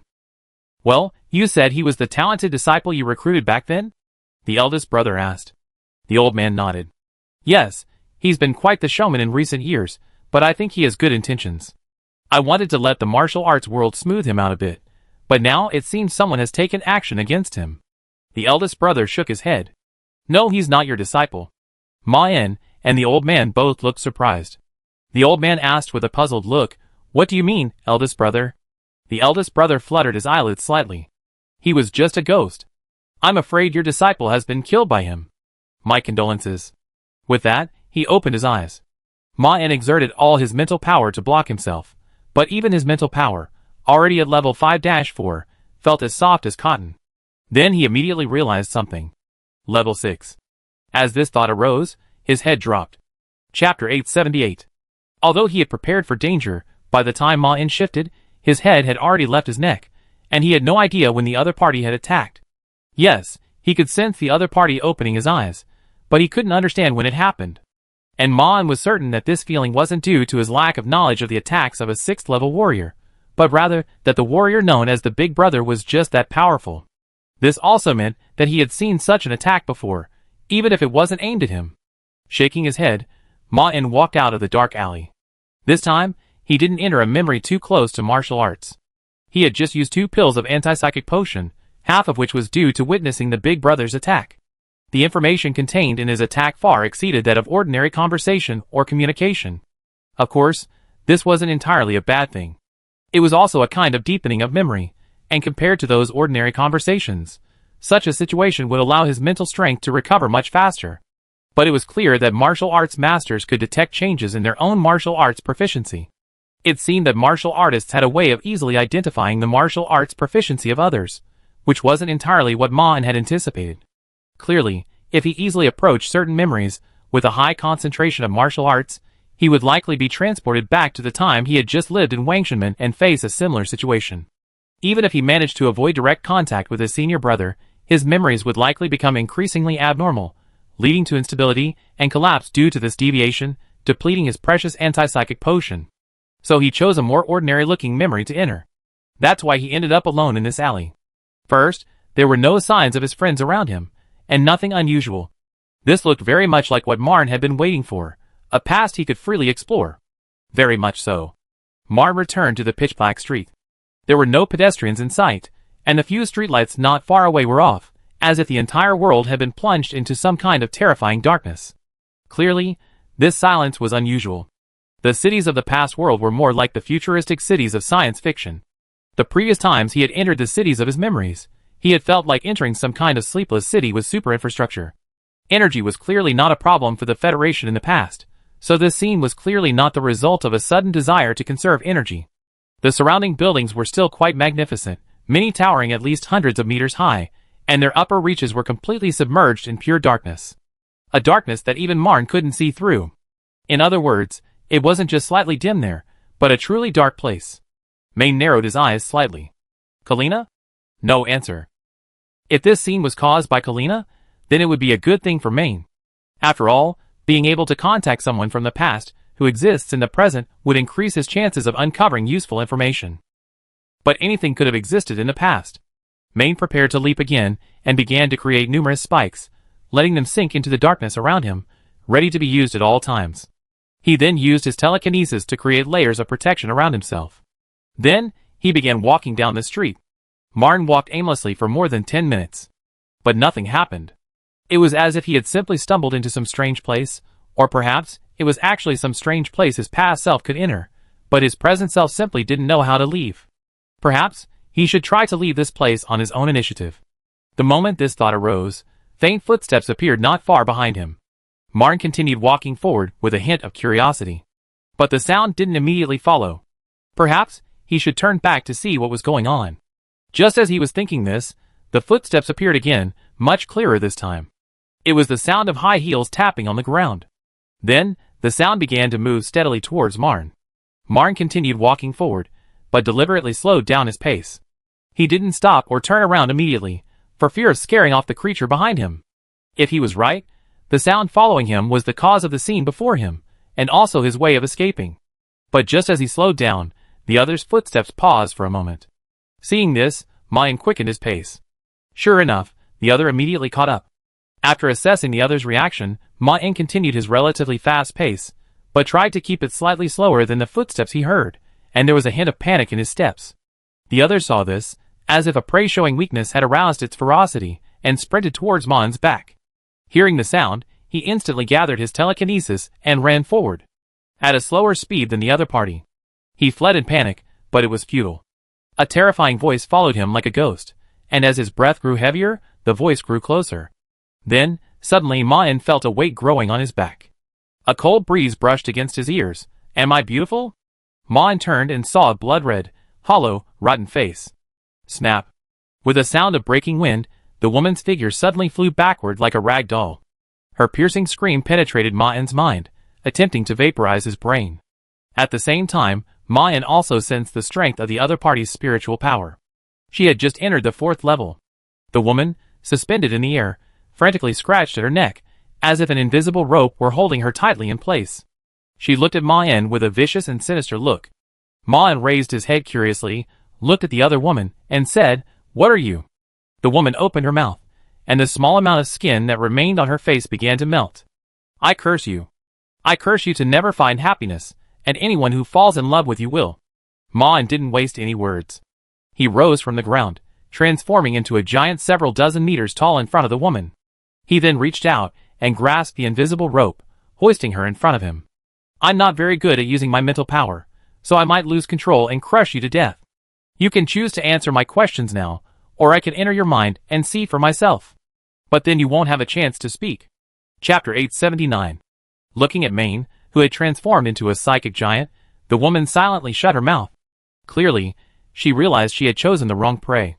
She knew full well that there were many psychics in this world, but most would fall prey to her traps. Only psychics were completely unafraid of her, especially those of this caliber. She whispered fearfully, "I'm just a common ghost. I have no idea who you are." Maine looked thoughtful. "Were you a psychic before?" The ghost woman shook her head timidly. "No, I'm just an ordinary person." Maine suddenly realized something. "You said you were an ordinary ghost. Does that mean people become ghosts after death? Is that common in your understanding?" His memory began to waver slightly, and the anti-psychic potion began to wear off rapidly. The ghost looked at the giant with some doubt, but nodded. "Yes, but I've eaten all the other wild ghosts nearby. If you're looking for other ghosts, I can show you the way." Maine then asked, "So no one tried to stop you from killing people? How many have you killed in total? Don't lie, or I kill you." Malice and hatred welled up in the ghost's eyes again, and she twisted her body, trying to break free from Maine's grasp. But realizing she couldn't escape, fear overtook her once again. She curled up again. "I don't remember how many I killed, but I killed quite a few who tried to capture me, and I had to hide and escape." Mayan then interrogated, "Who were the people who wanted to capture you?" A green glint flashed in the ghost's eyes. "There were monks, Taoist priests, and people from the Federation. I don't know the others. There was one guy from the Western Federation with a few hounds, but I gutted them all." As she spoke, the ghost's face brightened, as if she were recalling happier times. The instability of her memory was becoming increasingly apparent. Mayan brought her before him. "So why did you become a ghost?" The ghost's expression suddenly became incredibly terrifying and hideous. Mayan had no idea how she could manage such a rich expression with her rotten face. "That little bitch. Sulfuric acid. How dare she throw it at me? I kill her. I kill her. I kill her. I kill her. I kill her. I kill her." As she repeated her words like a mantra, the ghost began to struggle and thrash. Mayan immediately sent her strong signals of calm, trying to calm her increasingly frantic mind. While the cold water slowed her struggles slightly, it didn't completely calm her. She continued to rant and rave like a madman. Mayan tried to bring his psychic power slightly closer to her head. Then he sensed a maddening, chaotic hatred. Even before he entered it, he could sense that this creature's mind was already shattered. Her mind structure was completely different from that of a human. This seemed to be similar to the Yin-Yang twins back then. This was why Mayan kept asking these questions. He suddenly realized that although the Yin-Yang twins claimed to be some kind of ghost, or perhaps a demon, in reality, such beings likely only existed in legends. At least, no other ghosts existed. If many ghosts existed in the past, that would suggest they were also something akin to martial arts, likely an experiment in the anomalous realm in the past, but now completely absent. Ghosts are also different from other kinds of monsters, or other anomalous creatures. Because they are the product of human death, this means that if there is a mechanism in this world whereby humans become ghosts when they die under certain circumstances, for example, a death filled with hatred, then, logically, As long as this mechanism is in operation, new ghosts will continue to be produced. This mechanism was abolished before the fault, and almost all other ghosts disappeared before the fault appeared. At least, the only known survivor should be the Yin-Yang twins. And these two ghosts don't quite resemble the legendary ghosts, or rather, they don't quite fit Ma's subconscious perception of these creatures. In this respect, they are far inferior to the female ghost before him. The close fit between the female ghost and the legend suggests that these legends are likely not groundless, but rather accurate descriptions of these unique creatures, only slightly offset by the emergence of the fault line. This raises a very important question. Assuming that both ghosts and the mechanisms that generate them are destroyed, or have entered a state of self-forgetfulness, how did the Yin-Yang twins survive the fault line? True, they were likely much stronger in the past, but certainly weaker than Xin Xiao. He had already experienced Xin Xiao's strength. While that wasn't necessarily her ultimate form, she wasn't in her earliest stages back then, and the Yin-Yang twins likely wouldn't be particularly strong in the end. And neither the clearly sixth-ranked senior brother nor the 5 most powerful individuals alive today survived the chasm. The Yin-Yang twins' situation was likely far more complicated than he imagined. As Ma pondered, the female ghost finally calmed down, returning to the cold reality of her captivity and ceasing her struggles. Seeing this, Ma asked, "Have you heard of the Yin-Yang twins?" The ghost girl looked puzzled. "What are they?" Ma continued, "They're your kind, siblings of the same age. Haven't you seen them?" The ghost girl shook her head. "No, but I'm not particularly familiar with other ghosts. I might have heard of the most famous ghost kings, but I only know the names of a few. True Demon, Heavenly Emperor, Green Lady." Seeing she couldn't come up with anything, Ma turned and asked, "Also, what is this place? Did you create it?" His memory trembled violently. If he had used only a single drug to enter, his memory would probably have collapsed by the time he asked this question. But thanks to the multiple drugs he had used, he could delve deeper into the question. The woman said, somewhat surprised, "Don't you know? This is the Lightless Realm. Anyone who sincerely submits to the Lord of Darkness can gain his protection and enter here.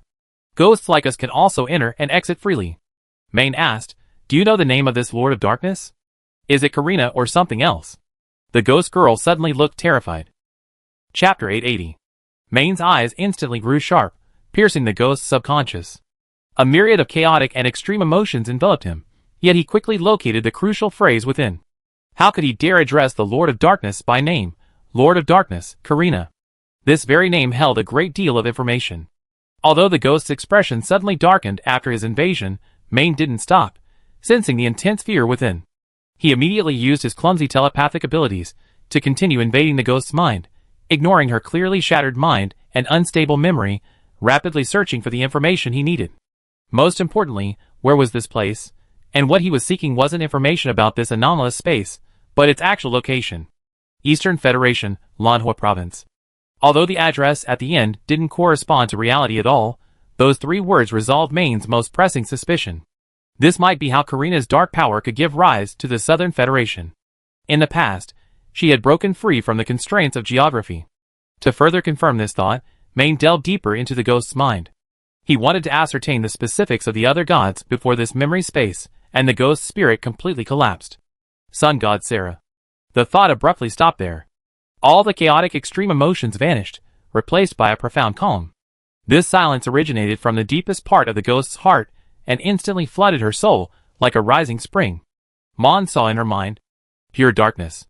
And in the instant their gaze met, this darkness took shape and depth, unexpectedly forming before him the face of an adult woman that looked not only cold and malevolent, but also somewhat noble. She raised her lips slightly. "Are you looking for me?" Mon had already fully gathered the energy needed to leap. But he remained calm and asked, "Are you Karina?" She smiled playfully. "So you called my name, but didn't recognize me? Interesting." As he asked this question, the speed at which his memory was degrading increased by more than tenfold. Clearly, this illogical question was utterly absurd. But the drug's effects were now fading even faster than his memory was degrading. This was because he was now delving deeper into his memories. Mon pressed on. "This is very important. Can you tell me if the other gods are in the Southern Federation?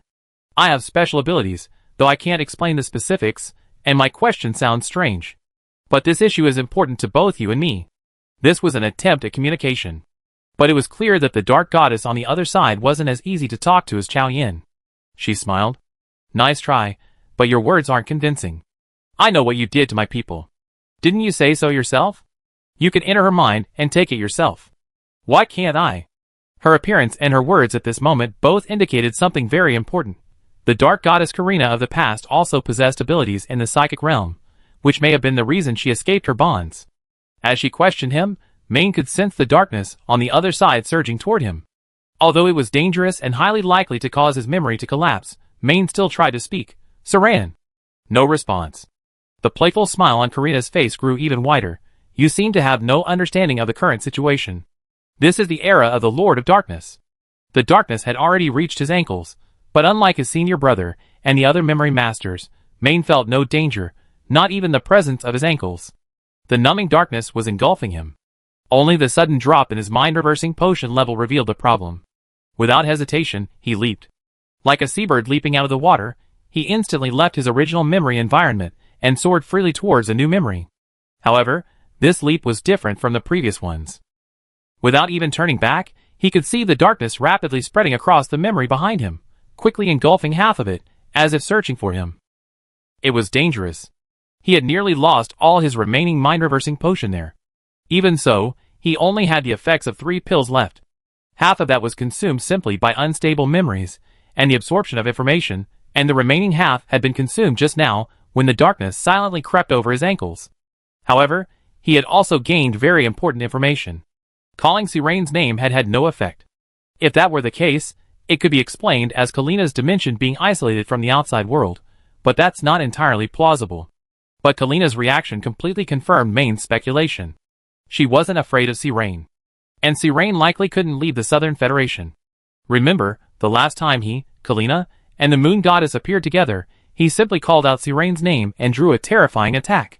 And from their discussion at the time, it was clear that the two gods were quite afraid of Siraine. If Siraine couldn't leave the Southern Federation then, they wouldn't have acted that way, and at least Kalina shouldn't have stayed in the Southern Federation. And if she was in the Southern Federation, she would have been in a dark dimension. This information suggests that these two scenes likely occurred during different phases. In the previous memory, Siraine was clearly the dominant deity, while in this phase, the dark goddess overcame the former in the internal struggle among the gods.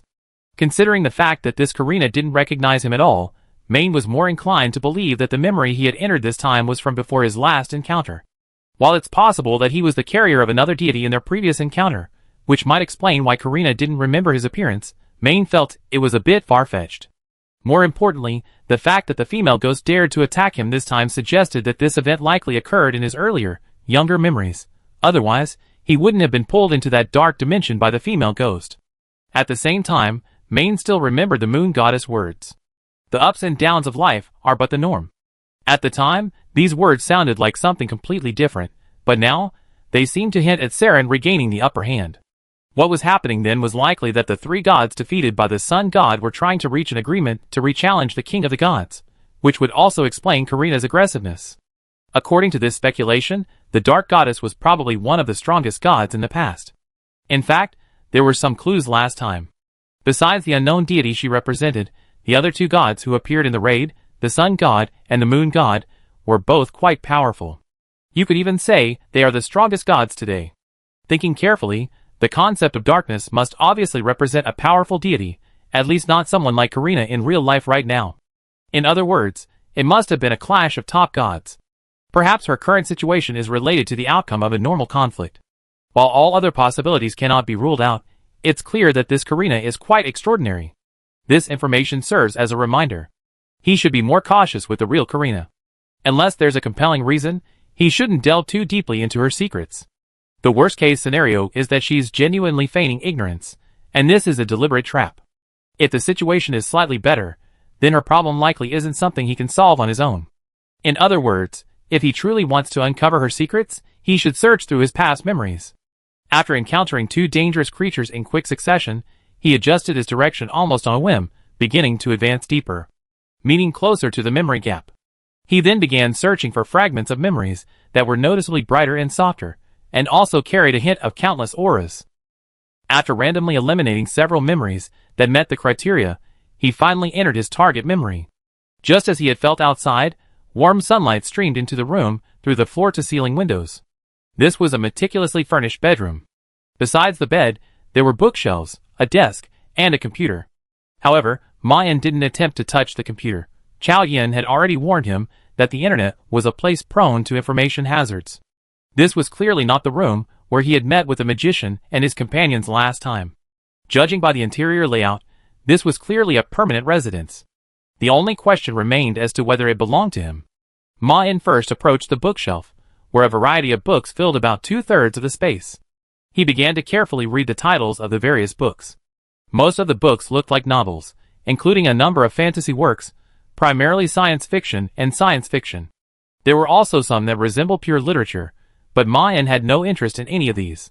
Besides these novels, the shelves also contained a number of reference books and popular science readings. Judging from their appearance, these books hadn't been used in a long time. Ma Yin's eyes paused. He spotted an interesting book. Longevity Fist. The book looked clearly a legitimate mass-produced product, but after making sure there were no other books of particular interest, Ma Yin simply grabbed the book and began to read. Absorbing information requires consuming medicinal properties. Books, while highly information-dense, don't actually consume much of the medicinal properties, as the useful information they contain is often equally dense. Ma Yin thought for a moment and began to slowly read the book, not memorizing it quickly and consuming it whole. This was to ensure he could fully experience the first reading experience. Also a martial arts book, after just a few pages, he felt a distinct difference. Although he hadn't finished the book, Ma Yin stood up and threw a few punches according to the instructions, feeling the exhilarating, lingering power before continuing to read. Completely different. Ma Yin could feel a surge of excitement within him. The knowledge in the book flowed into his mind like honey, flowing smoothly and delightfully. Almost before he realized it, Ma Yin had finished the entire book, reading and practicing simultaneously. Not a single distracting thought arose. Ma Yin jumped off the bed and performed the entire Longevity Fist routine on the spot, following the instructions in the book. He then repeated it several more times, driven by a pure desire to find more. As he practiced, he could feel the vitality surge within him. And when Ma Yin picked up the book again and began to read, he felt the pictures and words take on an inexplicable vitality. This seemed to be what Li Hongyu often said about the incomprehensible things she couldn't understand. At this moment, Ma Yin felt an almost absurd feeling. He understood the meaning of this boxing technique and what he had gained from studying it. His health had improved considerably. While this might not have meant much to him, if this change occurred to an ordinary person, they would likely live a dozen years longer simply by mastering this feeling. What surprised Ma Yin even more was that he still couldn't understand how it all worked. He didn't know how he became aware of the effects of this boxing technique, despite the fact that they hadn't spoken a word, and the book didn't explain it at all. He knew it before he knew it. This realization needed no explanation, and it was probably difficult for him to grasp now. Ma Yin immediately picked up the book and memorized all the information within, something he initially hesitated to do. He had already planned to show Li Hongyu the entire book. But after a moment of hesitation, he decided to study it himself first and then memorize it. After all, martial arts seemed like a rather unique system of knowledge, and he instinctively felt that first experience was crucial. But now, he no longer felt the need to memorize the book's contents. He had already mastered the essence of the Longevity Fist. He could completely replicate this martial art in real life with his own body. According to Li Hongyu, this was considered mastery, and in most cases, it was sufficient. The next step was to perfect the technique, and then refine and adjust it. Of course, for him, there was also the so-called proficiency, because he had already grasped the essence of this technique before becoming proficient. That was the problem. Why did he find such ease in reading this martial arts book? Chapter 881. Ma Yin didn't immediately speculate. Instead, he calmed down and reread the book, hoping to make a judgment based on pure feeling. After carefully reading it, his initial conclusion was that this boxing style was simpler than other martial arts. However, upon reflection, this didn't seem entirely accurate, as many martial arts he had previously encountered were more concise. In other words, such a complex boxing style, paradoxically, gave him a sense of simplicity. After careful consideration, Ma Yin felt that this feeling was closer to transparency. Although it looked complex, and many of the postures were more difficult, the true meaning that Ma Yin realized after mastering it was nothing ordinary. Extending lifespan, at least in his understanding, was a very precious power, especially when it could so easily extend the user's lifespan and improve health. It might even meet the Federation's requirements for politicians. This power was likely more powerful than many of the basic martial arts that Li Hongyu had shown him. Furthermore, it was difficult to describe this power as powerful, A more accurate term would be exquisite. This exquisiteness seemed to be the reason why it was so easy to understand. Ma-In flipped the book to the back and glanced at the words he had just deliberately ignored.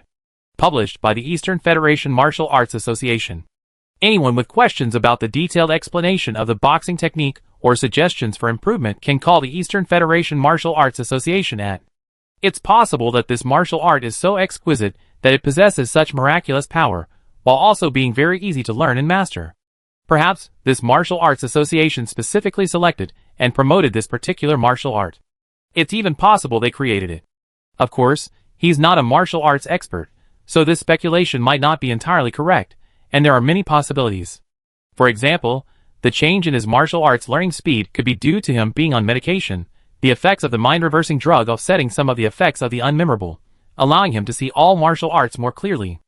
Another more plausible explanation is that he's not actually learning martial arts at this moment. After all, he has the complete contents of the book in his memory, meaning he's read the real book before. Furthermore, it's possible he once spent much longer practicing and mastering this martial art. In other words, he was able to acquire the secrets of such martial arts so quickly because he was simply recalling what he once possessed. More likely, all of these reasons are somewhat valid, at least with multiple factors at play. However, Ma-In didn't intend to dwell on the details just yet.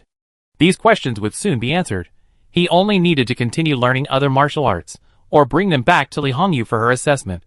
Yes, he wasn't a martial arts expert. But Li Hongyu was. The most important thing before him now was to continue searching for information about martial arts from the past.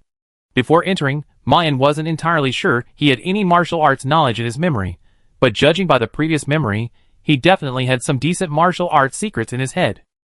Combining this with other memories, it seemed the average person in this world had an inaccurate understanding of martial arts. They didn't understand the true extent of martial arts. Combined with the fact that he left a phone number, Ma-In was almost certain this was the Martial Arts Association's screening method. Although they hadn't explicitly stated it, anyone with such proficiency would have recognized something was amiss. Even if they weren't as clear-eyed as he was about what was happening, they would have recognized their unique situation. Ma-In began searching the house, but couldn't find anything resembling a cell phone or telephone, which was exactly as he expected.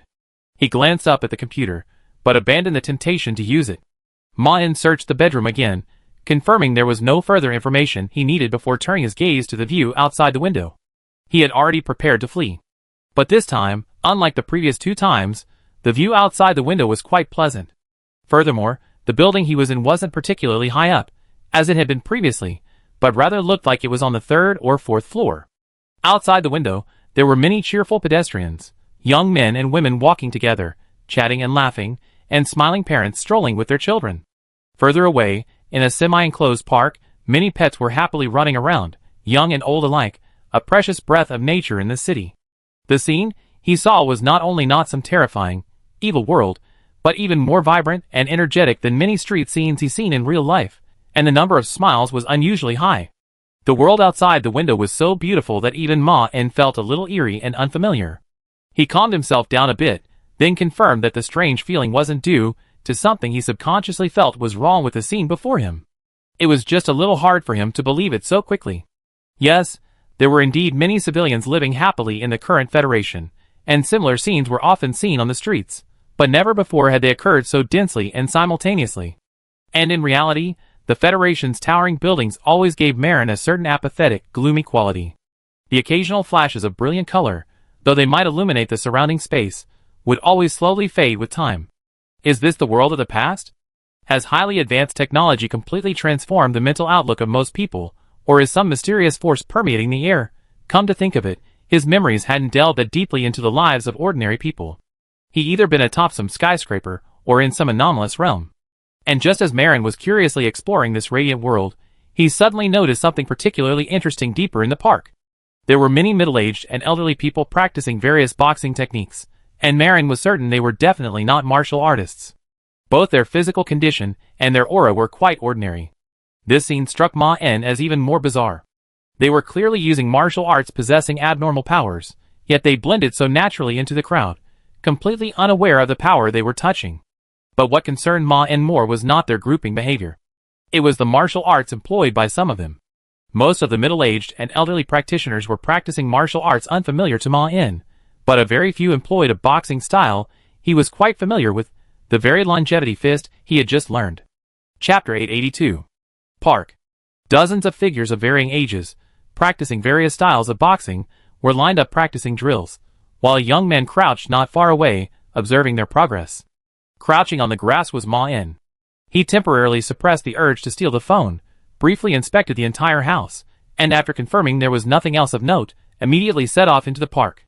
Over 90% of the martial artists were elderly, with a few middle-aged men and a very few young men and women. Most of them displayed no special aura. Except for 3 of them. 2 of these practitioners were elderly, and they both used the longevity fist. The other practitioner used a very sharp palm technique, emitting a rather unusual aura. What Ma-En was interested in was the vitality emanating from the 2 elderly men. They all had ruddy, vibrant faces, and their movements were swift and powerful. From a distance, their bodies exuded a sense of strength, clearly demonstrating the power of the longevity fist. But their vitality was far inferior to the aura that Ma-En had just mastered. The difference was at least several orders of magnitude. This, too, signified a great deal. And the young man, hidden in the crowd, wielding sharp palm techniques, exuded a distinct aura from the other martial artists around him. If Ma-En had to pinpoint a difference, it was that the other martial artists' boxing techniques seemed designed for physical fitness, while his were designed to kill. He seemed like a true martial artist. Ma-En pondered for a moment, then stood up and joined them. He closed his eyes, completely absorbed in his boxing technique, unabashedly radiating the intense vitality surging within him, unleashing it with unrestrained energy into the air around him. Soon, he lost all sense of the outside world, completely absorbed in his boxing. Punch, punch, punch, set, set, set. An unknown amount of time passed, and he had no idea how many times he had performed the longevity fist. But just as he was about to retract his fist, he heard a voice behind him. Not bad, the young man praised. Ma-En slowly lowered his stance, then opened his eyes, and looked at the warrior, who had quietly come up behind him. Thank you for the compliment, he replied somewhat sheepishly. The young man glared at him sharply. Excuse me, who is your master? Ma-En said doubtfully, Master, I don't have one. I learned all this on my own. Though the warrior tried to hide his emotions, Ma-En could easily see them. When he uttered the words he expected, a flicker of unmistakable mirth crossed his face. Yes, that was Ma-En's plan. The longevity fist was clearly a martial art accessible to everyone. It was probably not a secret technique of some martial arts school. Therefore, if anyone could master the longevity fist, it was likely achieved through self-study. Based on his observations of their talent, Ma-En could surmise that anyone who could achieve his level of self-taught skill would likely be considered quite gifted in today's world. And his purpose in practicing was precisely to attract the warrior's attention. Ma-En had another reason for doing this. Excessively unusual behavior within a memory and attempts to explore its boundaries can lead to memory instability. The former, like excessive information intake, can also increase the rate at which the mind-reversing drug is consumed. This approach allows the memory to achieve its purpose on its own, reducing drug consumption. The warrior suppressed his joy and said, Really? To have learned to this level on your own, you must be quite talented. Haven't you ever considered finding a martial arts school to become a disciple? Ma-En looked thoughtful. That makes sense, but I've never considered it. The warrior asked eagerly, Would you consider studying at our school? I could introduce you to my master. Ma-En asked, somewhat puzzled, Who is your master? The warrior then realized, Oh right. I forgot to introduce myself. My name is Chai Shaoqin, and my master is... It was Lu Weilai, the master of the Nuo Tian Shou martial arts technique, who had recently won 4 consecutive matches in public competitions, and was renowned throughout Jiancheng. Ma-En, completely unfamiliar with the name, looked surprised. Master Lu? Chai Shaoqin nodded proudly. Indeed, you should have seen the Jiancheng martial arts competition, right? My master's Nuo Tian Shou is arguably the most powerful martial art in all of Jiancheng, and if you become his disciple, you too will learn this unique skill. This was clearly the opportunity Ma-En had been waiting for. While he wasn't sure what level of martial arts this Nuo Tian Shou martial art was, it would definitely serve as a testament to his thoughts and speculations. But he still flinched. But I only learned this martial art on my own. I had no exposure to martial arts as a child, and I haven't even learned the Chung Shou fist for very long. Am I truly qualified to become Master Lu's disciple? Chai Shaoqin's eyes brightened. Of course, I promise you. And how will you know if you don't try? We warriors shouldn't overthink things until we encounter a problem. You know once you encounter it. Ma-En was still hesitant, but I don't have any money, and... Chai Shaoqin interrupted. As long as my master is willing to accept you as his disciple, no problem will be a problem. Not to mention tuition. If you train with us for a few months, my master might even give you some money. Don't even think about it. It won't hurt to try anyway. He thought for a moment, as if he had guessed the reason for Ma-en's hesitation. If you're worried I'm a scammer, you could check with your family first. That's a good suggestion. Since entering his past memories, Ma-en had never come into contact with his family. To be precise, he hadn't appeared in his more mundane memories in the past, and logically, his family shouldn't have been there either. But there was another possibility. The relationship between him and Qin Yuan and the others in the past was completely different from what it is now. Ma-en thought about it, then said resolutely, no need. Then how do we become disciples? He didn't intend to cause any trouble now. If he could seize this opportunity to acquire decent martial arts skills, he could probably use them as leverage to better exploit Li Hongyu. It would also likely reveal more about his past. Furthermore, Ma-en doubted that if he investigated his family relationships right now, he would likely encounter numerous problems that would prevent him from continuing his martial arts training. Even worse luck would lead him to encounter the terrifying demon Yu from the past, or the devout believer Qin Yuan from the past, and either be killed by them, or have all the drugs lose their effectiveness due to information overload. Hearing his resolute words, Chai Shaoqin finally couldn't help but smile in surprise. Let's go now. Chapter 883. Full of confusion and curiosity, Ma-en followed Chai Shaoqin onto public transportation. The object looked like a smooth silver cylinder lying on the side of the road, but once inside, he discovered that the interior was transparent. The cylinder only advanced a few hundred meters above ground before rapidly rising to the transportation track in the middle of the city, slowly accelerating to a terrifying speed. Ultimately, the cylinder must have reached a speed of around 800 kilometers per hour, a speed that seemed quite manageable for it. Ma-en soon discovered that while the bus appeared unremarkable, the track it was on exuded an aura of unusual power. Has the Federation already used unusual power for public relations and transportation? But before Ma-en could ponder the question, they had already reached their destination. This martial arts gym bore many similarities to the one Ma-en had seen last time. It was also a classical Eastern Federation building, seemingly occupying a considerable area, with a bright red gate wide enough for a truck to drive through. Chai Shaoqin stepped forward and naturally pushed open the door. Have you been here before? He asked. Ma-en answered truthfully, never. Chai Shaoqin nodded slightly. The outermost area of the martial arts hall is where the outer disciples stay. Those who pay tuition to enter the hall come here to practice martial arts. If they have a talent, they might be recruited as inner disciples after a few years, or even months. As he introduced the area, Ma-en also saw many different-sized martial arts arenas, where young men and women were already practicing martial arts. The scene was very similar to what he had seen last time at the martial arts hall, but the difference was that Ma-en was now also exposed to martial arts. Therefore, he could sense that the young people practicing martial arts in the square had barely mastered them. They were essentially no different from the elderly practicing martial arts in the park. Only a handful of them had grasped the aura of the martial arts they were learning, but Ma-en could actually spot quite a few true masters along the way. Yes, these true masters were on the road. They were clearly not apprentices from the outer halls, but rather advanced disciples from within the inner halls. When they saw Chai Shaoqin, they nodded and greeted him, their words and actions showing a certain respect. Chai Shaoqin greeted his fellow disciples and introduced them. Further inside is where our inner court disciples practice. Masters like us receive truly advanced martial arts instruction in the inner hall, and you should be assigned to the inner court immediately. Through here is the inner court, which outer disciples cannot enter at will. Ma-en observed his surroundings curiously. The so-called dividing line between the inner and outer courtyards was merely a few walls and a few rows of trees, clearly used for camouflage, both capable of visually blocking the outer disciples. Passing through the branches and archway, the scene before them suddenly became utterly different from the outside world. Having just entered the progressive path, the road before them transformed into a vast training ground, far more expansive than the one outside. While some warriors were indeed practicing their techniques there, more were engaging in head-to-head combat. The real difference lay in the various auras they emanated. These warriors fought with considerable restraint, often without actually touching each other, yet their auras waxed and waned. This seemed to be some kind of sparring method unique to martial artists. Chai Shaoqin also noticed Ma-en's look.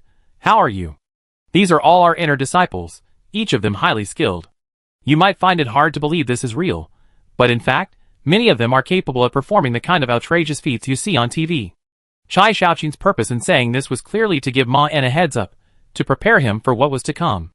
Soon, they arrived at the building at the far end of the compound. It was a half-open courtyard, and on either side of the entrance were strange-looking stone animal statues, resembling some kind of feline beast. "Wait here for me," Chai Shaoqing said. "I go see master." Ma En nodded and stood at the entrance, waiting. Of course, he didn't just stand there. Instead, he took the opportunity to survey the courtyard. The completely open area at the far end resembled a small front hall, with numerous calligraphy and paintings hanging on the walls. Intricately decorated wooden platforms were embedded in the walls of the front hall, upon which sat copper incense burners shimmering with smoke, emanating a slightly mysterious aura. In the center of the hall stood a throne, flanked by curtains strung with wooden beads. It was through these curtains that Chai Shaoqing vanished. Then he turned to gaze at the warriors in the distance, taking in their aura. 100 flowers blossomed. He remembered all these auras. This suggested that he had certainly practiced basic martial arts and experienced many different kinds of aura. However, the latter might not be particularly indicative, as martial arts aura was likely a common occurrence in the past. Even in the park downstairs, 3 people exuded a martial arts aura. The key point was that he had practiced basic martial arts. Although he had a memory of deep involvement with the Tianshan sect, that memory was riddled with doubts and questions, and completely disconnected from his other memories. Ma En even preferred the idea that he wasn't actually practicing martial arts at the time, but rather infiltrating as a spy, attempting to replicate what he had done with the magician and his companions. That is, robbing or stealing treasures from these martial arts sects. This possibility was far greater than his serious martial arts training. So, he also wanted to understand his true understanding of martial arts. This would allow him to infer his specific relationship with the martial arts community. Had he truly reached a certain level of martial arts practice? Was he truly a disciple of the Wantian sect, or was he working undercover there for some personal gain? If so, how much martial arts had he mastered? These conclusions couldn't be drawn solely from the aura he was sensing now. More important was the knowledge he possessed about these martial arts, including the books documenting their principles. Even if he had read these books, it didn't mean he actually practiced them. After all, Ma En felt that given his personality, he would likely read every martial art he encountered. But now it seemed that this wasn't necessarily the case. The deeper he delved into his memories, the more he struggled to grasp his past. Chapter 884. Chai Shaoqing didn't give Ma En much time. He quickly emerged from behind the curtain, followed by a middle-aged man, presumably in his 40s or 50s. Though he didn't look young, he was meticulously dressed. His entire outfit was made of the same fabric, which not only looked silky and smooth, but also a rare material Ma En had never seen before. This wasn't just because it existed only in the past, as the other people's clothes were made of ordinary materials. Furthermore, his attire looked custom-made. Not only was it loose enough to allow for easy martial arts practice, it also carried a touch of the master's dignity, and even possessed a high-end design. Add to that his deliberately beautiful mustache and muscular build, and he looked more like a designer than a martial artist. But upon reflection, Ma En realized that his thoughts were a bit off. Perhaps because martial arts were often associated with various ancient buildings, and because the other martial artists' training uniforms looked so simple, he had a feeling that martial artists must be people living in ancient times. But they were all modern people, even future people to some extent, so such elaborate attire wasn't surprising at all. But these appearances weren't the man's most striking feature. What really caught Ma En's attention were his hands. The man known as the Hands of Heaven indeed possessed a pair of unusual hands. They looked as strange as pure white jade, and just looking at them gave Ma En a strong sense of dissonance. Because objects of this material shouldn't be as flexible as a human hand. As if noticing Ma En's gaze, the man smiled gently. "Shaoqing should have told you, I'm his master, Lu Weilai. Have you heard of me?" Ma En feigned formality. "I don't know much about martial arts." Lu Weilai smiled and said, "It's okay. You can learn more slowly. I heard from Shaoqing that you've never practiced martial arts before, right?" Ma En nodded. "Yes, I've only recently gotten into martial arts. I bought the Changsho fist before, but never practiced it. I just recently gave it a try on a whim. If it weren't for Brother Chai, I wouldn't have known I was actually quite good at it." Lu Weilai shook his head. "More than just good, Shaoqing has praised you to the skies, practically calling you a martial arts prodigy." Chai Shaoqing, standing behind his master, looked a little embarrassed. Although he hadn't said such words directly for fear of scaring Ma En away, he still felt a little ashamed after being exposed. Lu Weilai looked at Ma En expectantly, Can you give me a simple demonstration of the longevity fist? Just in the open space outside the door. Ma Yen nodded immediately, and stepped back a few steps to practice his technique. The moment he threw a punch, he was completely absorbed in the longevity fist, performing the changes between the moves with great effortless efficiency. Before he knew it, he had completed the entire set. When Ma Yen regained his focus, he saw Lu Weilai, his eyes shining. Good. Well done. Lu Weilai praised with a delighted face. He then looked at Ma Yen and said solemnly, "You are one of the few young people who can grasp the essence of this boxing style. Although this style is being promoted to the general public, it's usually middle-aged people like me who are most likely to grasp its essence. Xiaoqin told me that you never really had any intention of practicing martial arts before, and you didn't come here to become my disciple, right?" Ma Yen nodded. "Yes, because I haven't figured out my future plans yet." Lu Weilai immediately struck while the iron was hot. "Well, I understand, but you young people have so many ideas, but to be honest, you still have no way to make a living. You've probably heard before that after training here, you can earn money as a martial artist, and the income is quite good. But today's circumstances are special, so I won't hide it. Honestly, you have great talent and are well suited to practicing my specialty, the sky-shifting hand. If you're willing to become my disciple, I immediately accept you as my personal disciple and pass on my unique skills. And since you're not worried about tuition and livelihood, I not only waive your tuition and provide you with all the necessary training supplies, but I also pay you like a regular martial artist. Not to mention, your future food, clothing, shelter, and transportation will all be taken care of at the martial arts school. Well, if you have any other requirements, please state them, and I do my best to meet them." His tone was so sincere that Ma Yen almost believed him. Of course, most of what Lu Weilai said was probably true, except for the fact that he was well suited to practicing his unique skills. This was why he was so eager and attentive. He likely had many better options than this martial arts gym, but Ma Yen couldn't possibly consider any other options. After all, this wasn't reality, but his memory. He must have remembered this martial arts gym for a reason. That he was found by Chai Xiaoqin and introduced to this gym wasn't a coincidence. His memory was limited. While the name was unfamiliar to Ma Yen now, it was certainly familiar to him in the past. Regardless of how he connected to this place, he was undoubtedly familiar with this martial arts gym. Not only could he imagine such a logical layout and remember the faces of these people, but he also had such a clear image of Lu Weilai. He most likely learned martial arts here, or at least had some contact with these warriors. In other words, he most likely remembered Lu Weilai's unique skills. "I don't have any other conditions." Ma Yen's face lit up with gratitude. "Since Master Lu Weilai is willing to accept me as your disciple and provide me with a living, I certainly have nothing to say." Lu Weilai immediately beamed. "Great, that's wonderful. Xiaoqin, get ready quickly. Give your junior brother a good welcome. Have them prepare a room and provide him with daily necessities. Oh, and your junior brother may have to resign and won't have much income soon. Get him another 20,000 yuan." After giving his instructions, Lu Weilai looked down at Ma Yen again. "Since you've already accepted me as your disciple, you must go through the proper procedures. While I won't ask you to count out 3 times and 9 times, you still have to drink the tea. More importantly, you have to meet our ancestor. Come on." Chapter 885. The so-called tea ceremony might be somewhat complicated, as it is a special ritual, but Lu Weilai wasn't particularly obsessed with it at the moment, completing the ceremony in the simplest and most casual manner. He even seemed a bit anxious throughout the process, as if he was worried he might run away mid-tea. Nevertheless, once the tea ceremony was complete, Lu Weilai's expression grew solemn.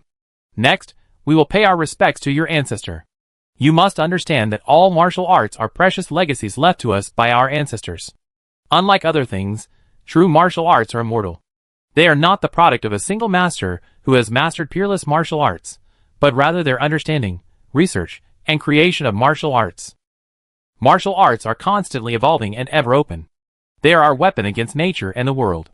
Moreover, they are knowledge that belongs only to us, knowledge that only we can master. It's something we won't lose."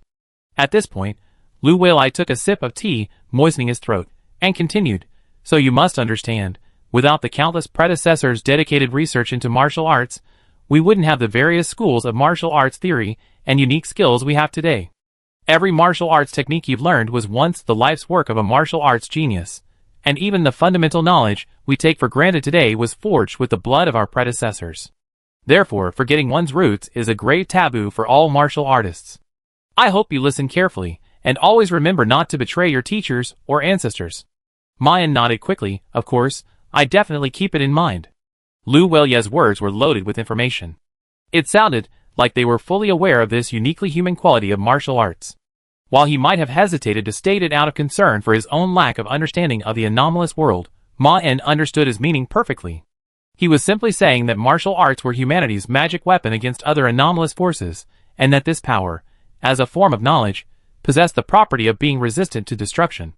Of course, this world possessed certain entities that could corrupt knowledge and information, such as the Unmemorables, who had already destroyed most martial arts, but Ma now doubted that this was a unique situation. Martial arts shouldn't be particularly vulnerable to this kind of information attack. Even if we ignore the living martial artists, martial arts possessed a unique quality. Yes, it was knowledge, which is why it possessed the ability to endure throughout human civilization. But it was encrypted knowledge. Yes, to make this power a privilege for humans, the creators of martial arts had encrypted it. This was the quality Li Hongyu had repeatedly mentioned. Martial arts were knowledge that could only be mastered through personal practice and experience. While learning martial arts, Ma clearly sensed that only after practicing a martial art with his body could he grasp its mysterious aspects. This quality, which required true understanding, was a crucial component of the technique's encryption. By preventing other creatures from fully experiencing the process required, the martial art could achieve its basic encryption. Ma didn't know what other mechanisms were at work, but he could already determine that the connection between these qualities was precisely what prevented other creatures from mastering the technique, while preserving its existence in humans. Unfortunately, they ultimately encountered the terrifying existence of the Unmemorables and lost most of their inheritance. Of course, martial arts weren't completely destroyed. Not only did Li Hongyu retain many martial arts skills, but Ma himself likely also held valuable martial arts information within his mind. In fact, thinking about it from another perspective, perhaps it was precisely because martial arts, as encrypted knowledge, possessed a certain ability to resist information anomalies that allowed it to transcend the fault lines. One could even argue that this was the reason Li Hongyu was able to recall her memories. Since martial arts are encrypted knowledge, martial arts experts might also understand how to encrypt knowledge, especially those who can create and modify martial arts themselves. Perhaps this master, combined with the martial arts knowledge in Li Hongyu's mind, enabled her to return to the present with the ability to restore her memories. It is precisely because of this that she was able to recover more memories as her mastery of martial arts deepened. Because this encrypted knowledge also thrived within her mind as she practiced martial arts, like a monster being constantly fed, it ultimately enabled her to withstand the power of the Unmemorables. If that's the case, perhaps mastering this knowledge could have a similar effect on him. And if the essence of this counteracting the influence of the Unmemorable is a growing body of knowledge, then perhaps he wouldn't need to transform his martial arts into a powerful combat skill or mastery level to achieve a good effect. Even if mastering martial arts itself might still be difficult for him, if he could maintain this martial arts talent during his subsequent memory exploration, he might be able to recall many of the martial arts he once learned. Not to mention that this itself was tapping into his memories, and potentially restoring his spiritual strength. With this thought in mind, he became even more resolute to focus on his martial arts training here. Come in with me. Seeing that Ma seemed to have listened, Lu Weili stood up. But he walked straight through the beaded curtain door, and into the depths of the martial arts hall, and Ma immediately followed. The architectural style behind the door was more similar to that of ancient Eastern Federation architecture. Not only were there various exquisite interiors with antique charm, but there were also numerous calligraphy and paintings, and wooden platforms that looked like they were used for sacrificial offerings. But unlike the exterior, these calligraphy and paintings inside almost all exuded a certain aura. Ma found it difficult to understand what this meant. After all, wasn't aura something that martial artists exuded? How could these inanimate objects also possess martial arts aura? And they didn't look like records of martial arts knowledge. But then Ma recalled the things Li Hongyu had asked him to observe. Was this the kind of aura she had hoped to make him feel? This situation once again made him deeply aware of the difference in his martial arts talent here from the outside world. Even if he wasn't truly gifted, and his rapid learning of the longevity fist was simply a matter of recollection, he was at least certain that his talent wasn't as dull as it appeared to him outside. Besides, Ma was also certain that he had been here before. After all, such a complex aura, and the calligraphy and paintings of considerable artistic achievement, were not something that could be imagined alone. Come, meet your ancestor, the common master of all the martial artists of the Eastern Federation. At the end of the room hung a painting depicting the famous president of the Eastern Federation Martial Arts Association, Wang Sheng. Divine Fist. Chapter 886. Indeed, although the face in the portrait looked slightly younger than the statue, it was undoubtedly Shen Quan, a member of the Frightening Five, and the only formidable figure among them to have publicly revealed his identity. This attitude already demonstrated his formidability, not to mention the terrifying-sounding powers the Duke and the magician had mentioned, as well as his terrifying reputation. You have to know that in reality, Li Hongyu was already very powerful, and her father, Li Liuhua, a warrior who may have broken the boundaries between the present and the past, was probably also terrifyingly strong. And the 6th-level warrior big brother he had met before was no simple figure either. Ma En simply couldn't imagine the true power of this man, said to be at the pinnacle of martial arts. As for such a person, Ma En's attitude was to stay as far away from him as possible, at least as he wanted to focus on his martial arts training. After all, he had once encountered Shen Yin, a fellow member of the Frightening Five. That time, he hadn't had a good ending. Lu Weilai gazed at the painting with envy. You've probably heard of him before. Wang Sheng is the dream of all of us martial artists. You should know he's the president of the Martial Arts Association. All martial arts schools must have his approval to operate. Not only do we have to pay him annual fees, but we also have to pay him a farewell ceremony. Anyone who wants to legally open a martial arts school must become his disciple first. It sounds like he's just seeking fame. At this point, Lu Weilai's eyes flickered with respect. But the truth is quite the opposite. It's because of him that martial artists like us can safely open martial arts associations in the Eastern Federation.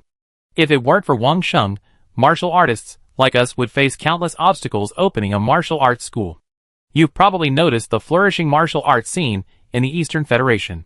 Even if you go to a park, you can often find people practicing boxing. You know, you can't see this kind of scene anywhere else. If it weren't for him, we wouldn't have so many disciples or so many competitions. But that's not even the most important thing. He's not only a leader in the martial arts world, but also a towering figure in the realm of martial arts that we can hardly reach. He is the undisputed #1 martial artist today. Although Ma En wasn't particularly interested in learning about the Divine Fist, he nonetheless agreed and asked, "So he's the strongest martial artist of our time?" Lu Weilai nodded slightly. "Perhaps even the strongest martial artist of all time. And as I've said, martial arts isn't just about martial arts, it's also about those secret manuals that can be recorded and studied." In other words, his significance goes far beyond simply being a martial arts master. This means that as long as he lives, the martial arts world will continue to see a steady stream of exquisite martial arts. Existing martial arts manuals will be instantly refined upon his site, and all problems and flaws in martial arts and martial arts learning will be continuously addressed and improved. Since he ascended to the pinnacle of the martial arts world and became president, Eastern Federation martial arts as a whole have advanced rapidly. The number of peerless masters produced in recent years is countless times greater than before. In other words, he is not only the mountain of the martial arts world, but also the clear spring flowing down from it. And you may not know it, but you've actually received his help, Lu Weilai suddenly said. Ma En looked at him curiously. What kind of help? Lu Weilai looked at Ma En's hands. Although he didn't sign his name, the longevity fist you're learning was created by Wang Sheng. This made Ma En's eyes light up. Is this a martial art he created? Lu Weilai nodded.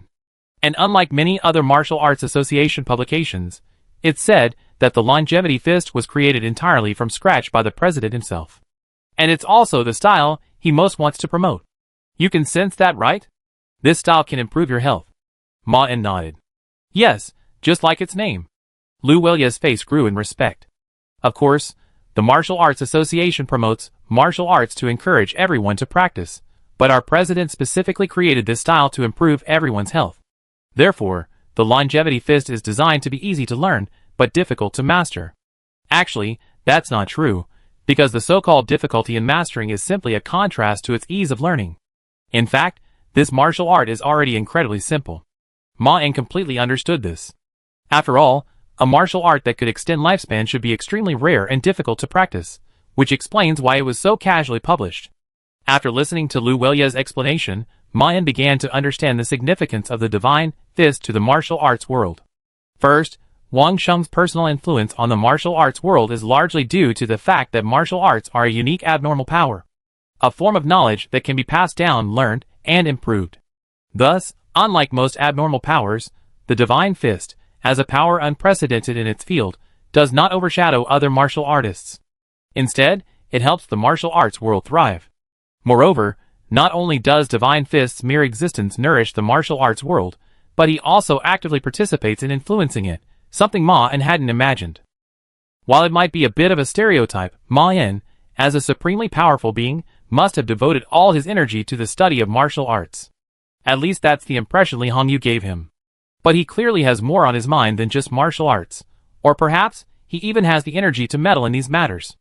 On a second thought, it's easy to realize that the martial arts world he influences and nourishes is likely an extremely powerful force in today's world.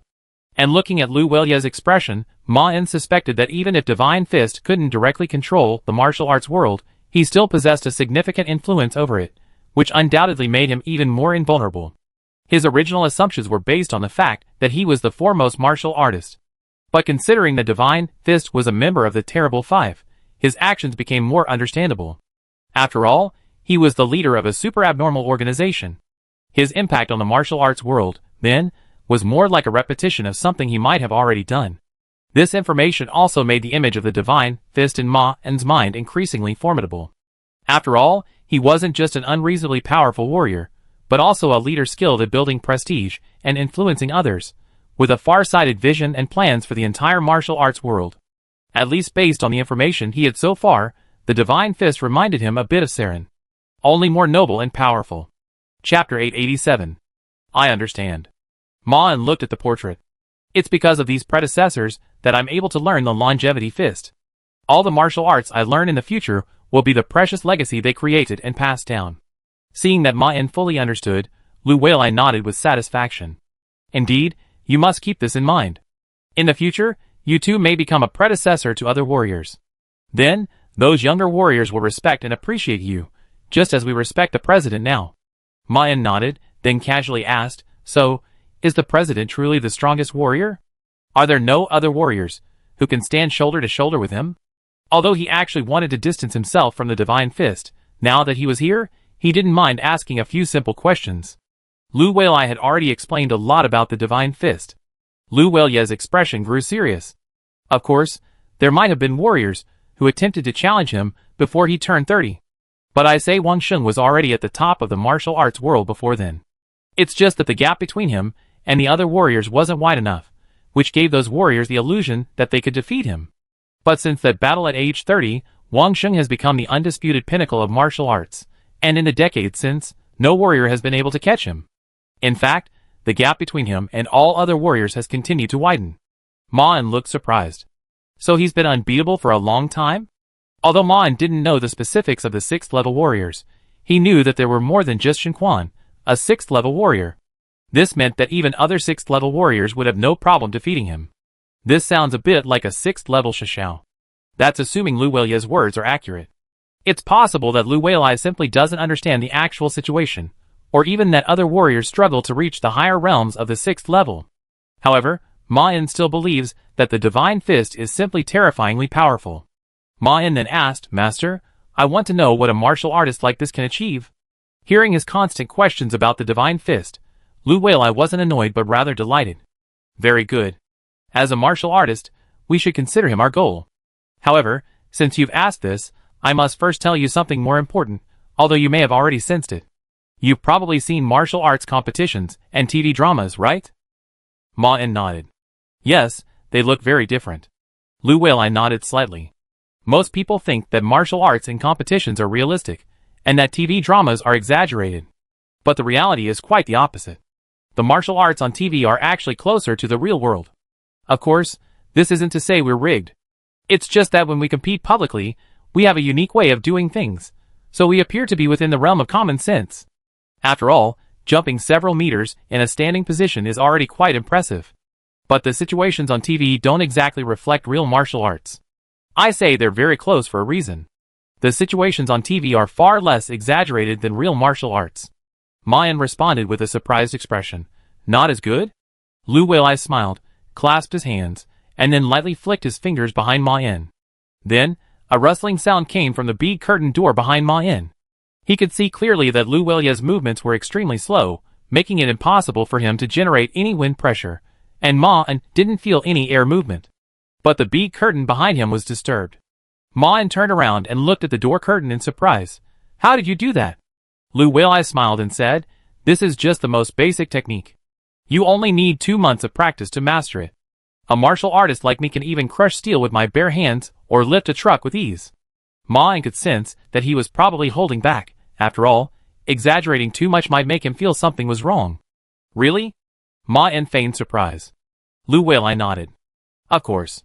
I can have Xiaoqin demonstrate it to you then, and you might be able to do it in the future. But didn't you just ask me how powerful the president is? I can explain it to you once you know all this." Ma-en said curiously, "Yes, then, since he's the best martial artist, he must be able to do even more outrageous things, right?" Lu Weilai's eyes flickered with longing. "Yes, and I've seen him in action myself. I won't mention his famous battles. You learn about them sooner or later. I just tell you about the last time I saw Wang Sheng in action. Actually, he didn't actually do anything. He only did one thing. He took down the sun."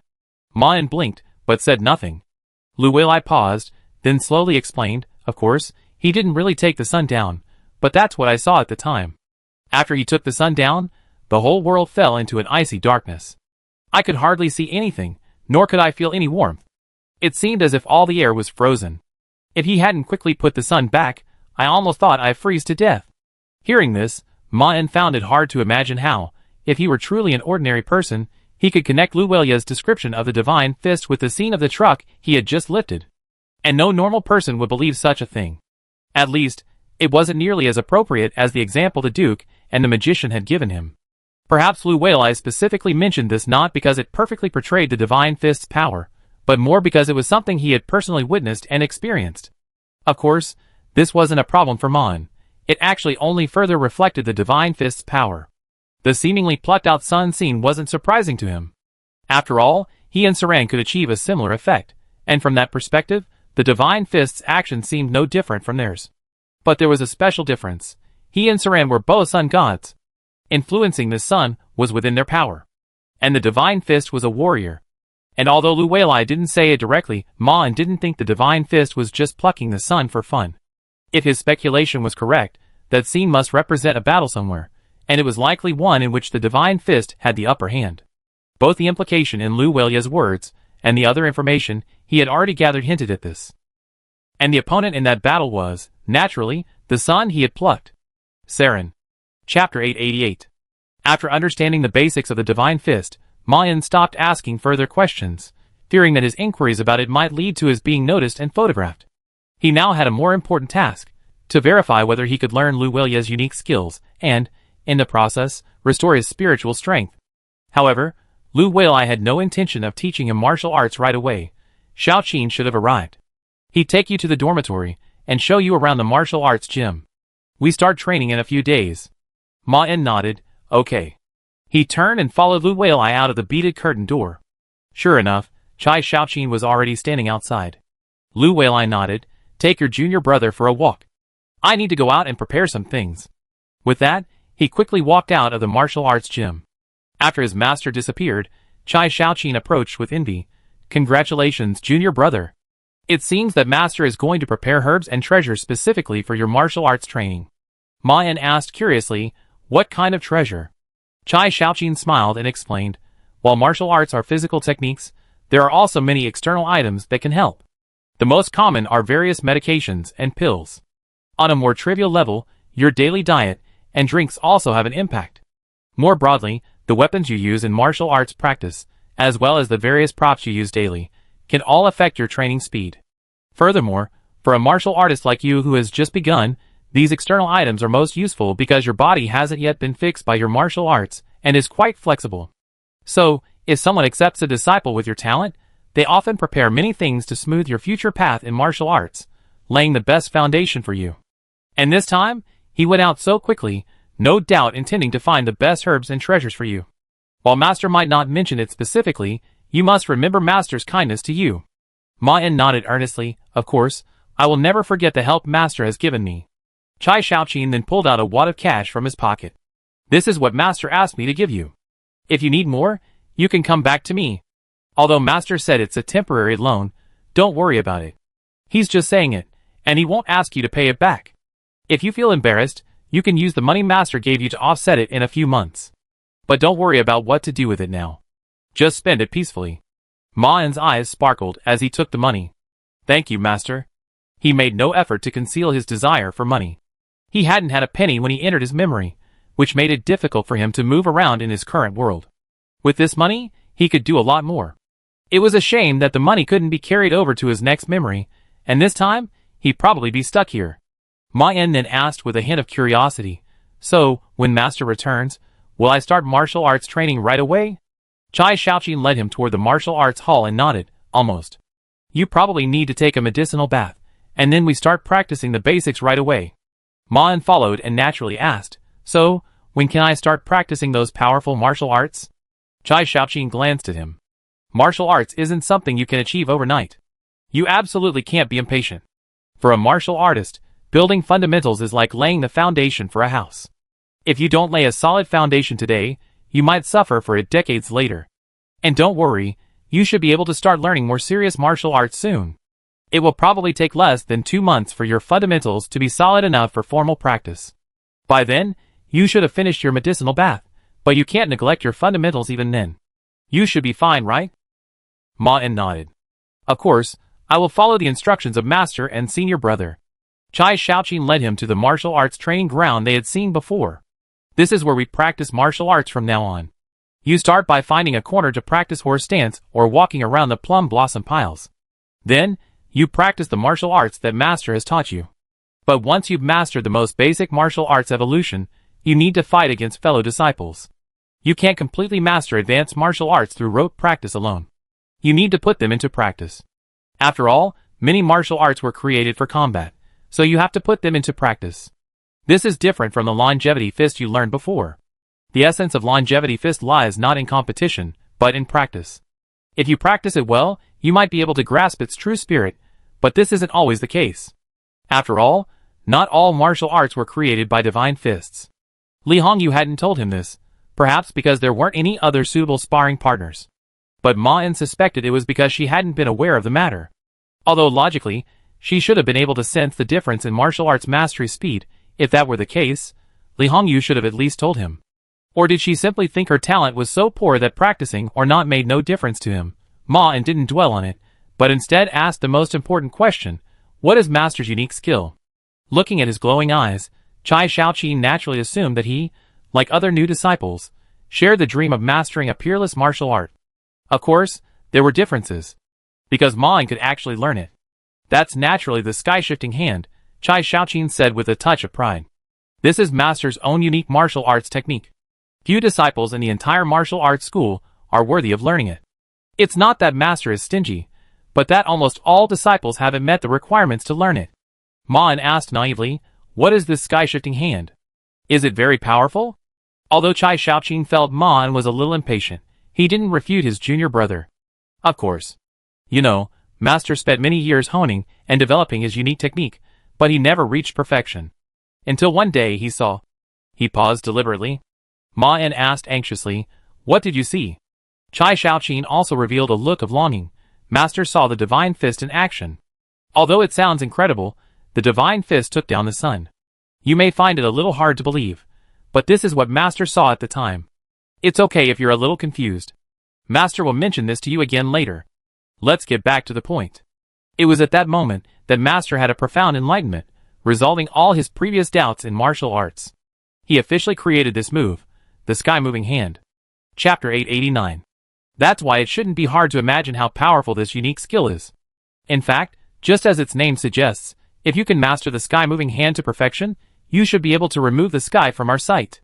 Of course, just like the divine fist couldn't actually remove the sun, the sky-moving hand can't actually remove the vast universe and its atmosphere from our view. It can only remove the sky for us. Oh right, the we I'm talking about aren't you and me, but the people on Earth. At this point, Chai Shaoqin suddenly realized he'd gotten too involved. Am I being a little inconsiderate? Do you understand what I'm saying? But unlike him, Ma En seemed to accept his statement naturally. Wow, Master is so powerful. I never imagined. But Chai Shaoqin didn't agree with this. Instead, he rubbed his head awkwardly. Then, he stood there, thinking, and decided to speak out.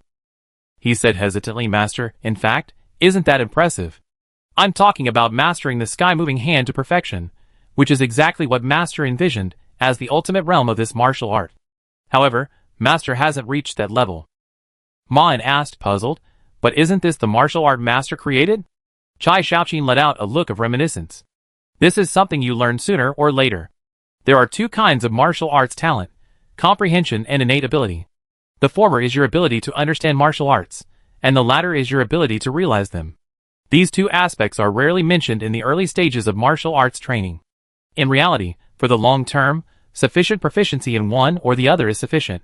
A slight weakness in one or the other won't hinder your progress. But when you reach Master's level, problems will gradually become apparent. Master himself often said that he was a martial artist whose comprehension surpassed his innate strength, allowing him to create martial arts far beyond his innate strength. He also often said that if he hadn't created the sky-shifting hand, he probably wouldn't have been able to master such a profound martial art in his lifetime. That's why Master is so concerned with things like medicinal baths that can improve innate strength. He doesn't want any of his disciples with good comprehension to be hindered by insufficient innate strength. Of course, you don't have to worry too much, because most martial artists' innate strength and comprehension are very similar. Comprehension and innate strength complement each other, and prodigies with exceptional comprehension like Masters are rare.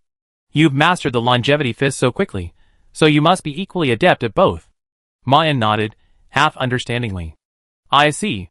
So what level has Master reached now? Can he move part of the sky? Chai Shaoqin smiled. Of course not. While that's the ultimate effect, it doesn't mean the sky-moving hand can only move the sky. If I were to say, it's more of an imitation of the divine fist of snatching the sun. Master's understanding of the divine fist of snatching the sun at the time was humanity's appropriation of nature. For example, like this. As he spoke, Chai Shaoqin squatted down in front of Man. Then he extended his palm, parallel to the ground, and placed it horizontally on the ground in front of him, keeping a slight distance, so it didn't directly touch the soil. He then stood up with his palm horizontal. The soil beneath his palm began to accumulate toward the point where he lifted it, forming a small mound out of thin air in front of Man. Man stared at this scene in amazement. Brother Chai, you also know the heavenly hand. Evidently, he was one of the few disciples who had been taught the heavenly hand. Chai Shaoqin smiled somewhat complacently. It's nothing, I just learned it earlier than the others. And you, my little brother, will learn this martial art sooner or later. By then, you probably leave me behind. Ma smiled sheepishly, looking unsure how to respond to such praise.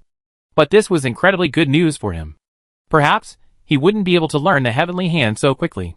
If that were the case, he would have to make backup plans, as he might encounter an accident during this time. This wasn't some groundless worry, but a fairly calm speculation.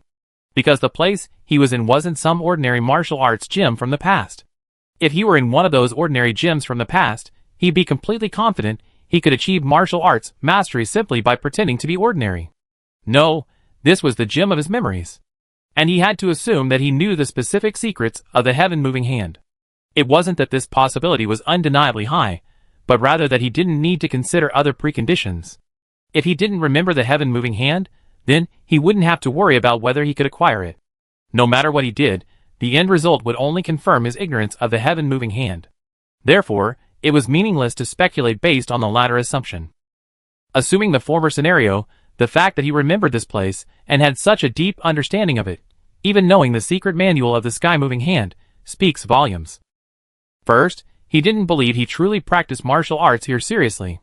The possibility of him learning martial arts here, then at Wangshimen, and then becoming a supervillain was practically impossible. That's not to say it's completely impossible, it's just that the probability is incredibly low. Considering his other memories, it's possible he was undercover here, plotting to steal the manual, or perhaps something happened here that allowed him to not only learn about this place, but also obtain the manual. In other words, there's a chance something unexpected happened before or after this memory. A quick victory would be ideal, of course. Of course, Ma-En knew that having just arrived, it wasn't likely he easily acquired the most powerful martial arts here. Realizing this, Ma-En had long considered the second option. His first thought, of course, was to directly seize the manual. This was actually the simplest method. As long as he could figure out where the secret manual was, it shouldn't be difficult for him to simply steal the book and memorize its contents before leaving his memory. Even if this resulted in unstable memories, he should still be able to complete the entire process in time. But the problem was that the secret manual might not be in the book. Yes, it was very likely that only Lu Weilai possessed this martial art in his mind, so Ma En had considered invading his mind, but he quickly abandoned the idea. There are two challenges with this approach. First, Lu Weilai's mind might not be so easy to hack. While it's reasonable to assume these warriors wouldn't possess particularly strong anti-psychic abilities, given their focus on physical techniques, these warriors aren't exactly reasonable. There's little doubt they possess strong anti-psychic abilities. Second, hacking into someone's mind is a bit like surfing the internet on a steroid. It's not that someone else's mind might harbor informational hazards. That's not impossible, but the likelihood is relatively low. At least, even if there were any abnormal information within their mind, it wouldn't pose a threat to him. After all, they were still functioning normally. The real problem is information overload. The effect of the anti-psychic drug can be understood as awakening past memories, and these memories are information. Naturally, obtaining information requires consuming the drug's potency. If he were to enter someone's mind, he would obtain a lot of useless information. While it wouldn't be all of the other person's memories, it would certainly include much of what he once knew, as well as common sense. It would be fine against a weak creature like the female ghost, as he possessed the ability to mentally crush her. Even with his crude telepathy, he could still extract only the information he desired. But facing a foe of Lu Weilai's caliber wouldn't be so easy. Not to mention his likely considerable anti-psychic abilities, which would require him to slowly search for this information. Furthermore, while doing so, he would have to manage his punches and kicks. All in all, this wasn't a particularly good option. But if Chai Shaoqin also knew about this martial art, the situation would be completely different. Now all he had to do was find out how much Chai Shaoqin had learned. And the answer to that question was simple. Ma En asked, "Brother Chai, so you've already fully mastered the sky-moving hand?" Chai Shaoqin quickly shook his head. "Of course not. Although I've learned most of it, I still struggle to grasp many of its subtleties." "You've practiced the longevity fist, so you know there's a certain essence to martial arts, right?" Ma En nodded. "Yes, I can feel the difference." Chai Shaoqin nodded. "Your practice of the longevity fist should only have two possible outcomes, success or failure. Although there are different levels of understanding the essence, your current level is considered quite good, and you can still continue to practice until perfection. But in reality, there's no essential difference between a martial artist who has just mastered it and one who has reached perfection." Ma En nodded. "That's right." Chai Shaoqin continued, "But many unique martial arts aren't like this, especially those passed down through sects and martial arts schools. Many martial artists initially created these unique martial arts with only a certain set of feelings in mind. The problem is, they can create, comprehend, and directly master their martial arts this way because they've already completed all the steps leading up to this final step in their martial arts career. For example, there was a martial artist who once realized that the absence of a sword was superior to the presence of a sword. This was because he not only possessed unparalleled swordsmanship, but also experienced the state where everything could become a sword, which led to this final result. So anyone who wishes to learn his unique skills will face numerous difficulties and challenges. And even without such challenges, many martial artists who wish to pass on their martial arts will also refine their own techniques. They often divide these martial arts into several stages to ensure that apprentices like us can master this ultimate skill step by step. The initial stage we reach will make it easier for us to advance to the next stage." Ma En asked, "So, is the sky-moving hand a martial art like this?" Chai Shaoqin nodded. "Not only that, the sky-moving hand has been divided into 4 stages since its creation. After all, our master is a martial arts prodigy, and he created this martial art before he mastered it." Ma En then curiously inquired, "What are the specific differences between these 4 stages? Senior brother, which stage have you reached?" Chai Shaoqin replied without a doubt, "The 4 stages are earth moving, mountain moving, land moving, and finally, heaven moving. What you just demonstrated is the earth moving technique. At this stage, you can achieve things like I did, or..." He suddenly threw a straight punch to his side and took a half step. Then, countless mud and sand instantly flew up, rushing towards him like a sandstorm. Like this, burying the enemy, this is the realm that senior brother has reached. Chai Shaoqin retracted his stance. Then there's moving mountains. Senior brother is still a bit short of that level, but you have a senior sister who has already reached that level. She often guides me in martial arts training, and has also expressed her feelings about moving mountains. It's just as the name suggests. Our master is a man of his word. The mountain-moving realm allows a warrior to easily move mountains." Ma En blinked. "Is that true?" Chai Shaoqin smiled and said, "Of course, I understand how you felt before you saw it. When your senior sister Lu returns, I can have her give you a simple demonstration of this realm. I don't have that ability yet, anyway. Finally, there's the earth-moving realm that Master is currently in. At this level, as the name suggests, one can also move the earth's veins. According to Master, although he's never done so, he can actually cause the ground beneath our feet to tremble. But Master has done the opposite. Do you remember the earthquake nearby 2 years ago? Ma En, completely unaware, replied, I do. Chai Shaoqin lost himself in memories, his face filled with respect and admiration for Master. That earthquake was supposed to occur in the city. Ma En asked in surprise, What do you mean? Chai Shaoqin said proudly, Yes, it was Master who moved it, even though that incident exhausted Master. Unfortunately, Master has been stuck at this level since he mastered this martial art. And it's not because Master doesn't know how to move the sky, it's his body that truly traps this genius. As if implying he wasn't giving Master face, Chai Shaoqin added, Of course, don't think this is a simple matter.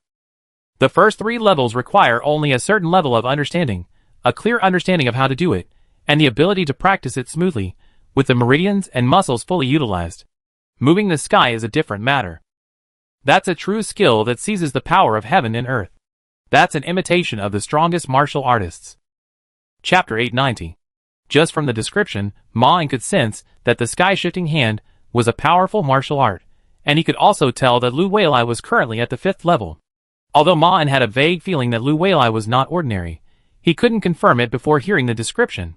The strength of these warriors was somewhat incomprehensible to him, and they usually didn't reveal their skills at all. According to Li Hongyu, these warriors seemed to have a way of identifying each other's strengths and weaknesses, but she also said that many sufficiently powerful warriors should also master the methods of concealing their strengths and weaknesses. In any case, Ma En didn't have this ability to identify any other warriors. But if he could truly deflect earthquakes, he must be undoubtedly at the 5th level, and this was consistent with what he had witnessed. This brought up something that Ma En was quite concerned about and curious about.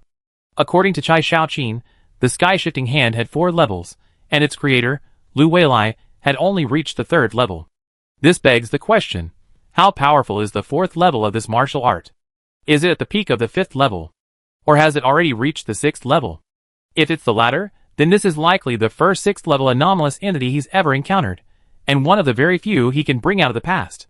This is merely his memory. Almost all anomalous powers cannot be brought back to reality, unless this anomalous power is some kind of knowledge.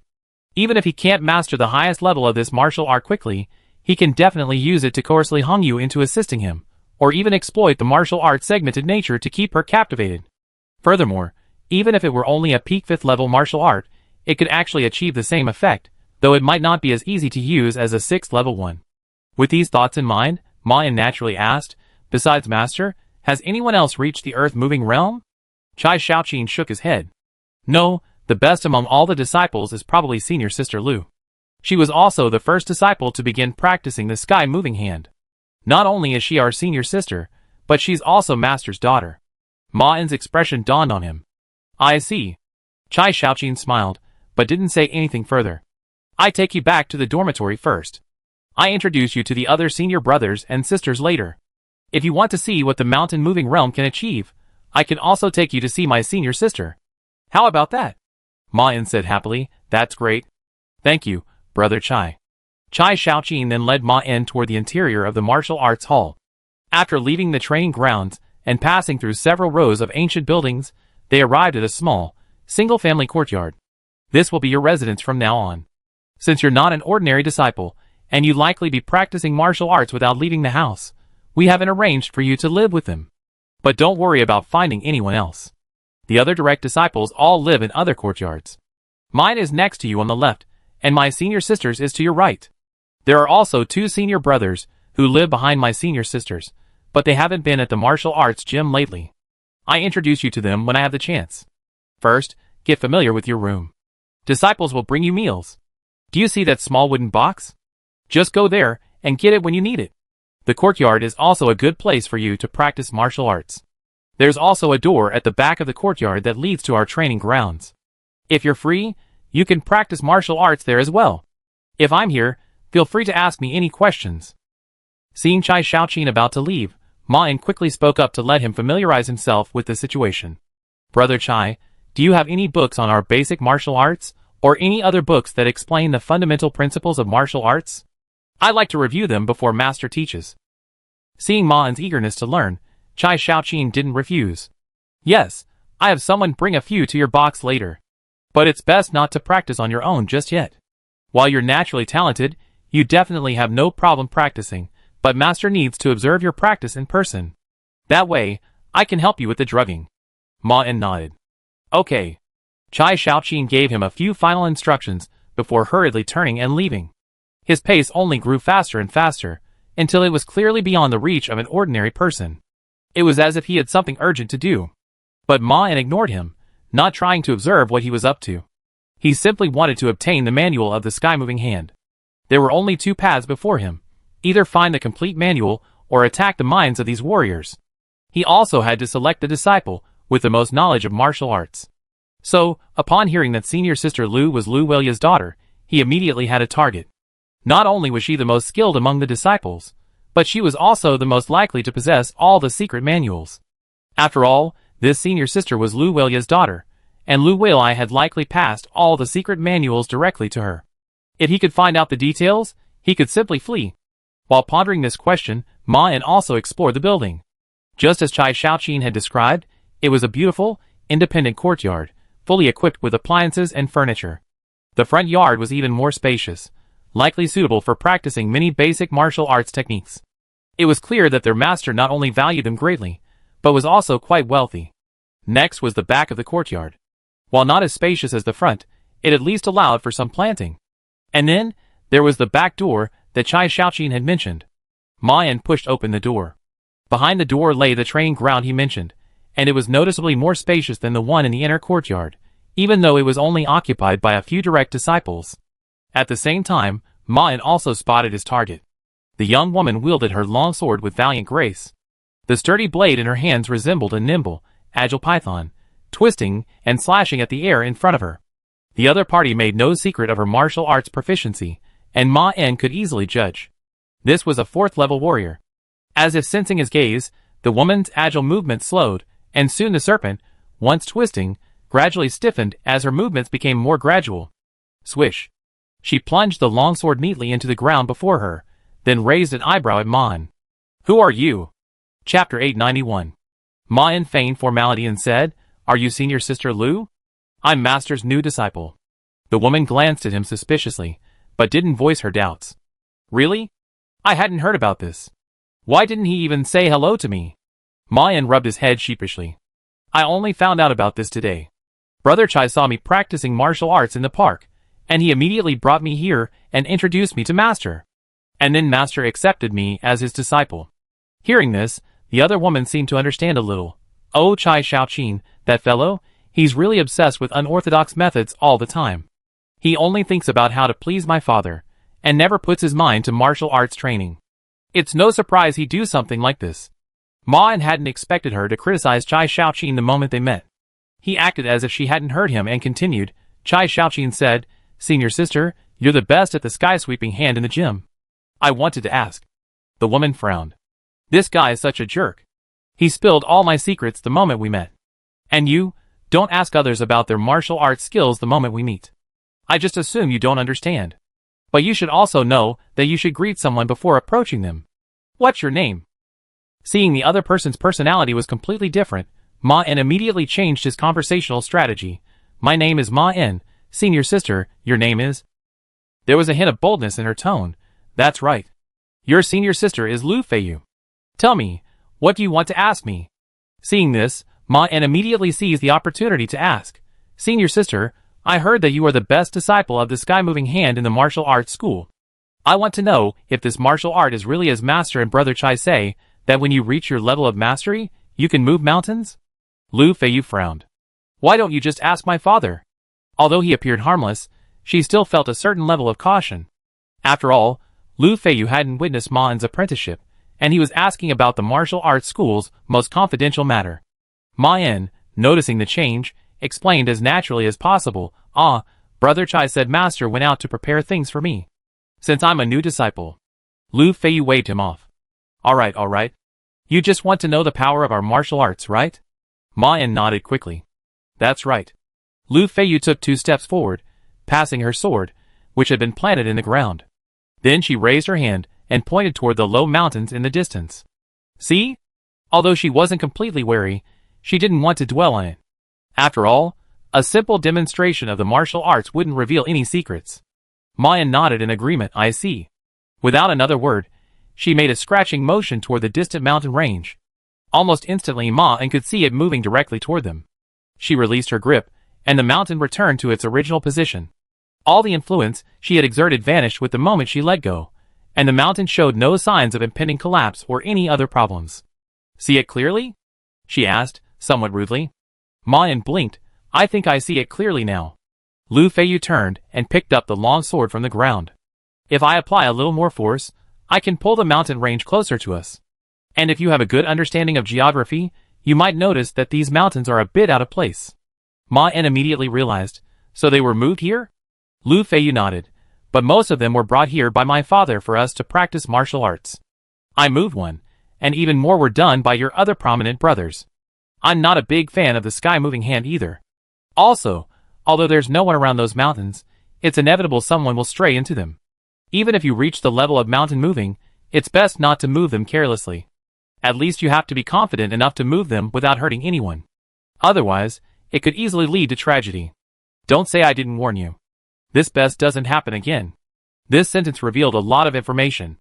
It seemed that a disciple had once encountered trouble while moving mountains, and Lu Feiyu eventually learned of it. This alone could reveal a lot. But Ma didn't really pay much attention to her advice. He simply responded, well, I keep your teachings in mind, senior sister. But I have a new question. Senior sister, what do you mean by not liking the heaven-moving hand? He looked at her in confusion. Lu Feiyu suppressed his impatience and replied, what do you mean? It's exactly what it says. I don't like practicing this martial art, and I'm not suited to learning a martial art created by someone else. Martial arts aren't as simple as you think. Whether martial arts suit you is a crucial factor. The path you've taken and the types of martial arts you've learned will influence your future direction. Although it might not sound pleasant, I don't think learning the heaven-moving hand will be beneficial for my martial arts career. If Lu Weilai wasn't my father, I wouldn't even touch this martial art. This wasn't good news for Ma Yin, because if she resisted this martial art, it likely meant she didn't possess all the necessary knowledge. Ma Yin immediately probed, but doesn't this martial art have the realm of moving the sky? If you cultivate it to that level, you should be able to become a peerless master, right? Senior sister, aren't you tempted at all? She didn't deny Ma Yin's claim about the fourth realm. My father couldn't even reach the fourth level of moving the sky. Do you think I can do it? I'm not that arrogant. Even though I've mastered moving mountains to perfection, I'm afraid it will take me decades to reach the realm of moving the earth. By then, even if I could reach the Land Nova realm, my martial arts training would likely be delayed, making it difficult to progress further, let alone reach the Xiantian realm. Although the chances of reaching the Xiantian realm in this lifetime are still slim if I practice according to my own ideas, it's at least much better than the method he arranged for me. This was crucial information. Based on her statement, she seemed to agree that practicing the Sky Nova hand would allow her to reach the Xiantian realm. Ma Yin hurriedly asked, but Master thinks you should practice this martial art. Doesn't that mean he thinks it's good for you? After all, he's your father. He can't be harming you, right? In that case, shouldn't we trust Master, who has a deeper understanding of martial arts? Hearing this, Lu Feiyu scoffed, but offered no explanation. You can trust him, but I know my own path. Ma Yin sensed something was amiss. Chapter 892. The disagreement between her and Lu Weilai wasn't an emotional confrontation, but rather a disagreement over martial arts philosophy. If that were the case, however, it would raise many questions. First, there was Ma Yin's question. Why didn't she trust her father's judgment? The most interesting part was her deliberate avoidance of the question. Without this, Ma Yin could have offered her many explanations, but this evasive attitude only revealed the true situation. Lu Feiyu clearly knew something was amiss, which was why she so deliberately avoided the question. But Ma Yin didn't press the issue directly. After all, this Lu Feiyu wasn't as easygoing as Chai Shaoqin, and it wasn't because she didn't understand the true extent of her so-called talent. After all, Lu Weilai was her father. So, Ma Yin began to ask indirect questions. Senior sister, you said you're not suited to practicing the sky-moving hand. How do you know you're not? And how should I figure out which martial arts are suitable for me?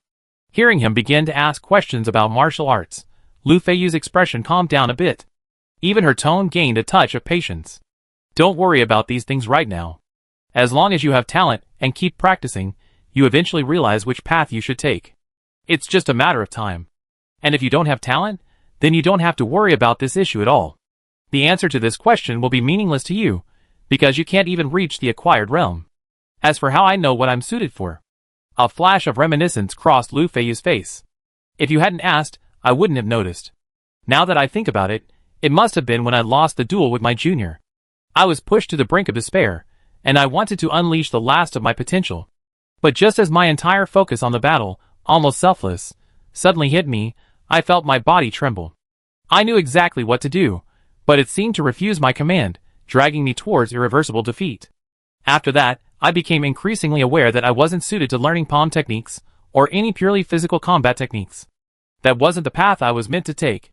Ma found it hard to understand why she would call something like the sky-moving hand a purely physical technique, but he had already given up on understanding martial arts. He completely ignored his own doubts, and continued, "So, we can find our own martial arts path, by simply continuing to practice. So, the sky-shifting hand is the path Master found, right? Is it actually the path that suits him best? If that's the case, then if we, his successors, follow his path." This wasn't the question Ma wanted to ask, but at least it wouldn't arouse his suspicion. Lu Feiyu understood his doubts. "I told you, don't worry now. A warrior should focus on the present. But if you truly want to know how to face this situation, I can tell you that you won't have to worry later. For most warriors, gaining access to such peerless martial arts knowledge is a blessing. My problem isn't just that I'm unsuitable for the shifting heaven hand, but that I'm completely resistant to it. Normally, only a few warriors are so unsuitable for a particular peerless martial art, so you're unlikely to encounter this problem in the future.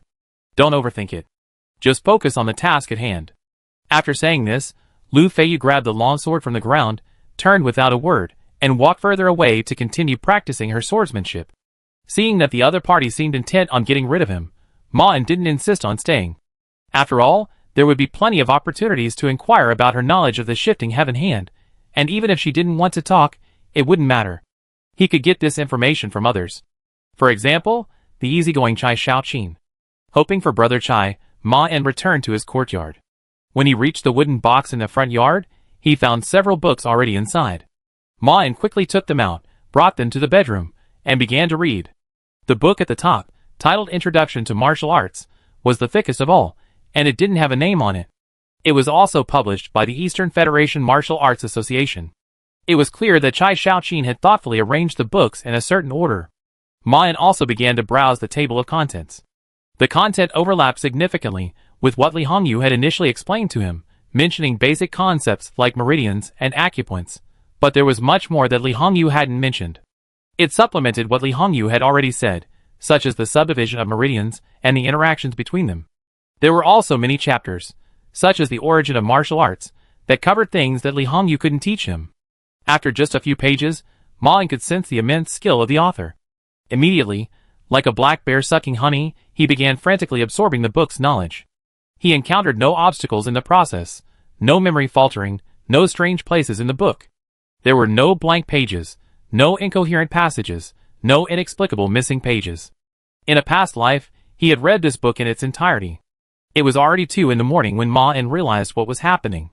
Although he could have memorized the entire book quickly, he chose not to, instead perusing it with meticulous care. Even so, he should have finished a book of this thickness much faster. The information in the book was so rich and profound that it was impossible for him to absorb it quickly when he was reading it carefully. And it wasn't because there were any missing elements that required him to learn other technical terms. No, this book was designed entirely for those unfamiliar with martial arts. The author's skill was simply too high, so even when discussing seemingly basic matters, he would inadvertently reveal a profound understanding of martial arts. Whenever he encountered such a point, Ma would pause and ponder the words. Although after finishing the book, Ma couldn't recall any specific subtleties, and what he could truly recall were only the basics that would be accessible to a beginner like him, he still felt as if he had undergone a profound transformation. He even knew how to perfect the Changsho fist. And this was simply because he simply knew it. Chapter 893. Huh? Ma let out a long breath and placed the book beside him. This thing was just as illogical as martial arts itself, perhaps even more so. Ma doubted it was the work of the divine fist. Even if not, it was the work of a very formidable martial artist. For example, someone like the Divine Fist's disciples. Before he could react, Ma felt a drastic shift in his mind. At least his perception of martial arts had undergone such a drastic change. Before reading this book, he was still a confused future person. But after finishing it, he even felt as if he had a basic understanding of martial arts that was no less than that of past martial artists. In the realm of martial arts, he had already stepped halfway into this world. This also made him immediately realize the true value of this book. That's right, the true value of this book wasn't to make his future martial arts practice smoother. After all, he probably wouldn't have the time to master any peerless martial arts. However, as something capable of piercing the boundaries between past and present martial arts, this book should help Li Hongyu realize the differences between her own martial arts and those of the past, and it certainly holds many subtle nuances for her to absorb. If Ma's speculation is correct, the author of this book must be a 6th-rank martial artist. This could serve as a stepping stone for Li Hongyu to gain her trust. Even if he fails to steal the secret manual of the heaven-moving hand this time, he won't return empty-handed. After finishing this book, Ma immediately turned to the others. Stepping on the Clouds, Sand Hand, and Rectifying the Heart Method. These books all shared identical covers, and none of them had publishers or authors. They were likely illegal publications printed privately by the Martial Arts Academy, and Ma flipped through them and found this to be true. Although it wasn't stated on the surface, these books all mentioned that these martial arts belonged to the Liu family martial arts school. Some were completely original to the school, while others were improvements upon other martial arts. All of them also stated that these martial arts were not to be passed on to outsiders. However, none of these books mentioned the author, and after a brief skim through, Ma lost interest in them, as they clearly weren't particularly advanced martial arts. These were truly basic martial arts, clearly intended for those without martial arts experience. Ma suspected that even if one mastered these techniques, they wouldn't be able to successfully advance to the 2nd level. Ma could also discern that the authors of these secret manuals weren't very skilled, far inferior to the author of the martial arts primer, and not even close to the sophistication of the Changsho Fist. However, these books weren't without value, as they fell into 2 categories. The first 2 martial arts books focused on specific techniques, but the final book, Jingxin Fa, was a mental method. The difference between these 2 martial arts was also explained in the martial arts primer. The author put it this way: there's no essential difference between form and mindset. Many powerful form is mindset, and vice versa. Even independent mindset and form are essentially the same thing, but most martial artists struggle to realize this before they reach the postnatal stage. That is, martial arts based on mindset and form are easy to understand. What's truly difficult to understand is that independent mindset and form are also completely indistinguishable martial arts. There are no mindset and form in the world. There's only martial arts itself. So-called mindset and form are simply how we refer to certain martial arts, just as form can be broken down into sword techniques, footwork, fist techniques, and palm techniques. Many martial artists may have doubts. They often learn martial arts that have accompanying mental methods, which can lead them to mistakenly believe that the techniques are separate, and the mental methods are separate, as they become 2 separate parts of a martial art. However, this is not the case. These aren't matching mental methods and movements, but rather 2 distinct martial arts that just happen to be suitable for simultaneous learning and practice, and are often created for this purpose. But the martial artists who create these kinds of martial arts are precisely those who don't fully understand the differences between mental methods and movement methods. A martial artist who truly understands the essence of martial arts can achieve both effects within a single martial art. Of course, many martial artists aren't truly unable to grasp this, but simply lack the talent to combine them. But as a martial artist, you must first understand what is right. That way, even if you embark on the wrong path later, it's okay. That's your choice as a martial artist, but you must never blindly embark on this path. Back to the point, it's time to address the world's misunderstandings. Those martial artists who fail to grasp the true nature of martial arts often divide them into 2 categories. The techniques are easy to understand, so I won't elaborate. The so-called mind method martial arts have several characteristics. First, they're often not designed for combat or killing. In other words, they're cowardly martial arts. The purpose of these cowardly martial arts is to allow these martial artists to transform and strengthen their bodies. Let me add a few final words. If you truly want to learn a mind method, it's best to study a martial art that combines both techniques and mind methods. Most standalone mind methods often put the cart before the horse. Mindfulness should be formed naturally through the use of techniques. A warrior should only focus on how to kill with a sword, not on strengthening their body through breathing techniques. But I've strayed off topic. Let's get back to the point. Besides being used solely to strengthen one's martial arts, mindfulness also has another unique characteristic. Unlike techniques, it can't be learned endlessly. While techniques can sometimes conflict with each other, these situations are rare. However, mindfulness is a long-term martial art, so practicing multiple mindfulness techniques simultaneously can easily lead to problems. Even if you switch between mindfulness techniques, problems can still arise. Mindfulness techniques are specifically designed to transform a nearly blank slate, but once you've practiced a mindfulness technique, your body is no longer blank. So if you want to learn different mindfulness techniques, you must carefully research them, and have other idiots help you test out which ones are suitable for you to switch between. Only then can you learn different mindfulness techniques in succession, or practice them simultaneously. Ultimately, the difference between mind training and other martial arts lies in the fact that other martial arts are all about fighting against an opponent, often against different opponents. And even if you're fighting the same opponent, you don't have to worry about different martial arts reacting strangely to him, because that's usually a good thing for you. But mind training is a martial art that applies to your own body, and it's always the same body. Naturally, a body affected by different mind training will suffer problems. So, ultimately, you have to understand that learning mind training in martial arts is like taking shortcuts that inevitably come at a price. Except for those gifted with independent judgment, I don't recommend mind training to anyone. This is the writing style of a martial arts introductory author. He clearly wants to explain the difference between mind training and martial arts techniques, but he criticizes this classification, doesn't explain the underlying principles in detail, and ultimately introduces the difference between mind training and martial arts techniques. But this reveals much that deserves deep reflection for Mon. He believes that some talented martial artists, who already have a deep understanding of many martial arts, would be deeply inspired by the contents of this book. It was this passage that made Ma and give up on the idea of practicing mind training. Chapter 894. He turned to the other two books, Cloud Step and Sand Hands.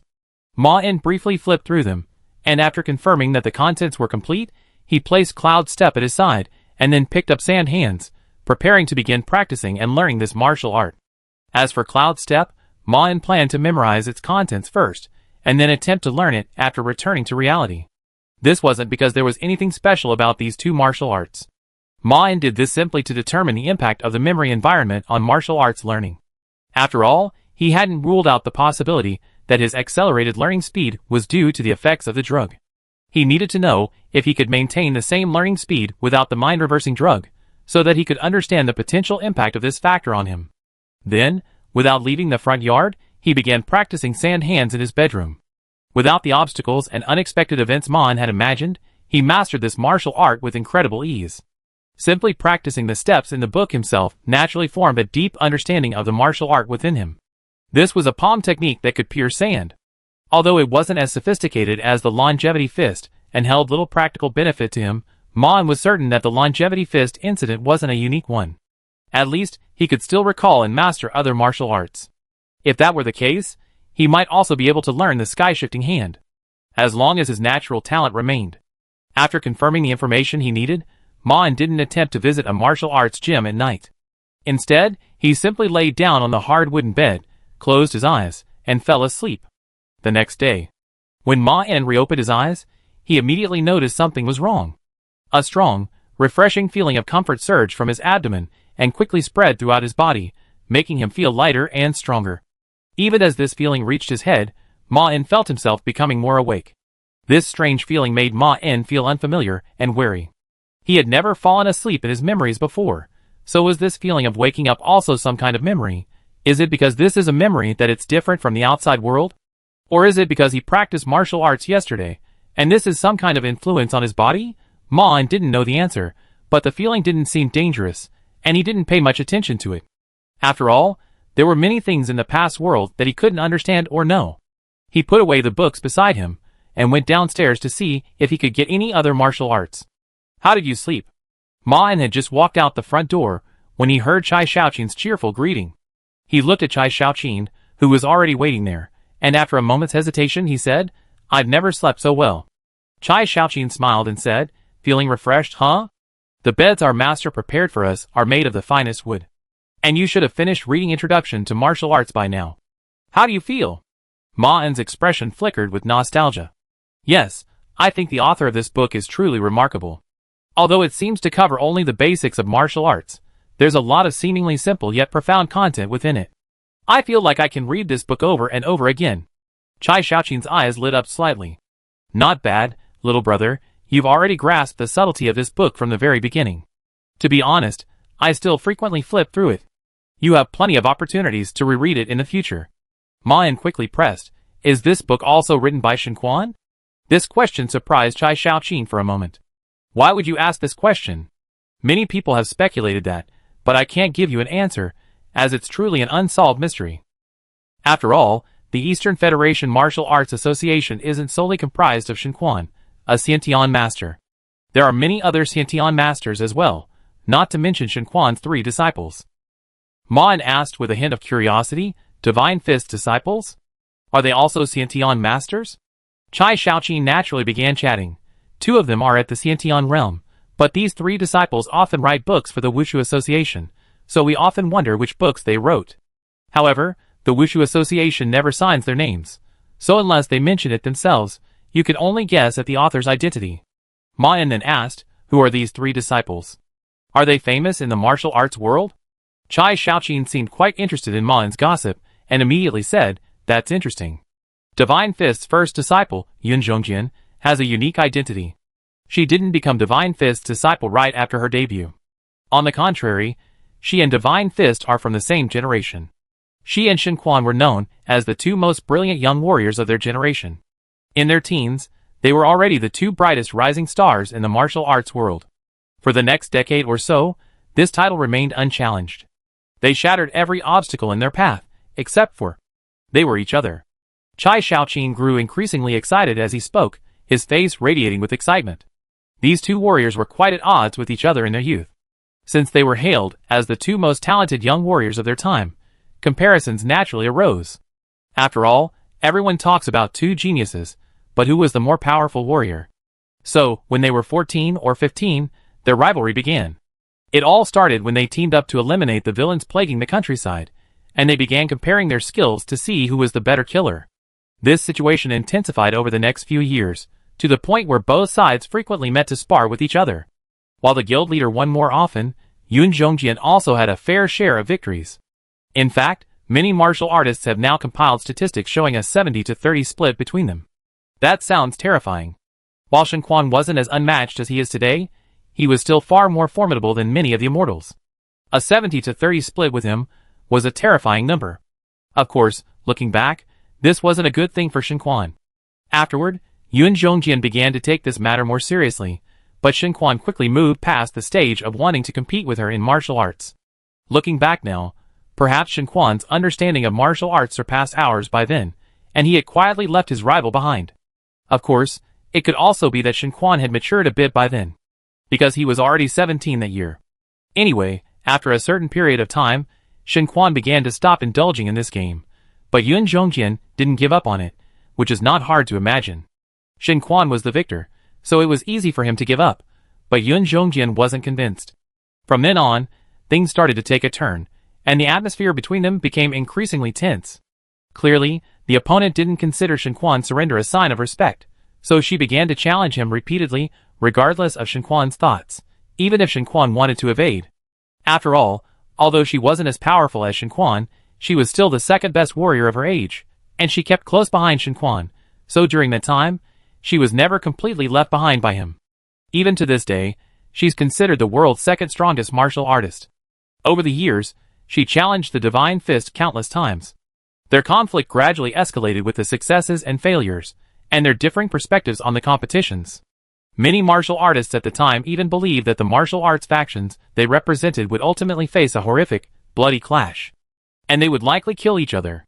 Ma Yan said, so this didn't happen in the end? Chai Shaoqing smiled. Yes, as you can imagine, they at least didn't kill each other, and in fact, no violent conflict broke out between the factions they represented, because things changed at some point. As the contemporary martial god approached his ultimate invincibility, his opponents were increasingly unable to overcome his challenges. This incident ended just as he had firmly established his position. You may not know this, but a major event occurred in the martial arts world at that time. You won't find any public records of this event, and ordinary disciples would hardly know the details.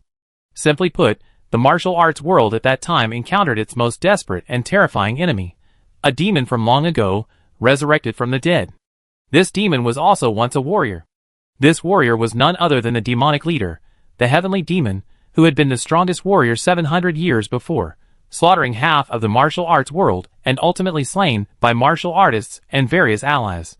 This martial arts master, who had once slain over a dozen innate warriors and stood at the pinnacle of the innate realm, had not only been reawakened by an evil force, but also possessed a body even more terrifying than before.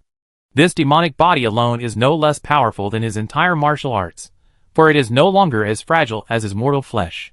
Not only does it lack fatal weaknesses, but it also possesses the magical power of immortality, allowing any injury to heal in the blink of an eye. He even possesses this magical power of immortality. Even if someone were to kill him, he could still be resurrected using this demonic body.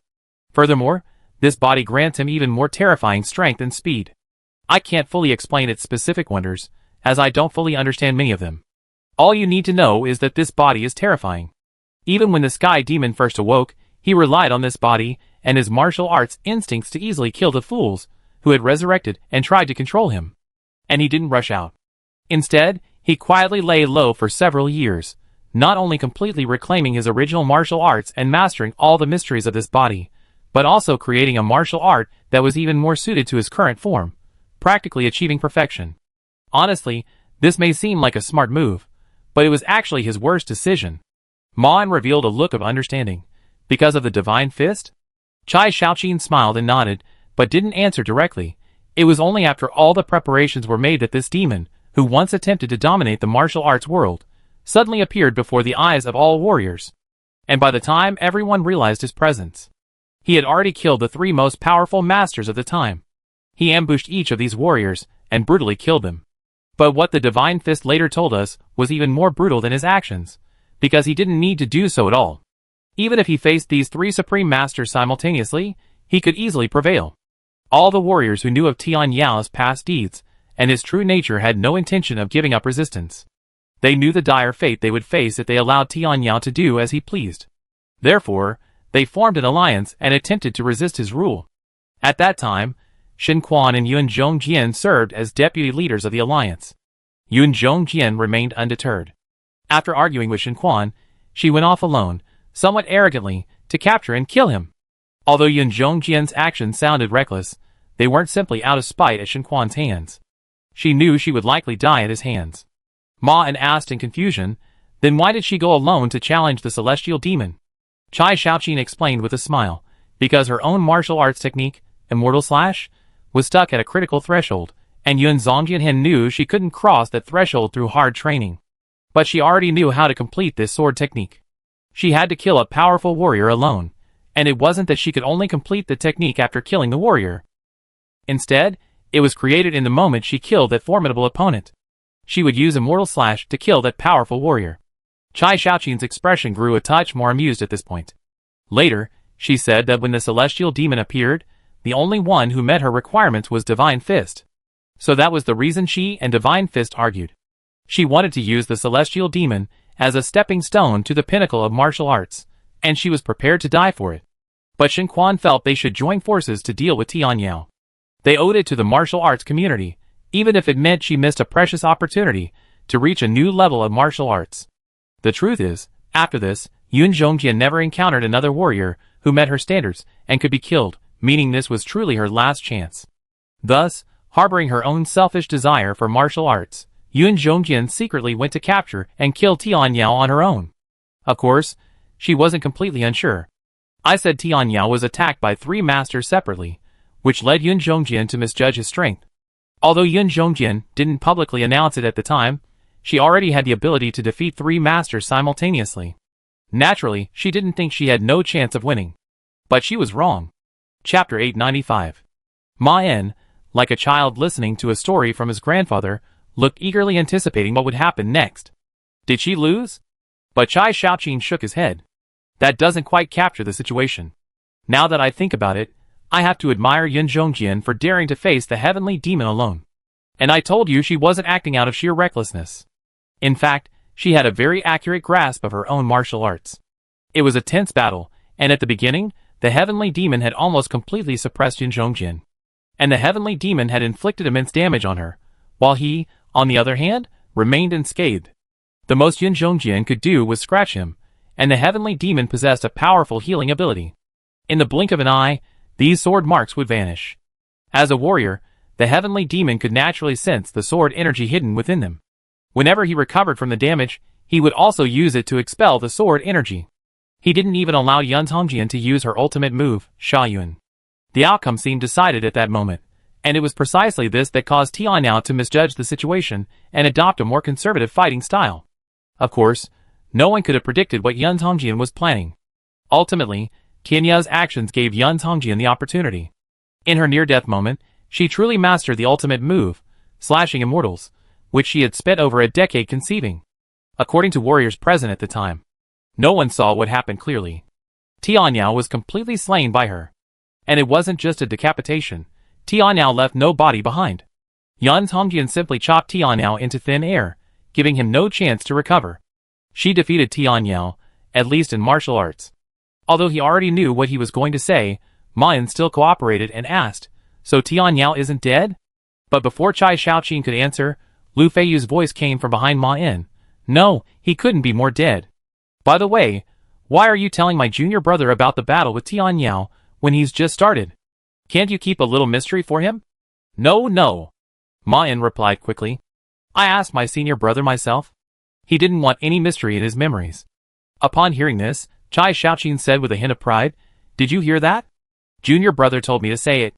Lu Feiyu gave him a slightly irritated look, then took his place and said, "She killed the celestial demon, there's no doubt about that. Immortal slaying is an extremely terrifying sword technique. Almost all innate warriors would be unable to survive it, and not even a corpse would be left behind. After all, this sword technique was created to slay immortals. A warrior's mortal body naturally couldn't withstand an attack of this magnitude.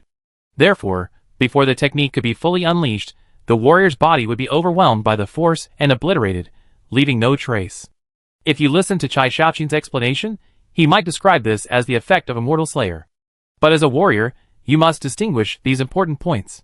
The heavenly demon's body was instantly obliterated, not because the immortal slayer possessed such a strange power, but because his demonic body couldn't withstand such a force. As if to disprove Lu Feiyu's claims, Chai Shaoqin quickly added, "Simply put, they were completely annihilated by the terrifying power contained within before they could fully witness the immortal slayer's full appearance." Isn't that much easier to understand than what your senior sister said? Lu Feiyu glanced at him coldly. If you want to understand martial arts, you can't cut corners. Thoroughly understanding what you don't understand is the true attitude of a warrior. Chai Shaoqin, clearly disinterested in her nagging, immediately interrupted. "She did kill the heavenly demon, but the problem is that he's no longer a warrior. He's a terrifying demon who's returned from the dead, and he possesses the most terrifying power among demons. He can resurrect from the dead, completely independent of his body and soul. No matter how you kill him, it's useless. He eventually crawled back from the dead." But all the warriors, who didn't know about this, began celebrating his death and Yan Tongjian's mastery of the demon-killing technique. During that time, everyone felt that she had finally surpassed the divine fist and proven herself. And just 2 months later, at a celebration, the heavenly demon, fully recovered and even achieving a breakthrough in his martial arts, reappeared and launched a surprise attack. This time, his goal was to kill Yan Tongjian himself. This time, knowing his opponent's ultimate weapon, he first seized the opportunity of a surprise attack to destroy the 3 swords carried by Yan Tongjian, then completely adjusted his fighting style based on his opponent. In just a dozen breaths, Yan Tongjian was already on the verge of death. And just then, Lu Feiyu suddenly took over, continuing the story naturally. The Divine Fist, who had not been present at the celebration, suddenly appeared before everyone, as if no one had witnessed how Yan Tongjian slew the heavenly demon, nor how he appeared. It was as if he had always been there. Chai Shaoqin smiled. "Senior sister, you're still blaming me, aren't you enjoying yourself?" Lu Feiyu completely ignored Chai Shaoqin's words. The Divine Fist gently grasped the heavenly demon's outstretched claws. The claws, capable of easily severing divine weapons, were like a pinched chicken when they touched those hands, completely immobilized. Upon witnessing this, the heavenly demon immediately severed his arms, and quickly grew new ones. The last time they fought, they hadn't pushed him to this extent, so almost no one expected his rapid healing. In an instant, his body was completely intact. But as he healed, Mr. Divine Fist destroyed his severed arms, then swung his fist faster than his opponent, striking him in the face as he finished healing. Instantly, the Sky Demon's upper body exploded again, but it healed just as quickly. Then, Divine Fist pressed down on him, striking again and again, while the Sky Demon began to struggle and resist. The fight raged for over 10 minutes, the Sky Demon using every last ounce of his strength. However, as time passed, everyone present became increasingly aware of the dawning of a new era. Because Divine Fist remained unscathed by all of the Sky Demon's attacks. This wasn't an exaggeration. He truly didn't even lose a hair. Realizing something was amiss, the Sky Demon finally ceased his attacks, breathlessly asking Divine Fist, "How did you do it? What unorthodox methods did you use?" Divine Fist then answered his question, "You're strong, but not strong enough to injure me, nor so strong that I resort to unorthodox methods to defeat you." Upon hearing this, Tian Yao still hadn't grasped the severity of the situation. He still tried to strike a bargain with Shen Quan through words. "You may have defeated me this time, but that doesn't mean you can always defeat me. And even if you could, you wouldn't be able to stop me from slaughtering your family and friends." But Shen Quan immediately responded, "There won't be a next time." Then he attacked, but I can't tell you what Shen Quan did, because just as his appearance went unnoticed by the other warriors, neither did his attack. In an instant, Tian Yao was defeated, and no longer a threat to the martial arts world. That was the end of the Tian Yao War. Ma En asked, puzzled, "So how did he resolve the Tian Yao's resurrection?" Chai Shaoqin couldn't help but interrupt, saying, "Shen Quan didn't resolve the issue because he didn't kill Tian Yao. He used a complex martial art that no one could understand. That's why no one saw what happened. Because the martial arts he used were truly exquisite. Although we don't know how he did it, we do know what happened in the end. Because the celestial demon possesses the ability to resurrect from the dead, to truly end his terror, the Divine Fist must imprison him forever, preventing him from committing suicide. So the Divine Fist flattened the celestial demon, or rather, reduced him to a mere painting. Lu Feiyu immediately added martial arts details, and it wasn't sealed in a painting, nor was it a metaphor. The truth is, the Divine Fist reduced the celestial demon to a mere painting. And even though the celestial demon was reduced to a mere painting, he still possessed basic demonic characteristics, such as his immortality. Yes, he's a living painting, but it's not because the Divine Fist can turn anyone into a living painting. He can simply transform his enemies into paintings, and trap them within. The fact that he can still survive after becoming a painting is a natural ability of the heavenly demon. But this is only one of the few demonic traits he retains. After all, the heavenly demon has now become a painting, almost a flat surface, and has completely lost his physical body. And you can imagine that a heavenly demon without a physical body, but still alive, wouldn't be able to use martial arts with what little he has left. After all, he no longer has a physical body, meridians, or acupoints. Similarly, he naturally couldn't commit suicide through martial arts. Furthermore, the heavenly demon transformed into a painting is forever trapped by the power of the Divine Fist.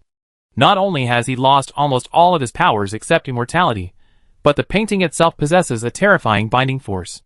According to the Divine Fist, this power not only allows the heavenly demon to maintain his painting form, but also can resist resistance from within. Unfortunately, the latter was never truly utilized, because the heavenly demon simply has no ability to resist. In the end, he was forever trapped in a painting, hung at the Eastern Federation Martial Arts Association headquarters.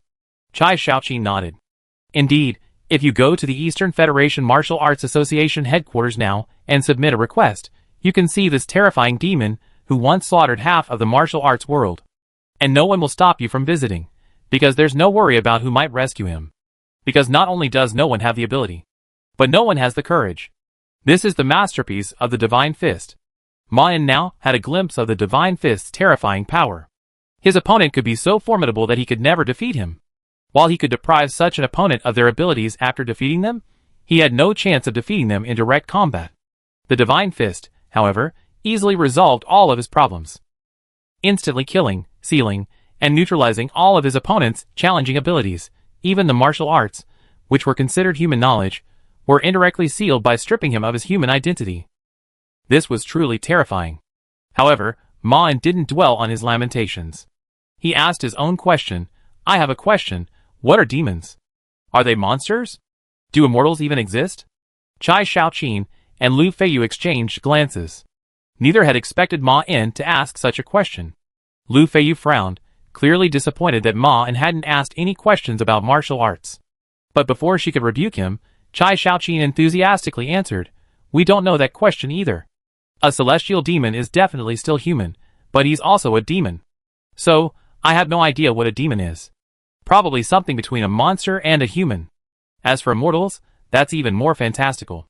Some say that by practicing martial arts to the extreme, one can become an immortal, but Shen Quan himself has denied this. So I guess it's just a legend." Ma En nodded and brought the subject back. "I see. So, did this Yun Zhongjian become Shen Quan's disciple after that?" Chai Shaoqin then remembered that he had initially introduced Shen Quan's disciples. "Oh yes, that's right. A few years later, she became Shen Quan's disciple. No one is sure how this happened, but no one has the courage to question it. But her story doesn't end here. If you're following the latest news in the martial arts world, you might know this Cloud Sword's name, Hua Lingyun, the wife of the current president of the Martial Arts Association." Ma En's expression grew a little strange upon hearing this. "What?" Chai Shaoqin smiled with the air of triumph. "You didn't expect it, didn't you?" No one at the time expected it. It happened shortly after Hua Lingyun became his disciple. Suddenly, news of their planned wedding spread. The entire martial arts world was abuzz with the news, even sparking numerous conspiracy theories. But if you think about it the other way around, it's actually quite plausible. They knew each other from a very young age, and had experienced countless things together. It's only natural for them to develop feelings for each other. Not to mention that they were likely each other's martial arts confidants, and they were likely lovers during the Heavenly Demon War. Otherwise, Divine Fist wouldn't have been able to arrive so quickly. And given Divine Fist's personality, he rarely does such tormenting things. If they weren't lovers at the time, Divine Fist would probably have simply killed the immortal demon. Well, now that you know their secret relationship, do you feel that many parts of her story seem to be related to this? Chapter 896. As Chai Shaoqin had said, if one viewed it this way, the seemingly inconsistent aspects of the incident would instantly make sense. But that wasn't what Ma En cared about. More importantly, they all seemed to be enthusiastically discussing this story. While other emotions might have been mixed in, Ma En could sense that they all held a certain admiration for the Divine Fist, even a touch of worship. This also reflected the general attitude of young martial artists toward the Divine Fist today. As for the question of what the immortals and demons were, Ma En wasn't really that concerned. After all, he wasn't an ordinary person just starting out in martial arts. What really mattered to him was how much they knew about them. Based on their answers, the affairs of the immortal cultivation world weren't common knowledge here. At the very least, it was clear that they maintained a certain level of isolation from the outside world. "What about the other two disciples?" Ma En asked. Hearing his question, Chai Shaoqin finally snapped out of his thoughts about the deeds of the Divine Fist. The other two disciples don't have such rich stories. The Divine Fist's second disciple is far more mysterious. We don't even know his real name. Although he calls himself Li Si, you soon learn that's definitely not his real name. Furthermore, no one has ever seen this warrior before. No one knows his origins. It's as if he was picked up by the Divine Fist. He last appeared more than a decade ago, when he became a disciple of the Divine Fist. At that time, he wasn't yet an innate warrior, just a second-rate one. When he appeared, many warriors inquired about him, and sensed that he wasn't new to martial arts. So many people suspected he changed his appearance, but these speculations are unfounded and not particularly important, because what really matters is what happened after he became Divine Fist's disciple. As I said, he didn't have a particularly dramatic life. There was no news of him for a long time after becoming his disciple, until he suddenly reappeared and killed 3 Xiantian warriors in quick succession. I didn't explain the circumstances of this incident, because I don't know. Those 3 warriors were all highly respected veterans, and there was no record of any grudges between them. They weren't even particularly close, so initially everyone suspected Li Si of practicing some unorthodox martial arts. But the matter faded from memory. None of the veterans' friends and family mentioned it again, but that's not really an explanation. After all, Li Si's master was Divine Fist. Even if he was generally decent, others wouldn't dare retaliate against him. The problem is, Li Si remained silent for a long time after that, and never again killed another Xiantian master for no apparent reason, nor did he offer any explanation. This remains an unsolved mystery in the martial arts world today, but what's particularly noteworthy is that while these 3 masters appeared to be locked in a standoff with Li Si when they died, there's no sign of any exchange of blows. The only traces left on the battlefield were their headless bodies, meaning they were killed without even a chance to resist. This led to his later nickname, Fast Sword Li Si. It's said that his sword was the fastest in the world, so swift it could kill an opponent before their body could react, leaving them no opportunity to execute any form of martial arts. Subsequent events proved this to be true. To this day, Li Si has never been defeated in a duel, and he always kills his opponent before they can strike. It's for this reason that almost all martial artists are reluctant to become his enemy. But other than that, there's nothing else interesting to mention about him. Hearing this, Lu Feiyu expressed dissatisfaction. What do you mean nothing to mention? Why don't you elaborate on Li Si's understanding of swordsmanship principles with me, junior brother? This kind of profound simplicity. Chai Shaoqin quickly continued, then, there's the third disciple. I just said everyone thinks Li Si's name is fake, because this third disciple's name is Zhang San, and he also appeared out of nowhere. But unlike Li Si, he didn't suddenly kill a few strangers. It could even be said that he's one of the more popular martial artists in the martial arts world today. And the most important thing is his age. He should only be 9 years old this year. So, it's impossible for him to just randomly kill people. Chai Shaoqin smiled at this.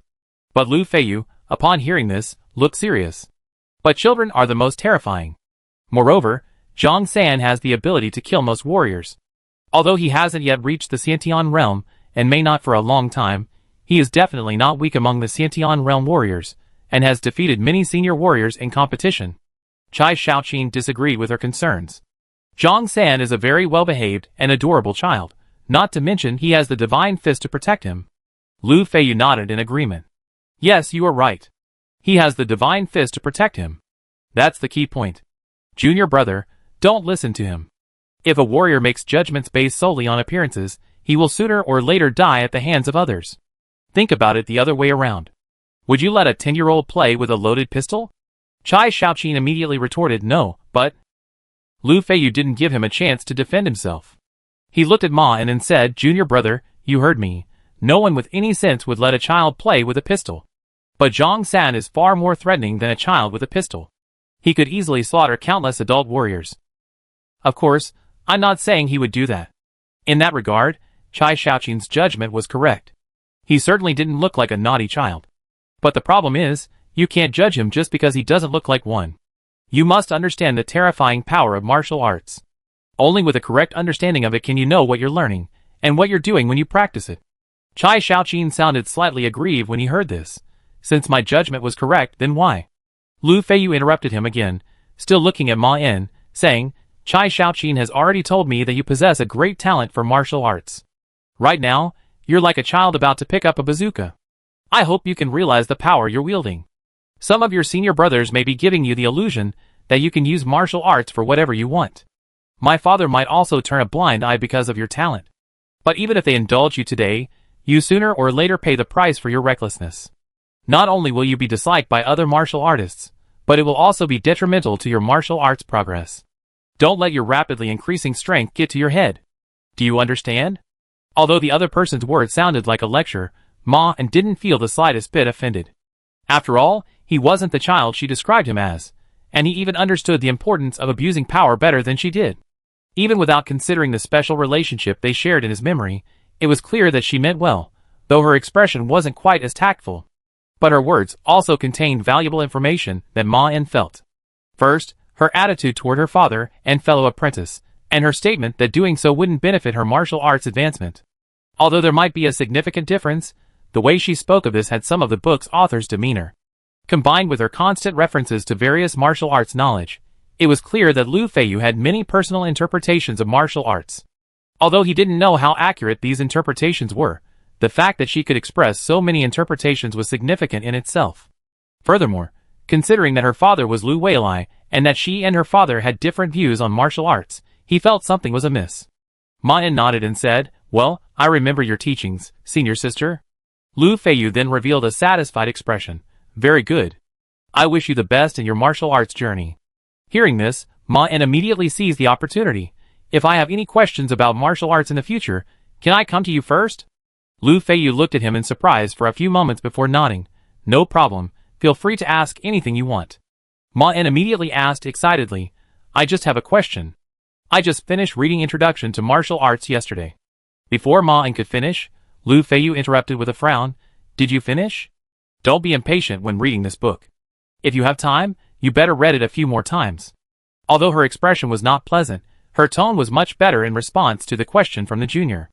Ma-en nodded repeatedly and said, I saw the author mention that techniques and mental methods are essentially the same thing, and he doesn't seem to recommend readers learn any particular mental method, but rather those martial arts that integrate mental methods and techniques. So I like to ask, do we have such martial arts in our school? And do you think his principles apply to me? Lu Feiyu's face initially showed a hint of surprise, clearly not expecting Ma-en to ask such a question. Then, she gave a look of serious thought. Your first question is easy to answer. We certainly have such martial arts in our school. For example, the sky-moving hand is one such martial art, and we have several similar martial arts in our school. But almost all the martial artists in our school learn their own mental methods. Actually, what the book says is correct, and we do have the resources. It's just that learning the mental method first is a shortcut with fewer risks. If you truly follow his teachings, you progress much slower than ordinary martial artists. Therefore, many martial artists overlook this issue. By the time I understand this, it's already too late. But the principles in the book are indeed correct. Martial arts aren't something you can rush into. Therefore, I no longer practice any independent mental techniques. Originally, Ma-en had only intended to test Lu Feiyu's understanding of martial arts and gain some information. However, this passage revealed crucial information Ma-en hadn't anticipated. Didn't Master ask you to practice that martial art first? Ma-en asked innocently. Why would she practice independent mental skills first? Didn't Lu Weilai make arrangements for her? Could it be that she wasn't actually Lu Weilai's biological child? Hearing this question, Chai Shaoqin suddenly glanced at Lu Feiyu. She paused before continuing, My father has a unique understanding of martial arts, and as I said, he really wanted me to learn the sky-moving hand from him. But often, there's more than one answer to martial arts. He's him, I'm me, and we might give completely different answers to the same question. This isn't a question about the question, but a question about me and him. Her response was highly emotional, but it didn't fully reassure Ma-en. If that was indeed the explanation for her learning the sky-moving hand, then the flaws in the technique and mental skills wouldn't be so easily revealed. But Ma-en didn't press the issue, cooperating and changing the subject. Senior sister, will I learn the inner skills? Lu Feiyu thought for a moment and said, My father would probably teach you the basics first, but you're asking a good question. I think you should go straight to a more pure form of martial arts, and you have the talent for it. How about this? I talk to my father, and let you start directly with the sky hand. Ma-en didn't expect that she would say what he wanted to hear just as he began to guide her. But he immediately replied with a hint of gratitude, Thank you, senior sister. Lu Feiyu waved his hand. No, this way you can avoid some detours. Ma-en nodded, then turned to Chai Shaoqin. Brother Chai, I've finished reading those books you gave me yesterday. Can you find me some more martial arts books, so I can continue studying during this time? Hearing this, Lu Feiyu immediately asked, What books did you give him? This was exactly what Ma-en wanted. Chai Shaoqin replied somewhat flusteredly, I gave him the martial arts basics, the cloud steps, the sand hands, and the correct heart method. But I told him not to practice on his own first. Lu Feiyu shook his head. You shouldn't have asked him. I get you some books. You should first read some popular science books written by Shen Quan. Then I get you some good secret manuals, the kind that integrate the heart method and moves. And you don't have to endure it. Once you finish the popular science books, you can practice on your own if you want. Chai Shaoqin was talking about martial artists without talent who need to worry. If you have talent, you eventually find the right path, and these mistakes will become experience. Her words implied two things. The first was that Chai Shaoqin, who was worried about this, didn't have much talent, and his expression did indeed darken. But the fact that she could say this proved that she understood the path of a gifted warrior. In other words, Ma-en could almost conclude that this meant she was a gifted warrior, and combined with her previous words, it also hinted at some of her views. Chapter 897. Ma-en didn't delve into the details, but returned to his peaceful life. He began using Chai Shaoqin and Lu Feiyu to continuously collect every martial arts manual he could find. Through Chai Shaoqin, he obtained many low-level manuals. After these encounters, the other party had almost completely let down his guard against him. Therefore, when he made these requests, Chai Shaoqin had no doubts. Then, as promised, Lu Feiyu provided him with several better manuals. These manuals met the requirements for integrating mental skills and techniques, and were supposedly among the best manuals in the Martial Arts Academy. However, they were of little use to Ma-en. Although he could feel his progress and practice was rapid, these manuals were no longer something he could master quickly with just a few days of simple practice. So, Instead of practicing these martial arts from memory, he completely memorized them. Besides this, he did something very special. First, he spent a considerable amount of time mingling with all the disciples at the martial arts school, quickly integrating himself into their ranks, and quickly learning the names of most of them.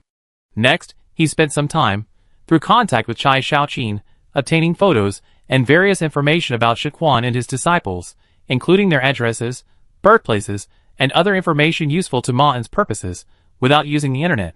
He then memorized this information. In addition, he also memorized the appearances of all the disciples he knew. Yes, he planned to conduct a little experiment.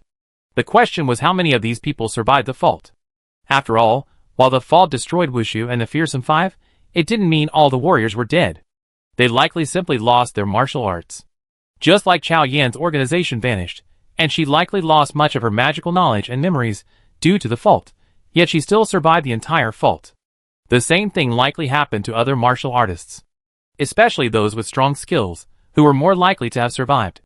That's why he requested photos of Shen Quan and his disciples. First, Shen Quan was a member of the Fearsome Five, and one of the few who had publicly appeared. Although there was a woman with fairy ears in the statues, according to the magician, she was probably the caster who created the Gurama Empire.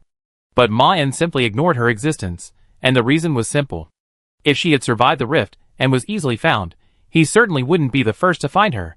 After all, neither those elven ears nor her inhumanly beautiful face could be easily hidden. And even without this reason, he wouldn't have asked Chai Shaoqin for information about the forger or other powerful beings from the anomalous world. Doing so would only accelerate the instability and collapse of his memory. Furthermore, according to Chai Shaoqin, the God Fist King's wife, Hua Lingyun, is recognized as the second most powerful person in the martial arts world today, meaning she is the second most likely to have survived.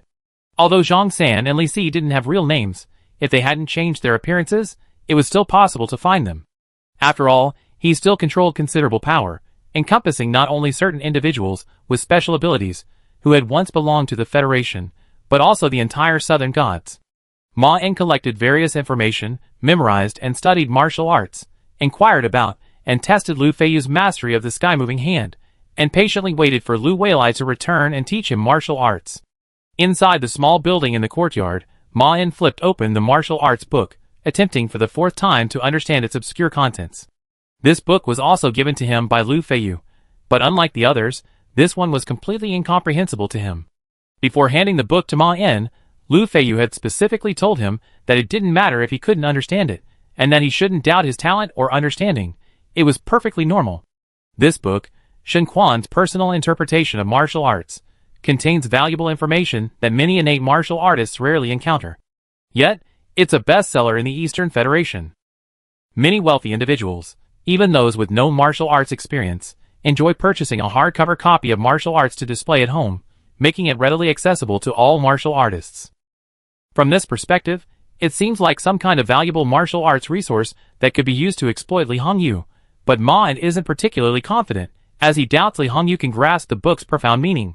Ma'an's suspicions aren't solely due to his inability to understand the book. According to Lu Feiyu, most innate martial artists are completely incomprehensible. Only a few can grasp the book's profound meaning, but they are unable to share or teach it to other martial artists. Although Li Hongyu claimed to be a martial arts genius, these innate martial artists were likely more gifted than her. And perhaps to comfort himself, Lu Feiyu specifically mentioned many young martial artists considered prodigies in the martial arts world, far more gifted than himself, yet few could see anything. If it weren't for the occasional few martial artists claiming to have gained insights, and the astonishing progress of some previously mediocre martial artists after gaining insights, all martial artists would probably suspect this was just some kind of prank by the Divine Fist. However, Ma'an was able to understand the other several new martial arts popularization books, most of which were relatively basic and simple. It was clear that Lu Feiyu had truly considered his situation when selecting these books for him. There were also two other books similar to the martial arts introductory book, both containing many insights into martial arts, and Ma'an's reading experience was similar. Although many of the information was not currently useful to him, he could sense that his future martial arts path would become much smoother. Whenever he encountered a question in the future martial arts world that had been addressed and answered in a book, he would recall the contents of the book he had read, and the obstacle would be easily resolved. But this martial arts book alone, he could not comprehend the author's purpose, no matter how hard he tried. Ma En forced the contents before him into his mind, chewing on the words, which he could only understand superficially, as if swallowing steel, trying to unearth some precious secret within them. Suddenly, the words began to vibrate before his eyes, giving Ma En the illusion of enlightenment. But he soon realized. The entire room was vibrating. Chapter 898. Earthquake. Ma En instantly realized the severity of the situation. He hadn't forgotten Lu Weilia's deed of mitigating the earthquake, and he almost instantly deduced that the situation before him was related to him. He wasn't there for nothing. And this earthquake might be the reason this martial arts gym existed in his memory. Ma En, without hesitation, turned and jumped out of the window. But just as he was about to take off and head for his target, he instantly restrained his impending landing. Because he had his sights on his target. Lu Feiyu hurriedly pushed the door open and entered, just in time to see Ma En jumping down. Thankfully, perhaps because of the urgency of the situation, she didn't dwell on how Ma En had also realized something was wrong so quickly. She simply stepped forward to help the fallen Ma En up. Come with me. This is going to be serious. Ma En placed his spiritual power next to Lu Feiyu's head, but didn't act immediately. He stumbled to his feet. What's wrong? Lu Feiyu glanced around hurriedly. My father's in a fight, and it looks like some enemies come knocking. We just get killed if we stay here. I get you out of here first. As she spoke, she reached out to pick up Ma En and run. But Ma En blocked her move with his hand, his eyes suddenly becoming serious. It might sound a little sudden, but I'm not an ordinary person. Perhaps I can help Master deal with the attackers. If you're willing, take me with you. Lu Feiyu's expression changed. What do you mean? His memory began to falter. Ma En said with sincere eyes, I know I sound suspicious, and my appearance coincides with this attack, but if you think about it carefully, you realize I couldn't possibly be harming you. Otherwise, I wouldn't need your guidance. I possess special abilities, and I've concealed my status, but I also truly want to learn martial arts. My presence here is an accident, but I might be able to help you. As long as the person here isn't a congenital warrior, we're not completely hopeless. Lu Feiyu looked at Ma En with a complex expression, a mixture of wariness, suspicion, shock, and a shimmering glimmer of hope. She soon realized that Ma En was indeed not an accomplice of the attackers. Why are you helping us? Ma En said solemnly, because I practice martial arts. It's not just what my master said. I see the tradition in martial arts, and the selfless dedication of those who carry it forward, like the martial arts of the Divine Fist. Lu Feiyu interrupted, I take you there, but you must explain everything to me afterward. Ma En nodded solemnly, I swear. At the same time, he slightly relaxed his spiritual power around the man's head. Then, he dragged him into the air. Just point me in the direction. Ma En's power dispelled Lu Feiyu's last remaining doubts. She raised her hand and pointed toward the mountain behind her. According to the vibrations, my father should be over there now. He immediately flew in that direction, carrying Lu Feiyu. In the blink of an eye, they left the martial arts gym and leaped over the jagged mountains that had been specially transported. Then, they were met with a scene resembling hell. The blood-red demon swung her fists wildly, smashing into the mountain like rock before her. Countless cracks began to spread outward from her repeated punches, and bright red blood oozed out. The demon turned to look at Lu Feiyu. Seeing this, the rock across from her instantly seized the opportunity, transforming once again into the blood-drenched Lu Weilai. With a determined gaze, she raised her palms and slashed at her foe's neck. But while the demon's gaze wasn't fixed on her opponent, she seemed to foresee the future, turning her body with the slightest arc, allowing Lu Weilia's palm blade to pass right in front of her. Shishao. Run! Lu Weilai seized the opportunity and slammed his hand into the ground. Then, Ma En watched as the ground between him and Lu Weilai expanded as if breathing, pushing them away from Shishao. Seeing this, the usually calm Lu Feiyu could no longer suppress his emotions. He turned to Ma En beside him with a pleading look, then shouted at the top of his lungs, Ma En, save my dad. Ma En's mind raced as he watched this scene. The familiar scene naturally reminded him of Shinzhao's massacre at the martial arts gym in his previous memory, explaining why he remembered this gym. It's possible he came here while tracking down Shinzhao. Perhaps this was an ambush. But this didn't answer his previous questions. Instead, it left him with far more questions than answers. For example, why did Shinzhao attack Lu Weilai? What were the similarities between the two attacks? Was it because they were both warriors? Or was there some detail he hadn't noticed? But beyond that, he had a more pressing question. That's why it was so slow. Across from them, Shinzhao was leisurely dodging Lu Weilia's attacks, her eyes fixed on Lu Feiyu. Clearly, she wasn't facing a formidable foe. And Ma En could tell that while Lu Weilai wasn't weak among his peers, he wasn't strong either, let alone able to hold his own against Shen Xiao for so long. He should have been dead by the time he arrived. Unless Shen Xiao's goal wasn't just to kill him, as she had previously done when she tore off an innocent man's arm. Ma En's mind suddenly became clear. Although it was difficult to understand her purpose, he could easily understand why Shen Xiao acted this way. Because she was a prophet. This elaborate slaughter, like a staged show, was pushing the future in the direction she anticipated. What are you hesitating about? Lu Feiyu looked at the stunned Ma En in confusion. Ma En spoke frankly, I'm no match for Shen Xiao. Let me try to communicate with her. He stepped forward, risking a quickening memory collapse, and shouted, Are you forging a future through this slaughter? Shen Xiao, can you answer my question? But Shen Xiao's eyes didn't reach him at all, as if Ma En didn't even exist. Then, a cruel, bloodthirsty smile appeared on her devilish face. She was smiling at Lu Feiyu. Then, she suddenly raised her head, and black smoke began to billow from her. Around them, two eerie, dark children's laughter erupted, and Ma En immediately realized what was about to happen. He instantly delved into Lu Feiyu's mind, searching for what he was looking for. Shen Xiao's fist easily crushed Lu Weilia's head. Ma En found the information he was looking for. Then, as he absorbed the entire manual into his mind, the medicinal effects coursing through his body seemed to solidify and instantly stagnate. Then he felt. The divine eye was staring at him. Chapter 899.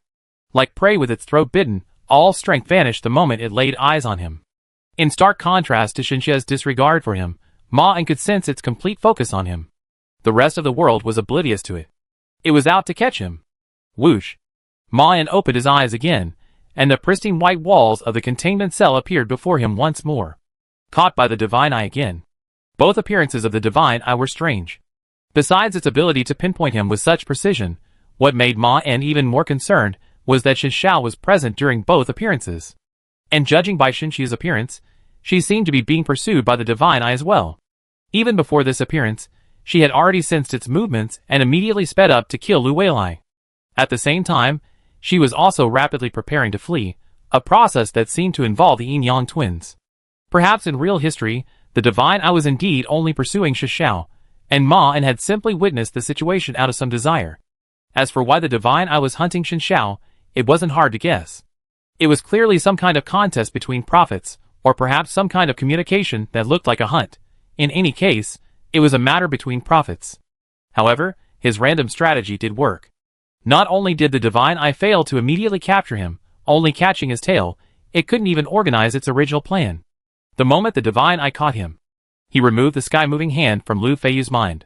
He raised his hand to signal the people outside to wait, then closed his eyes, and began to repeatedly read the secret manual in his mind. After reading it several times, he could basically make a judgment. His worst fears hadn't materialized. She had the complete sky-moving hand in her mind. At least, he didn't seem to have any issues for a while, so there shouldn't be any problems. This was a martial arts manual that could lead directly to the 6th level. Although the end of the manual was a little obscure to him, especially the complex final section, compared to the Divine Fist's martial arts, the difference was like that between an elementary school textbook and a divine book. Clearly, if he set his mind to it, he would eventually master it completely. It would only take a little longer. Of course, this wasn't a martial art that could be improved quickly, so Ma En stood up and, drawing from his mind, summoned a fairly basic martial art, beginning to practice it directly in the containment chamber. Easy. He quickly sensed the fierce momentum of the kicks. This meant that even if he returned to the present, he could still learn and use these martial arts. This was also quite good news. Ma En immediately decided to begin diligently training in martial arts today, aiming to be able to rely solely on martial arts in the future, maintaining a reasonable level of strength to protect him from certain extreme dangers. But this item, combined with the popular martial arts books, should be more than enough to control Li Hongyu. After confirming his martial arts knowledge, Ma En emerged from the containment cell. Is everything alright? Qinlan nodded. No, the outside world is calm, and your situation is no different from the previous times. Ma En nodded. Very well, I have to go back to Li Hongyu. Surly, can you and them do me a favor, and see if you can find these people through the official Federation system? As he spoke, he transferred all the information he had saved about various characters to Surly. Surly nodded. Okay, are these famous people from the past? Ma En nodded and explained. Yes, They're all martial artists from the past, most of them ordinary warriors. I just need to know roughly how many of them survived the rift, but the ones I highlighted are quite special. If I'm not mistaken, they're all former 6th level espers. Qin Lan's eyes lit up. 6th level espers? Mon said. Yes, so even if they're not dead, their condition isn't particularly good. Otherwise, our world would be completely different now. And it's likely that all of them are dead. Although Chao Yan survived the rift, this was largely due to her immortality. After all, even if the sky falls, tall people are watching. It's likely that these superpowers have already been eliminated by Doomsday. Selly nodded, okay. Qin Lan suddenly asked curiously, have you ever encountered my sister in your memories? Mayan shrugged, I'm not sure. He quickly brushed aside the subject and looked at Qin Lan, saying, I give Selly some of the martial arts manuals I brought back. Find some trusted employees, and have them try learning these techniques to see what the results are. Before handing them over to Li Hongyu, he also needed to see how these martial arts performed for other people. If he could understand the properties of martial arts as encrypted knowledge, perhaps he could use it to encrypt other information he needed. Of course, he couldn't do that on his own. But he still has Li Hongyu. By the way, Qin Lan said, we've made some progress on the matter you asked me to find Chao Yan last time, but things aren't quite as simple as they seem. Chao Yan isn't at the Victor Sanatorium. Furthermore, after a thorough investigation, our spies have confirmed that Chao Yan hasn't been discharged. Then, as you instructed, we carefully avoided potential dangers and thoroughly investigated the entire matter with the sanatorium staff. And according to them, there's never been anyone named Chao Yan at the sanatorium. Ma En immediately thought of the unmemorable. But he also realized that wasn't the only possibility. If he remembered correctly, Chao Yan had died at the Victor Sanatorium, and after her resurrection, everyone had ignored the strange situation as if nothing had happened. If his speculation was correct, this was likely a side effect of Chao Yan's reincarnation ability. After all, immortality was one of the few abilities she still had. So, it's possible that Chao Yan simply died in the sanatorium, and was resurrected in the outside world. It's even possible that she wanted to leave the sanatorium, and used this method to escape. Ma En immediately said, let our members evacuate. They don't have to stay in the sanatorium. Qin Lan asked, so, are we giving up on finding Chao Yan? Ma En shook his head. No, send another special team to search for her worldwide. I have something important to do. But at all costs, don't return to the sanatorium. With luck, we might find her outside. If luck doesn't work out, it won't matter whether we return or not. Chapter 900. Eastern Federation Junction. What did you find? Li Hongyu stared at the man in front of her in surprise. Ma En repeated, Sarah and I have jointly discovered martial arts knowledge from the past, including martial arts that can reach the innate realm, as well as many popular science books from the strongest martial artists of the time. We have also compiled it. But wait, see if you can understand this book first. He pulled out Sand Hands. Ma En didn't immediately give her the actual martial arts manual. Besides not wanting to give up his bargaining chip so quickly, there was another important reason. All the Control Bureau staff were unable to understand the martial arts manuals, and their reactions to them were almost identical, with no individual differences. This might be because they all had similar martial arts talents. Or perhaps martial arts from the past are simply not suitable for modern readers. Li Hongyu took the book and began to flip through it. The more she read, the faster she turned, and her expression grew increasingly complex. Clearly, the book wasn't difficult or profound for her. But it was a martial art beyond her understanding. You really can go back to the past. She spoke, as if resigned to something. The author of this book had a rather crude understanding of martial arts, but it contained something very valuable to me. Because, although the author's skill was low, the words between the lines revealed a subtle difference between the martial arts he was familiar with, and the martial arts I was familiar with. It was a system quite different from mine. The martial arts I knew in the past must have been quite narrow. Ma En nodded. I need you to help me see if talented warriors can learn this martial art. We've discovered that most people today might have difficulty learning it. Fortunately, it doesn't seem to affect you. Li Hongyu raised her hand and struck out beside her. Sand and dust flew. She agreed. Yes, do you have any other secret manuals? Li Hongyu looked eagerly at Ma En. But Ma En waved his hand. I do, but Sarah doesn't need your help right now, and neither do I. So, we can't give you all the secret manuals right away, but I can give you a quick overview. Ma En handed over the book. It contained a carefully edited version of the Heaven Moving Hand secret manual, covering mostly low-level content. Even this low-level content was quite disjointed and fragmented to prevent Li Hongyu from deducing the specific content. Li Hongyu took the book and began to read briefly. Her brow furrowed, her eyes sharp. She sat down and began leafing through the book, while Ma impatiently waited beside her. She read the tattered volume over a dozen times before speaking. This manual has 2 authors. Ma looked at her in surprise. What? Li Hongyu looked up at him and explained, although the contents you gave me are fragmented, it's clear that this book has 2 authors. The latter is trying hard to imitate the former style and tone, but their level is still far behind. Yes, no problem. This manual is indeed an innate martial art. Ma immediately asked, what exactly did the second author write? Li Hongyu replied, he seems to be disassembling and breaking down this martial art, making it accessible for learning in sections, but at the same time, he's also attempting to conceal his own content within the first authors. And many parts clearly didn't need to be altered. Yet, to make himself appear like the original author, he deliberately added nonsense that has no practical value for the martial art. Of course, the second author's martial arts aren't actually that bad either. His level of skill is probably not much lower than mine, and his understanding is of immense value to me, just not nearly as good as the first author's. Don't worry, I have a way to completely dissect the original author's content. This won't affect the manual's value. Hearing this, Ma immediately recalled some of the issues he noticed. Perhaps Lu Weilai wasn't the creator of this manual at all. Chai Shaoqin once explained why his master, despite having a far superior aptitude for understanding, hadn't yet mastered the highest realm of martial arts despite having completely created this martial art. But if he hadn't created it, the situation would make more sense. This could also explain the disagreement between Lu Feiyu and her father, and might even be the real reason Lu Feiyu never revealed her reluctance to learn the sky-moving hand. And if this reason was the reason for her resistance, then there was likely some dark, filthy reason behind it. If that were the case, Shen Zhao's appearance seemed to have some plausibility. Instantly, Ma En thought of the last time Shen Zhao appeared and killed the martial arts gym owner.